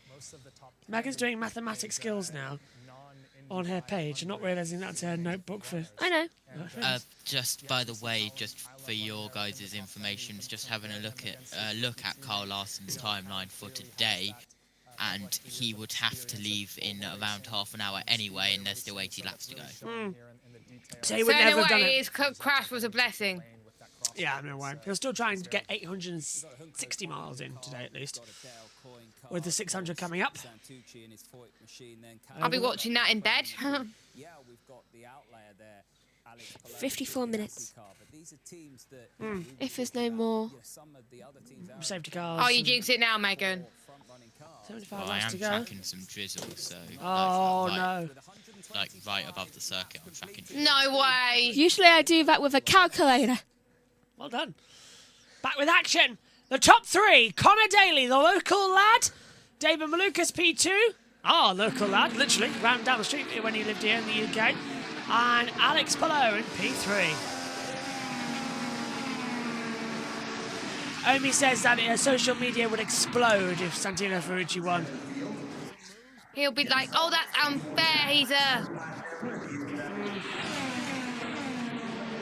On board with Newgarden. But to be fair, Ferrucci has caused no problems in the Indy 500 so far. 5 minutes later. Oh, God. That'll be the biggest commentator's curse ever. He does support a certain president. Really? Ah. Big time.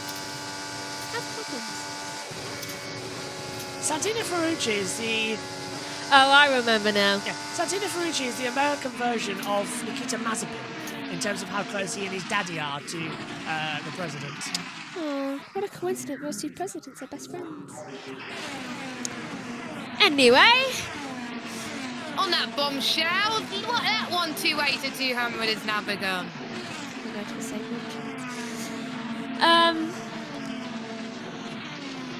Just waiting for the crunch point. Yeah, I need someone to crash, but I also don't need them to crash because I'm not feeling well now. Where's the yellow? We need something. Just someone spinning and then immediately going back again. But we don't want to lose track position. Yeah, up here. Yeah, so they don't want to do another pit stop. They don't want to lose track position, so that's why everyone's fuel saving right now. Wait, Jack I got Harvey's the just soundboard. No. Jack Harvey's just gone into pit lane for I think the 6th time. Palou's coming through. 6th still. Daly on. Oh, JB Little. 4 minutes, and then that was the radio communication. So, Hinch and Townsend, how important are those numbers for a driver at this point in the race? Yeah, very important. You know, again, at this point, you're past halfway. These strategists, they're working from lap 200 backwards. They're trying to minimize the number of stops. That's the number that he needs to hit. But he also said, we don't want to lose track of the guys in front. So it's get this number if you can, but if you got to burn a little bit more to maintain the track position, that's what you got to do. Giorgio, we're Georgia Henneberry. Joseph Newgarden asking for a little more trim in the car. But before this race even started, Luke Mason, strategist now, told me that this car is set up for the last 10 laps. They were thinking all the way ahead. They knew what Newgarden had to do and that they had a good car. He's worked his way all the way up to 6, and right now just wanting a little more trim in the car. This is mesmerizing. Cheers, Georgia, down there in pit lane. You know why there's no signal? Why? It's rained since. Yeah, rain. Electrical. We've gaffer taped the lead, by the way. Oh yeah, I saw. I tripped on that earlier now. I keep tripping on it. I never used to trip on it, now I trip on it. That's probably why it's breaking.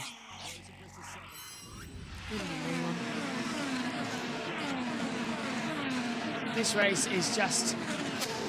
It's something else, isn't it, this one? Yeah. The ultimate quest of speed.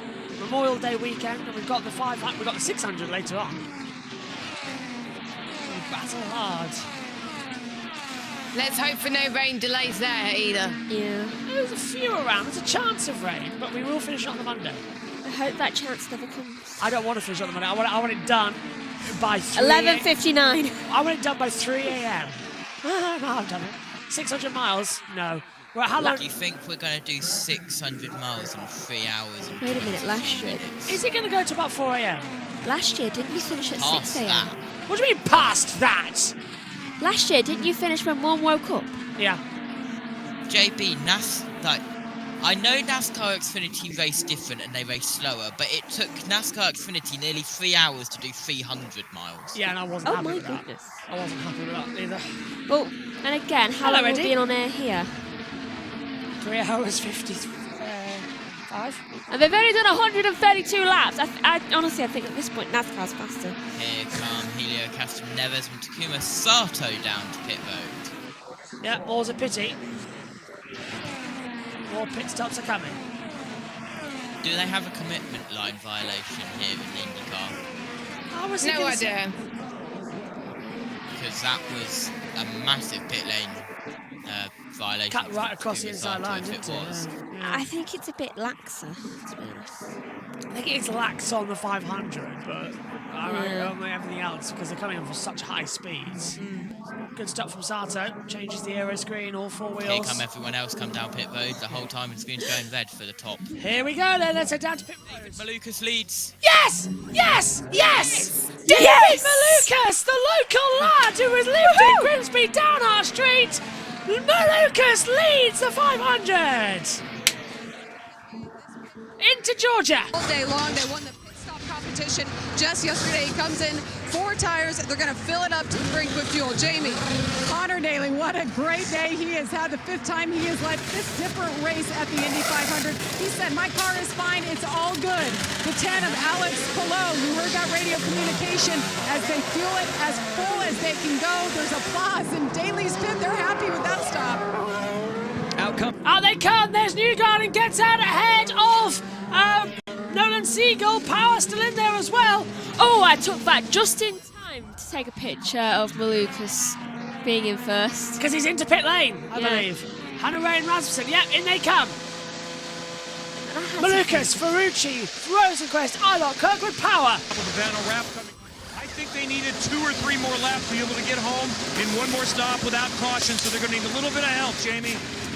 David Malukas in his box as the team goes to work. Hasn't said a whole lot about the handling, but he has been running up there in the top 10 all day long for AJ Foyt Racing. I tell you what, we've been talking all week about the Penske stops and how fast they've been. AJ Foyt with their technical partnership with Penske, those stops were slick as anything. Yeah, that's our boy.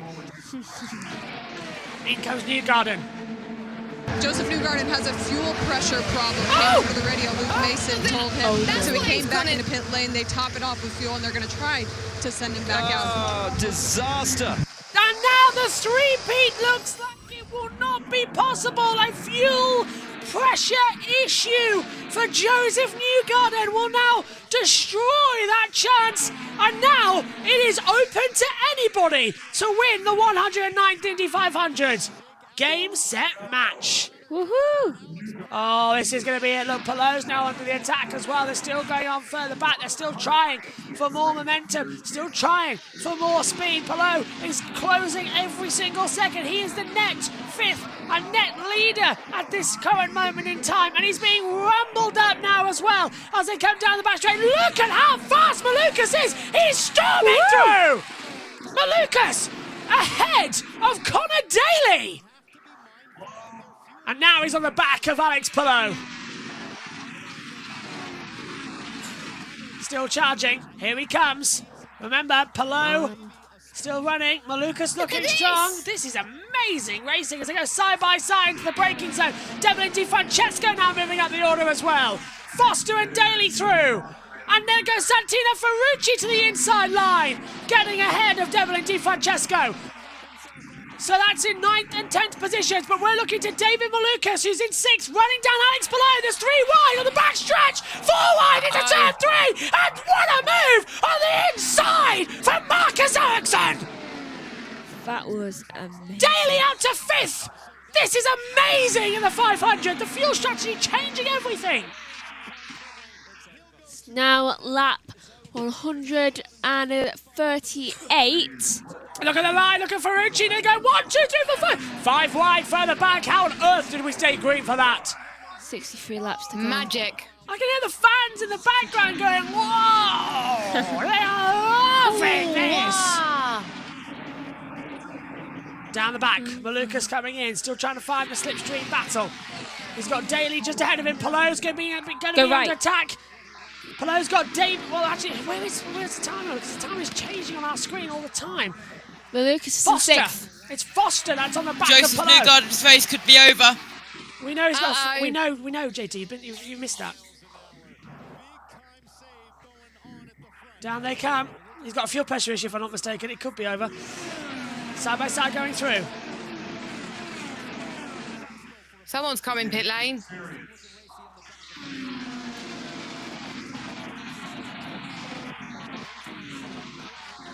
Lungard, it was Lungard, Jess. Lungard's down pit road. Cool. Move being made. 3 of them. 3 further back as well, coming through. 1 will fail. Don't say that, Megan. I mean, it did. It's the Prema of Callum Ilott trying to get ahead of Felix Rosenquist and Devlin Francesco. Ryan Hunter Ray pits. Hunter Ray, the race leader, is in. And that's going to put Rasmussen up. JT, this is going to get close now. JT's concentrating. He's working something out. Here we come again. Oh, there goes my back again. And that's who's coming out. That's one of the McLarens. It's Lungard. Oh my goodness. Lungard coming out the pit lane. Yes. Oh, right in the path. And that's in front of Harvey. And look at this. A bit of contact there, actually. Look at the inside line. Foster makes the move on the inside line. Malukas having a go at Daly. And that is Foster unlapping himself. That's why I can't find himself on the timing monitor. Lungard's been pushed right to the back. So he's changed over. Ericsson pits as well. Dixon was just left it. Over the line now. Malukas is going for it. This is with Daly, the 7th. So Daly's the net race leader of this race, remember. Let's not forget that. As he tries to come through. This race is changing all the time. Oh dear. Kevin Lee. Stop. He'll have to do one more, but if it were to stay green the rest of the time, those that came in 132 through 134 may not make it. Marcus Ericsson is one of 3 that has no fuel saved to get the rest of the way home. Pato O'Ward puts the move on Callum Ilott. These guys. O'Ward's starting to make the move up now. He's in 10th position as they come through. That was kind of a stupid thing for Ericsson and the others to do, not save enough fuel. Why? Fuel is one thing. Power is another in the Indy 500. Just cautiously changing every single second, trying to adjust. Ericsson's back up to 5th place as the field again redoes. Rasmussen in as well. This is a wonderful race. Through. Up into P7. Gets ahead of Marcus Ericsson. Devlin Francesco battling with Callum Ilott. Over the line we come once more. This is your new race order. Rasmussen, Hunter Ray, Daly, Malukas, Palou, your top 5. We're coming up to 50 to go, and that's when things start to get tasty at this circuit. As out of the pit lane, there goes Christian Rasmussen in the 21. So this is really, Megan, the crunch point that we're about to witness. They're going to wait to go bang. Yeah, they are. And it's... Oh, they go 3-wide in the mid-pack. Two moves being made. McLaren's going a bit side by side with each other. Was also joining there as well. Oh, big change. I think someone's coming to the pit lane. Yeah. No. Yeah, it's Rasmussen. He's leaving the pit lane. Showing where he's gone. Someone's dived down again. Swooping round. My head's still foggy. It'll be fine in the end. Just a bit of deep breaths, and that's what it's all about, this amazing race. It makes your head go foggy. I think it's the screens. I think that, yeah, there's Ryan Hunter-Reay closing in. Do we turn the brightness down? You need blue light glasses. Jess, I think, has had some on in the broadcast before. Yes, I had. Do they work? They do, but I can't. Mine are all dirty. I can't clear them off. So I might need to get some new ones. You should at least have a look at getting some blue light. That might hurt your eyes a bit because blue light hurts you a lot. It does. I'll buy you. You notice a big difference. Louis Foster's unlapped himself, by the way. I'll buy you some, Megs. I was going to get a discount code sorted as well. I'll try and see if I can get that sorted, and you can get money off it. Oh, hey, thank you, Jess. How much are they? Not that bad. Over they come then. Tell you what, at least my hearing's really good. I heard that. Was it a bird? Yeah. Was it a plane? No, it's Megan. I'm off to ruin people's races. Pallot's been passed by Pallot's passed Ferrucci. Lungard's dropping back as well. Is it a bird? Is it a plane? No, it's Colton Herter at the Indianapolis 500. Rolled over for a second time in his career here at the Brickyard on Fast Friday a week ago. Where is he now? Yeah, we haven't talked about him much, have we? I'll look for him. He is in 22nd. I just realised I'm dressed like an Andretti. Yeah, you are. Also, Scotty Matt was wearing similar livery with his Pennzoil. He's out. Oh, is it because Mega's wearing yellow? Is that why? I'm also a big Scott McLaughlin, so that could explain why he's out. Yellow Submarine, of course, also in the NASCAR race. They've done a Yellow Submarine double with Logano and McLaughlin. Logano will try his best with Penske here today, but the Penske there have had a lot of interest. Blue flags out from the main flag stand as well with Aaron Likens, who will be waving the checkers. Di Francesco's entered the pits.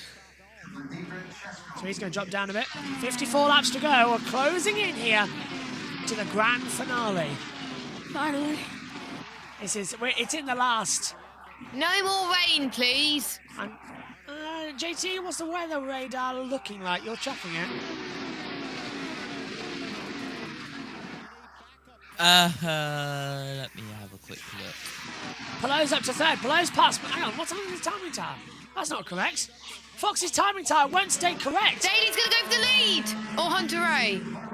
Lap traffic, just. That's Foster who's lap down. Oh, for goodness sake. I know the timing tower is glitching me out for a second. So Hunter-Reay leads. I had hope. Daly seconds. And there comes out the pit lane Devlin Di Francesco. Malukas now back to... No, Malukas... Yeah, he's ahead of Alex Palou again. Timing tower's going crazy out here. I'm very confused here.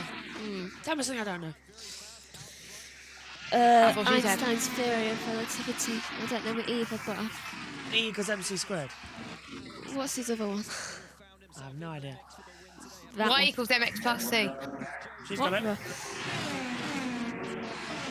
Or Malukas equals going in towards turn 1. Because guess what, guys? There's a motor race.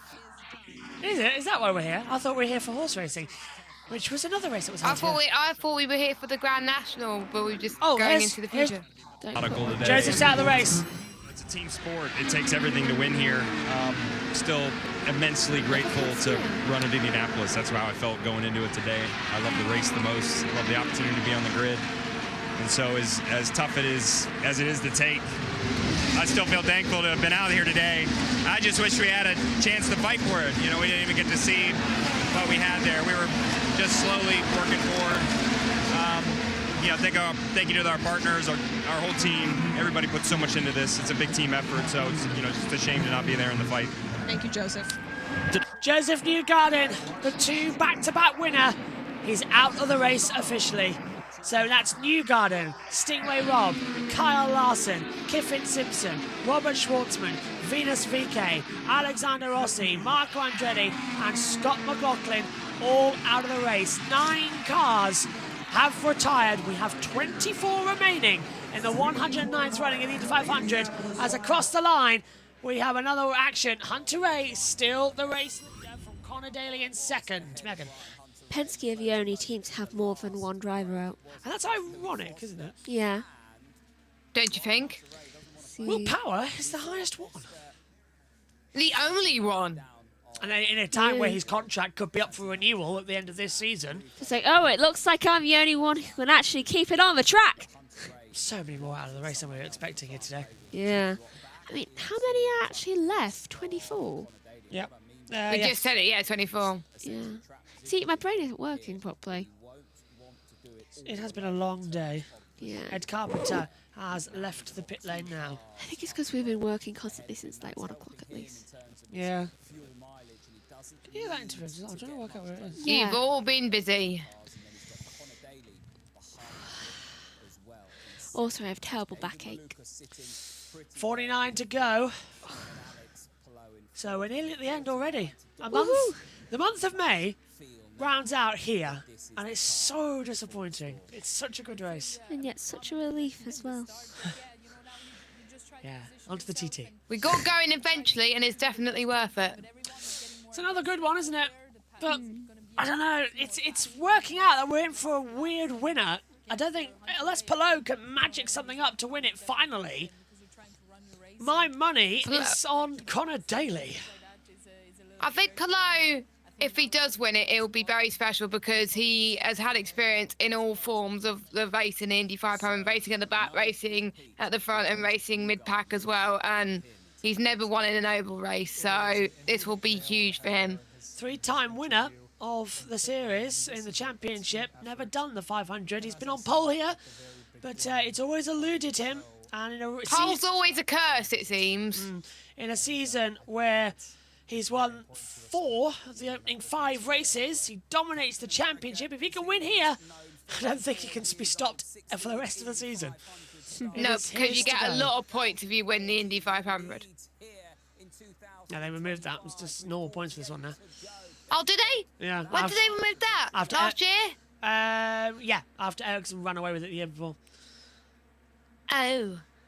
Makes sense. So it's normal points then for a win. It's raining. I'm going to wish. I didn't agree with it. I liked it being a double points. Or at least make it like 75% of double points. Like add an extra 15 on it as well, because that's what you get for battling here. So Hunter Ray leads. Ryan Hunter Ray, let's not forget, has also won this race before. Georgia. Be up front. He hasn't driven that car except for a few laps after a fire on carb day. They went to a backup. 16 crew members had stayed until 1 a.m. and 5 stayed overnight to get that car together. 5 to 6 more hours to wrap it on top of that. So I talked to Ryan Hunter Ray a little bit earlier, and he said, I just don't have laps in this car. There are so many unknowns. So far, they've only made adjustments to the front and rear wing. He's happy with it. He's leading this race right now, so a huge feat for this team. Kevin. Georgia, let's talk about the 2 strategies from those up front. Ryan Hunter Ray needs 1 more stop. He's good on fuel. The next bunch behind really needs a caution. So then we go to Marcus Ericsson, who pitted a lap later than Hunter Ray, and Christian Rasmussen. Hunter Ray, Ericsson, and Rasmussen are the 3 I think can get home with no problem, and they may be in position to fight it out if we stay green. Incredible. Great racing. Great racing. Actually, you wouldn't stop. As they come through once more. Daly's closing in, actually. Maluka's dropping back ever so slightly. This race, this amazing race. Hello, by the way, to Verukta. I love seeing you here. What a race, Jackie. It's going to be a thriller. Love how with the Rockstar. My pick is the same as last 2 years. AJ Foreign and Santina Ferrucci. Ferrucci's looking strong. By the way, lovely to see you. Every year you join in, it always reminds us we're doing this for the right reasons. So lovely to see you again. And I hope we don't see you until... I hope we see you in the time before next May. Come and join in for a random race. That would be good for Verukta to join. So Honda Ray leading by 4.5 tenths, but around here that is absolutely nothing. One wrong move and you're bang straight off and losing time, and this is going to be fun. So apparently it's 9 o'clock now.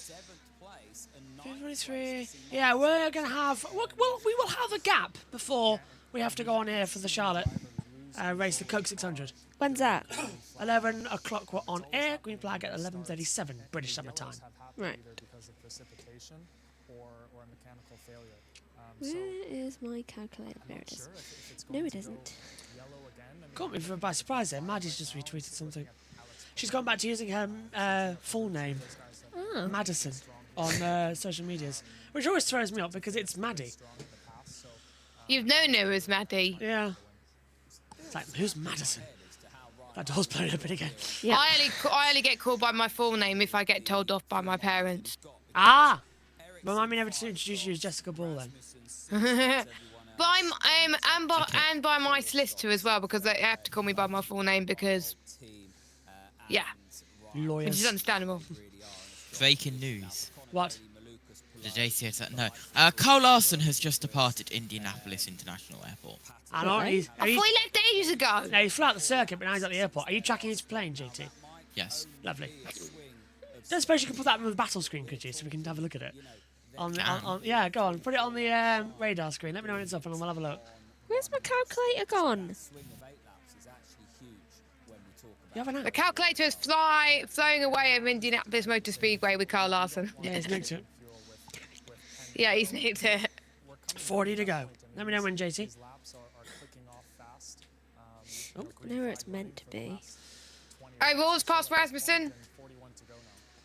It's getting up. I reckon they're going to try and make it on this full stop. 4-stop can do it, but the way we've had it today, no real need for a red, but late wrecks here at Indy are a thing, and red flags do come. Do not think we're out of the woods yet, people. We have only just started through the looking glass. Right, what was the last time? 41.076. 40 to go. So I'm going to do 39 because by the time I finish this calculation, it's a good one. Yeah. 26.65 minutes left to go. Yeah, like that. It's going to happen. We'll have a red flag. There's always a red flag towards the end of the race. INDYCAR always happen. INDYCAR actually said, the race director said, we will do our best to ensure that these fans see a green flag finish. So we will go red if we need to, just like we've seen in the past 4 years. It's about 23 especially. Yeah, Ericsson just held on, didn't he? Hollywood's left the pit lane. Look at Malukas, all over the back of Daly. This is for P2 as they come into 3.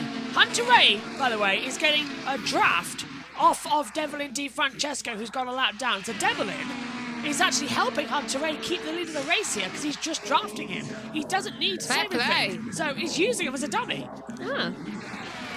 Up the pagoda we go. That's a lovely sight from Fox as they fly into turn 1. The camera angles are looking good, aren't they? New drone cams this year. Okay. At this point... Thank you very much, Richard. Go on. At this point would be when Carl Larson would have had to leave Indianapolis if he had no crash. So he would have had to leave for 38 laps to go. That's so good. Colin Daly. But nothing about gas, it's all about... All right, I missed that. The radio graphic came up a bit late. Has Jack Harvey come back down pit road? Because he was in and out and in again. Oh, I think Harvey's got an issue. No! Hollywood's back down pit road. Oh, no. Well, there we go. Hope it was just something like a speeding violation, but yeah, he's coming down pit road. Or a drive-through. Have we got anything, JT, from the stewards on that? Just checking. Here we go. Checking. Malukas goes to the inside line. I wouldn't get too excited about that because I think Daly let him go. how quickly... Danny knows what he's doing. He's let him back off, and Pallou's coming in now for a battle. Malukas has chosen this moment to push. Palou is going to do the same. It's push to the inside line. Down into turn 1. Palou up now to 3rd place. Right, show us what you've got, 500. This is your go time. It was only 36 laps to go. That's how quick this race rumbles. What was the last lap time? 41.212 from Hunter Ray. 40.979 from Malukas now in 2nd. Ferrucci pushing up now for 4th. Round the outside, Daly losing time massively. Once you get overtaken here in Indy, it's like falling down a plug hole. Nothing you can do can stop the natural drainage. Just sink lower. Isn't it time that Ferrucci pits? Ferrucci's doing really well. They're all good to the end. Rosenquist's going to have Daly now as well. It's lift and coast time. Run, Rosen. Save your fuel time. This is going to be tight. Rosenquist now takes P5. Harvey's left the pit lane, so whatever that problem is, it's going to be interesting to see. So it was speeding. Yeah, it was. I thought it was a violation. Cheers, JT. Thank goodness it wasn't mechanical. On your screen in 5 seconds should be, hold on. And Daly's been passed again. Daly's sinking. Is Daly trying to come down pit road? Daly is trying to come down pit road, but he's been blocked. And that was by Christian Rasmussen, who's now dropped down a couple of places. Cashneva's in 2. JT, what have you got for us? Those are the chaps going from Indianapolis to Concord. Wonderful. North Carolina. So the planes are on their way. Cheers, JT. Oh, different type of Says this guy's, I'm sorry, I just couldn't hang on. He wants those fresh Firestones. They go on as he pits under green. He's down and away. Cheers, Jamie. So that is Daly now goes a lap down. Hunter A leads, Malukas in 2nd, Palou 3rd, Ferrucci's 4th, Rosenquist 5th, and now the 500 is starting to tingle. It's getting closer and closer to the end. Hunter A has won here before in 2014. Malukas never won here. Palou never won here. Ferrucci never won here. Rosenquist never won here. Crazy. Hunter A can become a 2-time winner. Everyone else is first-time winners. I would like a first-time winner. Hello, Ferrucci. You were right, Megan. Down pit road. Into the pit, she said it was about time he was pitting. Yeah, he ain't gone in a while. Spot on, Megan. Let's go down pit road. No, Ferrucci reacting to the championship leader who comes in, and this is the earliest they could possibly stop. 32 laps to go. Good job from David Malukas to get the mileage. That is a huge additional lap, Kevin. So we'll see Santino Ferrucci first, and he got enough on that last stint. I think he can make it home with some fuel save to Jamie. Alex Palou in the 10, he's done everything in his career but win at Indianapolis or win on any oval. A 4-tire stop there, no changes. Clean stop from Palou. Yeah, clean off pit road. That's what they needed to witness here. It always makes me nervous how close they get to the other teams. And Malukas is in first. Malukas! Yes! Hunter Ray, what's happened? Where's he gone? Is he down in the pit lane? He just gone pit. Well, hang on, what's happened here? How come Ericsson now 2nd? Hunter Ray's in the pit lane. Yeah, Hunter Ray and Rosenquist box. There they go. Timing screen hasn't updated as to us, though. What's this? He stalled! Hybrids, Georgia! Oh, that is devastating. Ryan Hunter Ray has stalled the engine! It won't go! He boxes! Georgia! Through the pit stop, 4 tires of fuel. He went to take off and stalled it. So right now, just sitting on pit lane, the car is not on. They're trying to figure out what's going on. Jamie. Malukas in! Malukas in the 4th. Don't stall They it. have been on fire today. A great day for this team. AJ Foyt Racing as he gets the countdown into his box. It'll be 4 tires here and enough fuel to go 30 more laps in this race. Absolutely huge. David Malukas. Malukas might just win this race. And it's a good stop, and he's not stalled it. But they saved it. Yeah. Malukas gets out, and that'll be ahead of everybody. Malukas is your net race leader, ladies and gentlemen. Oh my goodness. Oh my God! Jess! Oh, I can't hear you. Is you muted, Jess? This will be good because he had an injury last year, remember? Yeah, he did. There's Palou! He's out ahead of Palou! He's out ahead of Palou! Yes, you beauty! David Malukas is your net race leader, and Palou is hunting him down! This is an ideal net top 2. Oh my god. You are witnessing history! And here comes Palou! Down over the yard of brakes. Malukas' tyres need to get up to temperature, but he is defending against Palou. It's going to help his tyres get up to temperature through that. This is getting quick. David Malukas in the net lead of the race with Palou just behind him, and Palou's going for it. If you're not watching, watch now. If they see scent, let Palou through and then get him close to the edge. You do not want to be leading on lap 191. No, that is the danger lap, isn't it? You don't want to lead. That is the lap that is 9 times out of 10. If you lead that lap, you don't win the race. But then there's that 1 time out of 10 where you do. Is that what we're witnessing today? Possibly. But Malukas he's up to temperature now. Malukas is the net lead. Lundgaard in. That's up to 3rd. Ed Carpenter, watch out for him. Fastest he's been all day. That's your reward, fastest up the race. I don't know what that timing screen thinks it's doing. Make up your mind. It's just changed. 10 pit stops for Colton Herta, Megan. Oh my goodness. What is it with people with a last name beginning with H? Ryan Hunter-Reay's back in the pit or having a H in their name. Louis Foster's into the pits. Tension rising. They're getting ready to kick. Devlin DiFrancesco with Fitz. Rosenquist. Palou's back up. Now, which milk has Malukas chosen? Whole. All right. Side by side for the back. That's Pato getting through on Rosenquist. Lundgaard to 5th as well behind this battle. Good stop he did. Sounded like Yoda, right? I thought that! Took me out of it for a second. That just sounds like Yoda. I was like, am I a clone? Good stop he did. Oh, and the grass! And through goes Pato! Count him out at your terror! Oh my. He's still got a chance to win this race. He's right on the back of Palou. Palou is on the back. This is going to be 3 wide. He's net 3. This is good. This is bold, brave, and beautiful here. And he's going for it. The race is going. He's coming alive. 26 to go. JB? Yeah, go for it. Marcus Ericsson and Christian Rasmussen pit, which makes David Malukas lead the Indianapolis 500 once again. Now the race. Now it's on, but for how much longer? Here comes Palou, darts down to the inside of turn 3 and takes the lead of the race. Of course, he's not going to want to lead that race on lap 101. I mean, 191. Yeah, that's a 1. It's lap 178 at the moment. But look at Malukas, he doesn't want to lead anyway. He knows what he needs to do, just keep him behind Palou. Down to turn 1, he comes up high. And there is Ericsson. That's Ericsson. Ericsson's going to get out ahead of this little battle as well, but he's not got tyre temperatures.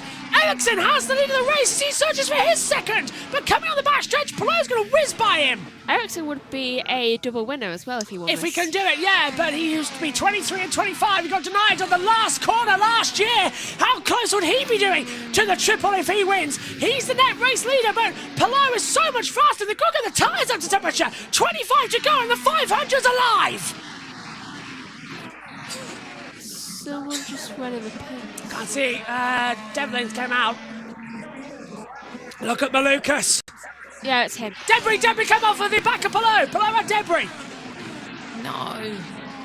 Just a small bit coming through. I wonder where that came from. This is being electric. Rosenquist is in this as well. Pretty much the top 6 are winning this. Still closing. Still racing. Battle brewing. Kirkwood past Daly. On the straight we go. We've got lap traffic involved in this battle as well. Herta's just out fast enough. So is Dixon. They've been improving out here as well. Malukas all over the back. Ericsson leads. Palou 2nd. Malukas said, I wish Fox's timing tower would fix itself. It is really embarrassing as it keeps changing up and down. Our timing tower is correct. Will it fix itself for Coca-Cola 600? Different broadcaster. All right. I'm closing that door, it's too cold. Prime have got it from now on, Jess, so all good. Oh, Amazon? Yeah. And plus, it's complete different graphics, complete different timing providers, complete different everything. Excellent. Blue flag out. That's Devlin Francesco's been told to stay out. There's Ericsson. Pallou's coming into this. Still trying. Hunter Ray's back in the pit lane. His day's going from bad to worse as they come through. Seagull's up to 12th, by the way. Yeah, that's not bad for the McLaren driver. Many people doubting what he had to do today. Look at the top 3 now. He just did well to qualify for this race. He didn't even get to the last race shootout. He qualified outright. That 179 of 200. We're closing in on that little nugget of 191. This is the big one, isn't it? Yeah. Everybody loves this one. Lap traffic. Everyone loves the last few laps of the Indy 500. Wish the lap traffic cars would get out of the way, though. It's getting harder and harder for Ericsson to break away like he wants to do. Ed Carpenter into the pit lane, same as Ryan Hunter-Reay again. That's impossible. What? Hunter-Reay's in the pit box, yeah. He's been in there for ages. Why is that? I think he stalled it, Megan. But he keeps coming in and out on the track guide as well. Yeah. Why is it still showing? That mean he's out of the race? I think he is. I think you're right. I think he is. What? That confuses me because it doesn't show him coming out of a pit box. Just keeps flashing that he's in and out. Yeah. Yeah. I think There's a award. Hunter-Reay has not moved an inch. I think I think we can officially call that Hunter-Reay's out of the race. There's smoke on the pit road. Probably for me. They ran the car out of fuel, and when it came to a stop, it wouldn't restart again. Oh, Ryan. Shame for Hunter-Reay. He was doing brilliantly today. Was he one of the ones which weren't doing the fuel? Ericsson's one of those as well, you know. Yeah, and he's still leading the race with 20 to go. He can't pit again. He's pitted. He's kept the tyres, kept the lead over. Marcus Ericsson, fuel is good to the end. Fab. Brilliant. He doesn't want to be in a situation he was a couple of years ago when he had to lift off and it nearly cost him in 23. He's got to get past the lap car, though. Ericsson is a 500 master, winning it in 2023. Was leading last year until Newgarden came through. No, that was 23. 24, he was in a dog car and just about qualified for the Indy 500. Sorry, Jess, you're right there. So was it 22? No. Yeah, 23, he missed out with one lap. It was Palou who went round. It was Pato Award who got overtaken by Newgarden on that last lap. Okay, so... Yeah. You're welcome. So Ericsson, number 210 Palou is not the leader. That graphic is incorrect as it comes across the line. Do you know how I know? We talked about it in Grid Network. And talking about Grid Network, they've just posted. Since 2020, the race has had a caution with less than 20 laps to go in 2020, 2022 and 2023. And we're in that period now. 18 to go. Oh boy. Oh. Do not ever underestimate the power of laps to go. We've moved on to now counting down. It's lap 184 of 200. We've now moved to the counter down with 17 remaining. So we've matched our colleagues at Fox. What a brilliant day. Ward's not second.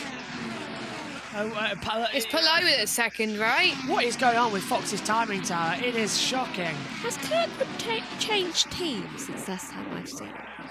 Yeah, because I used to see him in pink, now it's bluish. Yeah, he's changed teams. Yeah, I'm used to seeing him in pink. Yeah. Here's our time. I liked him in pink. Look at Fox's timing tower. It says that Award is 3 laps down. No, he's not. Isn't Kirkwood's same team different sponsors? Maybe. Because he's still with Andretti. He's still with Andretti, but he's... Either way, it's different colours. New special... It's a whole new livery for the entire year he's had. And winner, of course, of our race at Long Beach. The only other winner this year. We had 2 winners in only 5 races. 4... Yeah, Kirkwood's done very well in the championship as well. 4 out of the 5 were won by Palou, and Palou's now chasing down Ericsson for the race win here today. Not long until the famous line, Josh. It's about to get wild in the streets. Jackie Titty and race, and as well with Jess. Let's go. This race is amazing. Everybody's loving this one. We're loving this one. Action like you wouldn't believe. Over the line. Well, you know what it is. Well, here we go. 15 laps to go. Anything can happen. And it usually does. He's watching on right now as well. We'll dial him in after the race. He's watching in Monaco as well. I finally found some relief with my back where it's really, really bad today. We might jump up in a minute if we see an accident. Are we really going to go green to the end here? Surely not. That would be fantastic. It'd be one of the closest we've had in a while. Certainly one of our quicker 500s. 2 hours 48 minutes of under green flag conditions. Yeah. And to be fair, we've had a delay at the start, so it's quite surprising. Yeah. It's 2 hours. Oh, there we go. The inside has done it. Palou takes the lead of the race. On the inside line at turn 1, he leaves Ericsson in his dust. And late, brilliant move with the hybrid power. And on lap 187. Was that too little, too late? I don't know. I think it could be too early because look at Malukas. He's going to come to the party now as well. Malukas is going to go after Ericsson. It's not over. I wouldn't have gone for the move then. I would have waited until near the end of the race. I would have waited until at least 10 to go. It's getting close. After on lap 193. Yeah. I've got to stare myself for the ending here. Oh my. And let Josh have his moment. It's almost hyperventilating. It's how much the race takes it in with you. You've got some deep breaths. Breathe in the 500. Palou leads. Ericsson second. Let's take a look how he did it. It was very late, Jess, wasn't it? He wasn't going to go, and then he thought, no, I'm going to go on the inside. I think he had to at that point, otherwise he would have lost time to when Lucas behind. That's probably why he was under pressure. I wonder how Mackie Owens is feeling right now. Probably the same as me. Nervous, shaking. I think JT can hear him. I'm not too sure. I'd be nervous, wouldn't you? Yeah. Palou leads. I'll be nervous on the racetrack. If Palou wins this, there is no stopping him this year. Absolutely not. Yeah. The most unpredictable race could be won by the most predictable winner. To be fair, that would be well deserved, though. Look at Ericsson, he's still closing him in, though. This two battles in front for the lap traffic between Devlin DiFrancesco and Louis Foster is caping this battle up. We're riding aboard with Marcus Ericsson now. He's right behind Palou. Can Ericsson do it? 12 to go. In his lap 190.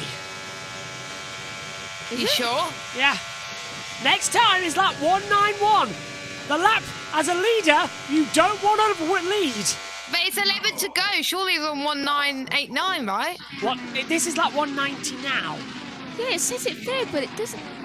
I don't know what's going on. I can confirm to you it's lap 190. 11 to go, including this lap. Pushes it on.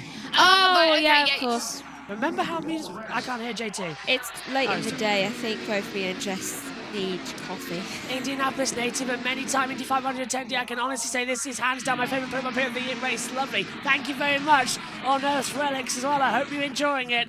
It is lap 191. This is the historic lap that you don't ever want to lead. 90% of the time, the man or driver who wins this lap does not win the race. Palou is leading. Is he going to defy the odds? Oh my God. It's a 9 in 10 chance and he's number 10. Yeah, 9 out of 10 chance and he is number 10. He can break those odds, but look at Malukas. He's now closing into the high line in turn 3. He's trying to have a go on Marcus Ericsson. It's not going to work out this time. Lap 191 is led, confirmed by Alex Palou. I hope Malukas at least gets past Ericsson. A second would be great. Nobody remembers who finishes second in the 500. It's first or nothing. Immortality is what they seek. And the doors are about to be kicked open. Should have told them Harvey pits again. Oh, Hollywood. People who have pitted 10 times, by the way. Scott Dixon, Colton Herter, and Louis Foster. Look at this. Ericsson staying behind. The lapped cars are helping Palou here. It's looking strong. Get the slipstream. This is going to be close. Over we go. Past the flowers. Who's going to get them over the line? 8 to go, lap 193. Count the lap we're on. My legs are beginning to shake standing in the commentary box. Are we going to... Oh, and Palou twitching! Coming out of one. He's getting the aero wash from the cars in front. It's okay, it's okay, it's okay. Even he's starting to doubt it. He's just like, did I really just leave that lap? Yeah, Malukas is waiting in wings as well. He's like, I didn't win this. Yeah, I didn't lead that lap. I have a chance. Is the most unpredictable race going to be won by the most predictable winner of the season? And he started 5th. Yeah. Maybe not starting pole was probably a good thing for Palou. Yeah, he didn't do it back. He did pole a couple of years ago, lost out on it. The lapped car, battling. I don't see Ericsson mounting a charge here. I don't. It's too far back. Palou, if he keeps his momentum, has got this. Palou's pushing.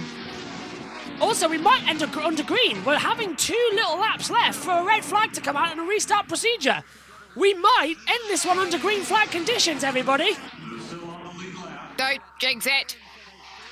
But it takes something remarkably stupid. The field have been rather calm today. I've done it. You said the C word. Yeah. It's been quiet the last 50 laps. Why? Over the line we come. JD? Lap 195. 6 to go. You count the lap we're on. Palou still leading. He's starting to just lift off a bit. Palou has no hybrid left, and he's not even regenerating it. Do you know who is? Marcus Ericsson. He is regenerating the hybrid. Oh, there's a little bit of flickers of hybrid left. That's Armstrong leaving the pit lane. Palou. Palou's regenerated the hybrid to 90%. He's using it through the corners, so he doesn't lose time. Good idea. Very good. That's a smart idea, smart play from a man who knows how this hybrid system works. Over the line we go again. 5 laps to go at the Indianapolis 500. The blue flags fly. Palou is just holding in behind the lap traffic. Marcus Ericsson can once again smell a second victory, and David Malukas is holding back in 3rd. Who knew he would be in the hunt today? But the man who's dominated the championship this season is clinging to his first ever oval win, and it will come in the biggest yard of all. But Marcus Ericsson has closed him in once more as we round turn 3 and 4, and with coming down to the last few laps, Ericsson looks feisty. Right. I really want Malukas to at least get a second. I mean, I know they're not remembered for that, but at least it's great. 4 to go. Palou is hunting I think down. Malukas will be the only person that will be happy with second. I think you're right. Yeah, he will love that after points of the championship. AJ Foyt's still there. It'd be an amazing result. But, do you know, I foresee Palou and Ericsson coming together and Malukas winning. Palou's trying to unlap the traffic. Are you madman? Just stay behind. Why try that? Because Ericsson's right behind him. Palou trying that has put Marcus right alongside. 3 laps to go at the Brickyard, equivalent of 60 seconds. Can you hold on for 1 more minute? Malukas coming in for the battle as well. They're all trying to find it. Oh, I can't. I'm shaking. This is such a good race. Look at how close Ericsson's getting down the backstretch. Can he get anything? He's deploying his hybrid. Palou's saving it. Malukas seems to be content. Ericsson's going to go for it. Ericsson's going to wait until the last lap, I think. Final thoughts on the team? Palou. Jess. Ericsson. JT. Palou. I'm going with Malukas. Let's see how wrong we all are. 2 laps to go. You watch how Morgan. This is close. Leave Josh to it for the last 2 laps, Josh. This is going to be the history for the immortality coming through. Palou's holding him down. The 2 lap traffic cars have been status quo for the past 30 laps, but Ericsson is closing him in. They're still trying to do battle. They're still trying to do it. Remember, same rules. Whatever happens, after the white flag, the next one will end it. 500 miles! The white flag is in the air! It is the last lap of the 109th running of the Indianapolis 500. The man who has won 4 of the opening 5 races of this season, who has dominated this championship, has never won on an oval. He's never even been in this position. He so wanted to win this race. He's now half a mile away, and he's slipstreaming to stop, coming through for Marcus Ericsson as they come out of the last 2 corners into turn 3. Alex Palou is going for immortality. Ericsson's closing him down. It's 1 more corner to go. There's a yellow flag at the back of the track. The caution's out. The caution is out.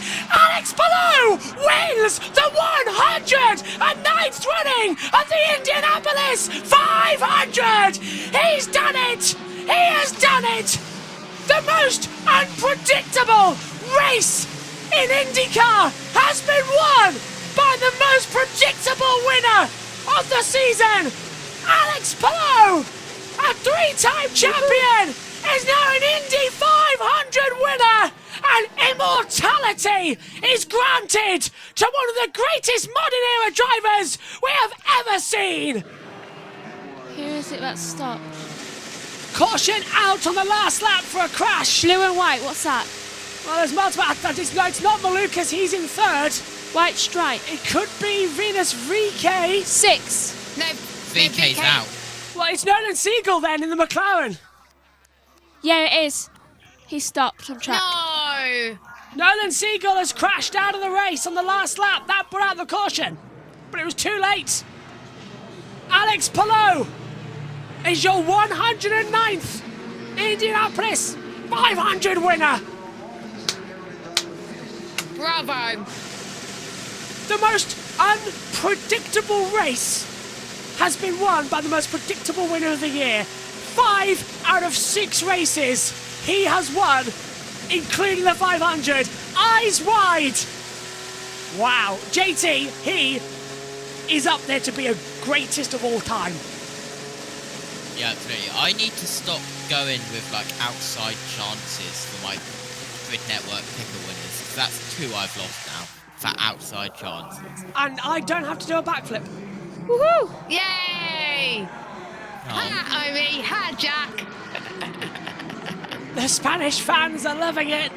I need a lie down. Megan. Yeah. I'll go get the milk. Wait, JB, you need to get the milk. What's Yes. What's that? What's that? Okay. That's a lot more milk than we have. Alex Palou stops on the yard of bricks. He throws his padding that supports his neck out. He will rise out from the cockpit of the 10 DHL car. He gets on top of the aero screen. He punches the air.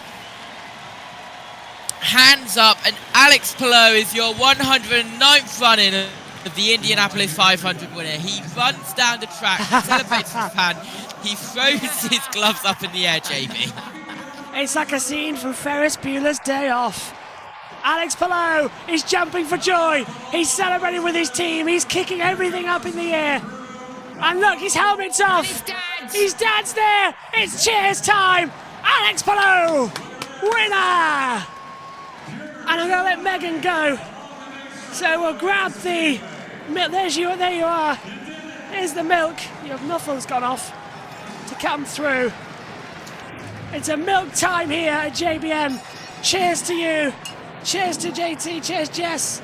Cheers, everybody. Cheers. Alex Palou wins, and it's time for the milk.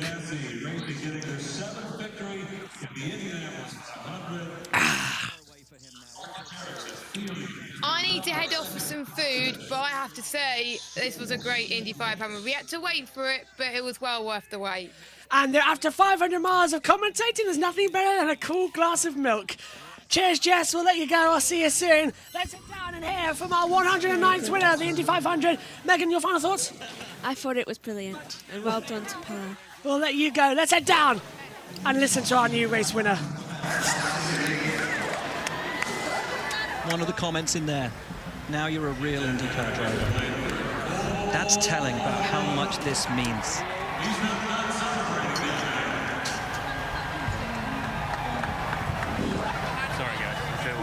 No. Hey,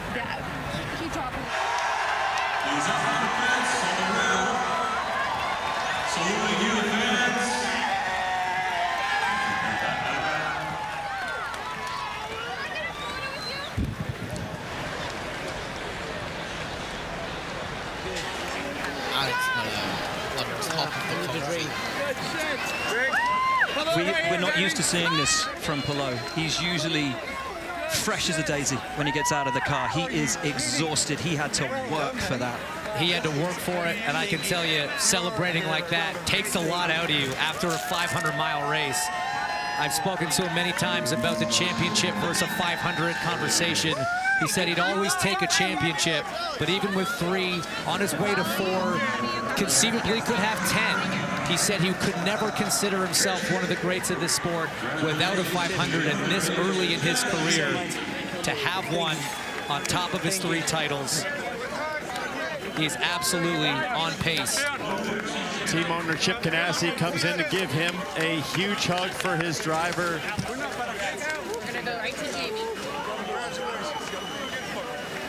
Kiffin Simpson in there celebrating with them all as well. Great to see the team spirit, the camaraderie. And, you know, Will, the day started with Alex Palou telling us without hesitation he was willing to do anything today to win.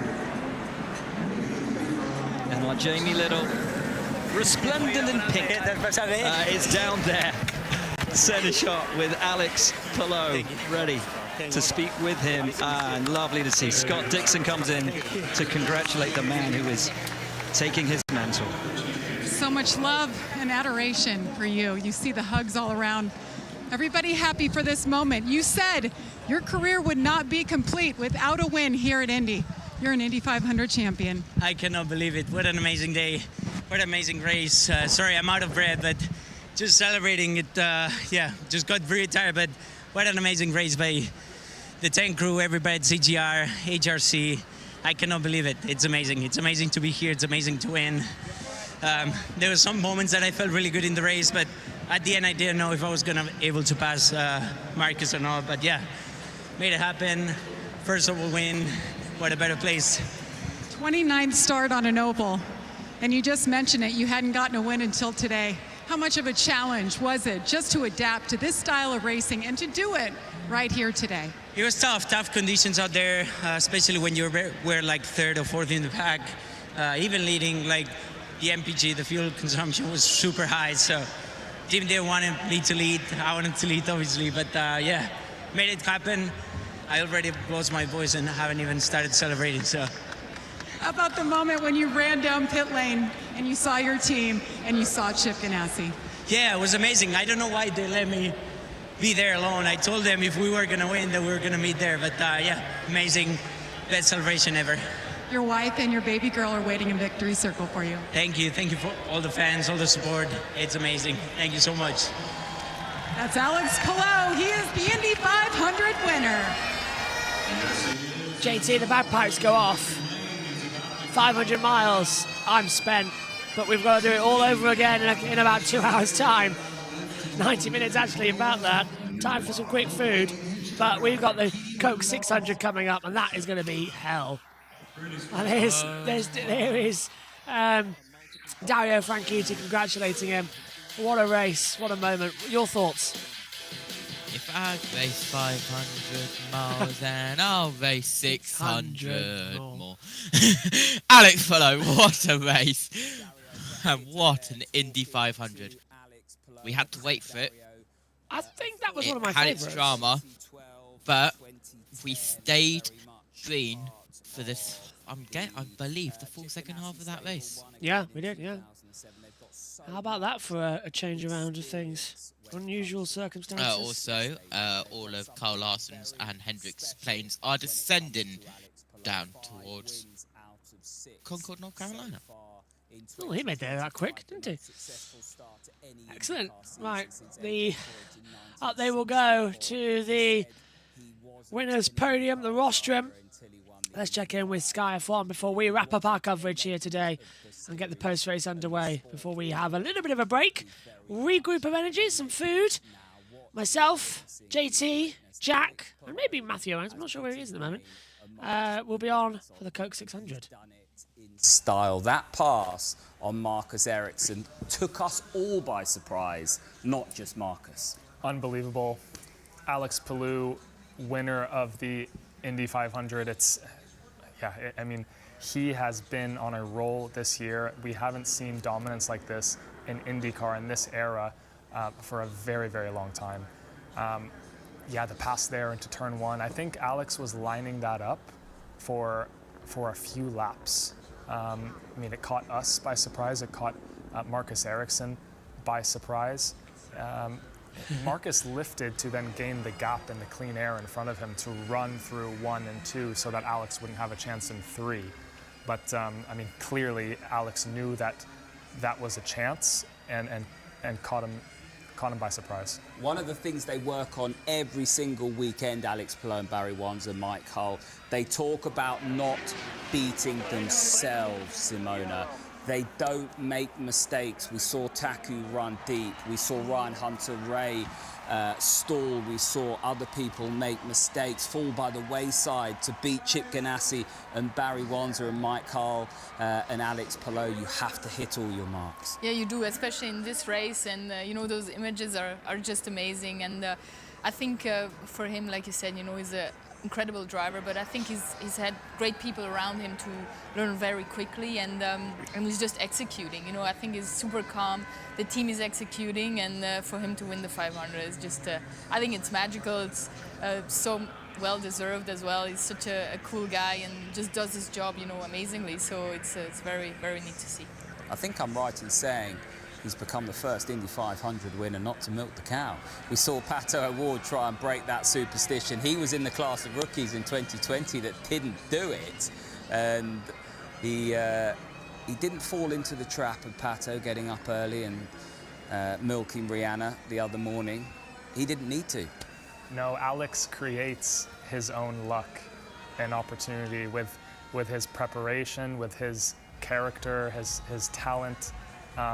And as soon as he joined this team, Chip Ganassi Racing, in 21, I mean, he immediately won the championship, immediately winning races. His first win at Barber Motorsports Park that year. He is just at another level, and we see this seldomly in sport in general.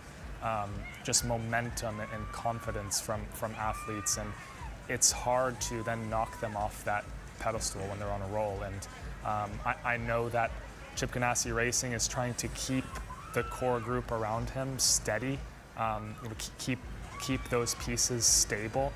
Don't move anything around, because right now it's just working for him. And you know, we see the pictures here. He's about to pour milk all over himself. I mean, this is tradition at the Indianapolis Motor Speedway. And the little word for Marcus Ericsson, a winner of course 2022, could have won it in 2023, could have won it. Say again? Hopefully he does what he's meant to, drink it, not pour it all over himself. I mean, we're back on cameras. I have literally remained. Megan's left the comms box, by the way. Jess has gone off for some well-earned food, and well, I've kept a bit of my milk to drink with him as well. As I've kept quite a lot of my milk too. You've gone for a proper glass of milk, haven't you? I went for the tiny one, the baby milk. This is the glass you have. This is the glass I have. Yes, your coffee. You're drinking a lot of coffee, aren't you? You're liking coffees now, aren't you? Yes, yes. There's the milk! Cheers to Alex Palou, a first-time winner, as he will now give a little milk to his family as well. Chip Ganassi wants some of it. Cheers to you! Here he is, drinking the milk. And he drops it on his front. Fox have missed us, by the way. He gives his wife a bit of the winner's milk. His baby girl. Chip Ganassi drinking it, the winner's milk as well. Passes around to the teams. And a cheers. He has won the race. There's really nothing better after 500 miles than to have some milk, is the JT. What a performance. And Fox missed that, by the way. So if you're watching the UK, I don't think you've watched it. They missed the milk moment. The one and only thing they had to do, JT, and they've missed it. Wow. And there's the ring. He's never going to take that ring off, is he? He's an Indy 500 winner. It's going to be a long week for him. This is fantastic. I've finished my milk now. Cheers, by the way. You can't not finish a race without it. What a race. What an atmosphere. a hand of a round of applause. Yeah, you are an Indy 500 winner, Alex. Jamie Little. She got the wreath, milk, and you got the ring. It's official. How does that sound? Absolutely. I mean, best milk I've ever tested. It tastes so good. I'm going to get a little bit more. But what an amazing feeling. The ring looks awesome. And it feels great to be here. Amazing. Thank you, everybody, all the fans. You guys have been amazing all year, but especially this month of May. So it's amazing. Put this season in perspective for us. We haven't seen a season start off like this since A.J. Foyt in 1979. What you guys are doing is incredible.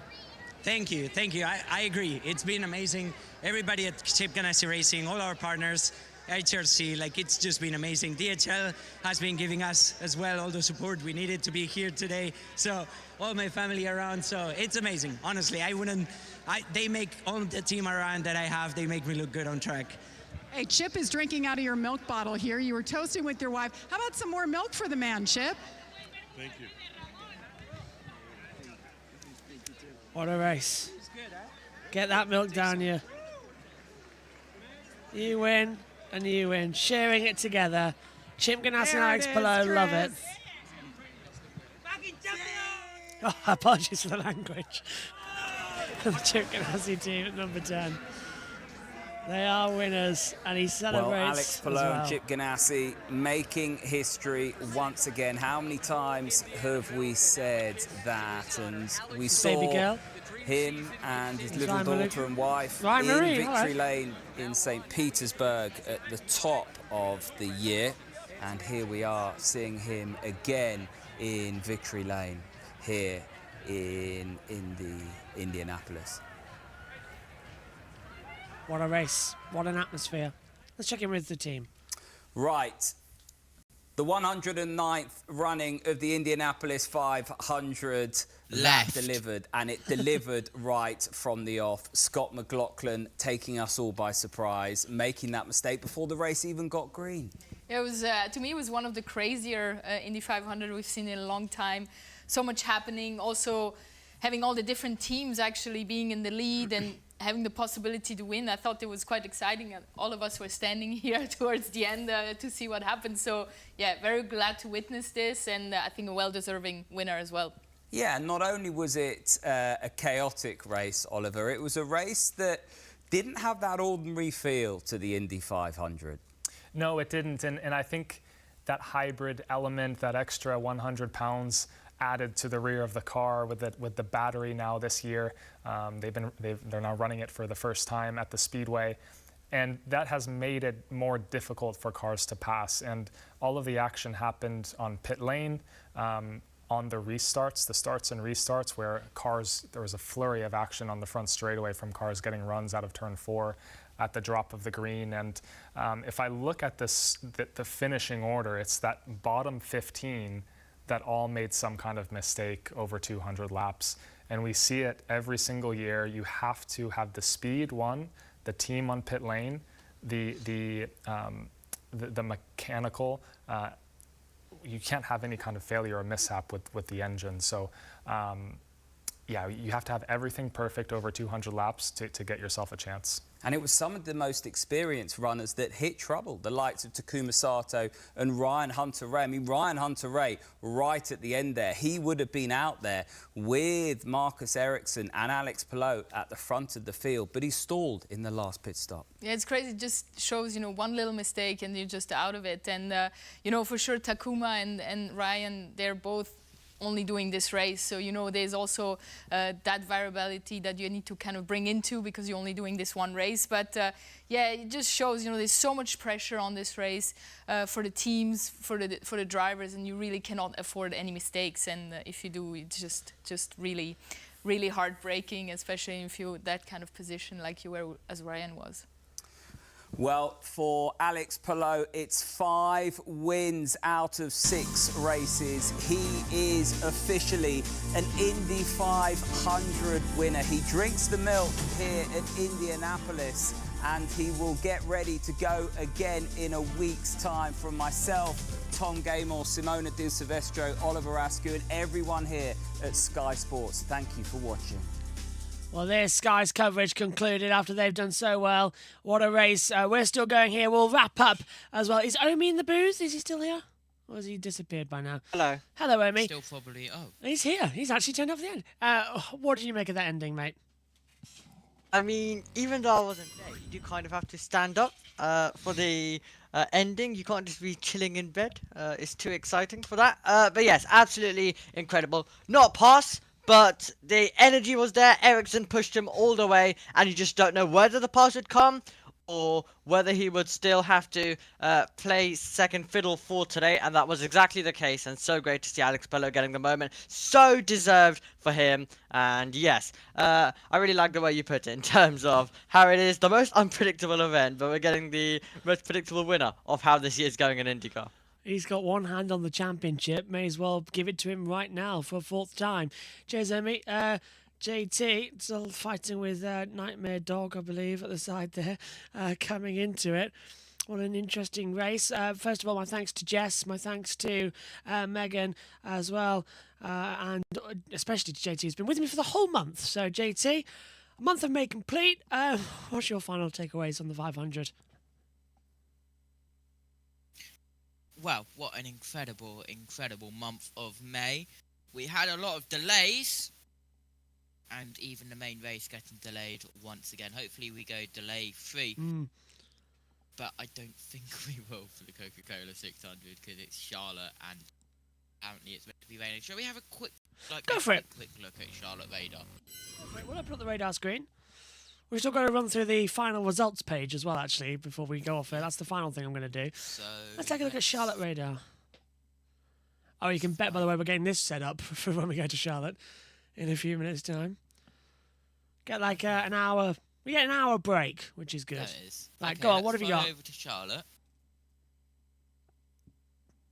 There's a rain cloud moving in the area. That was Indianapolis.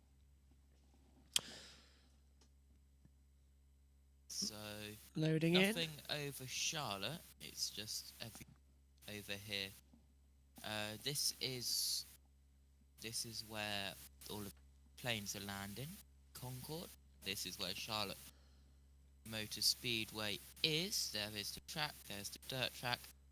And well, if we go onto this screen, you can see they are all starting to descend for the Concord Airport because, well, this is where the airport is. That is the short helicopter ride over. So closing in once more then. As oh, I've lost your image on that one. Well, should we go through the final results of this incredible race? Go on, then. Alex Pello wins the 109th running of the Indy 500.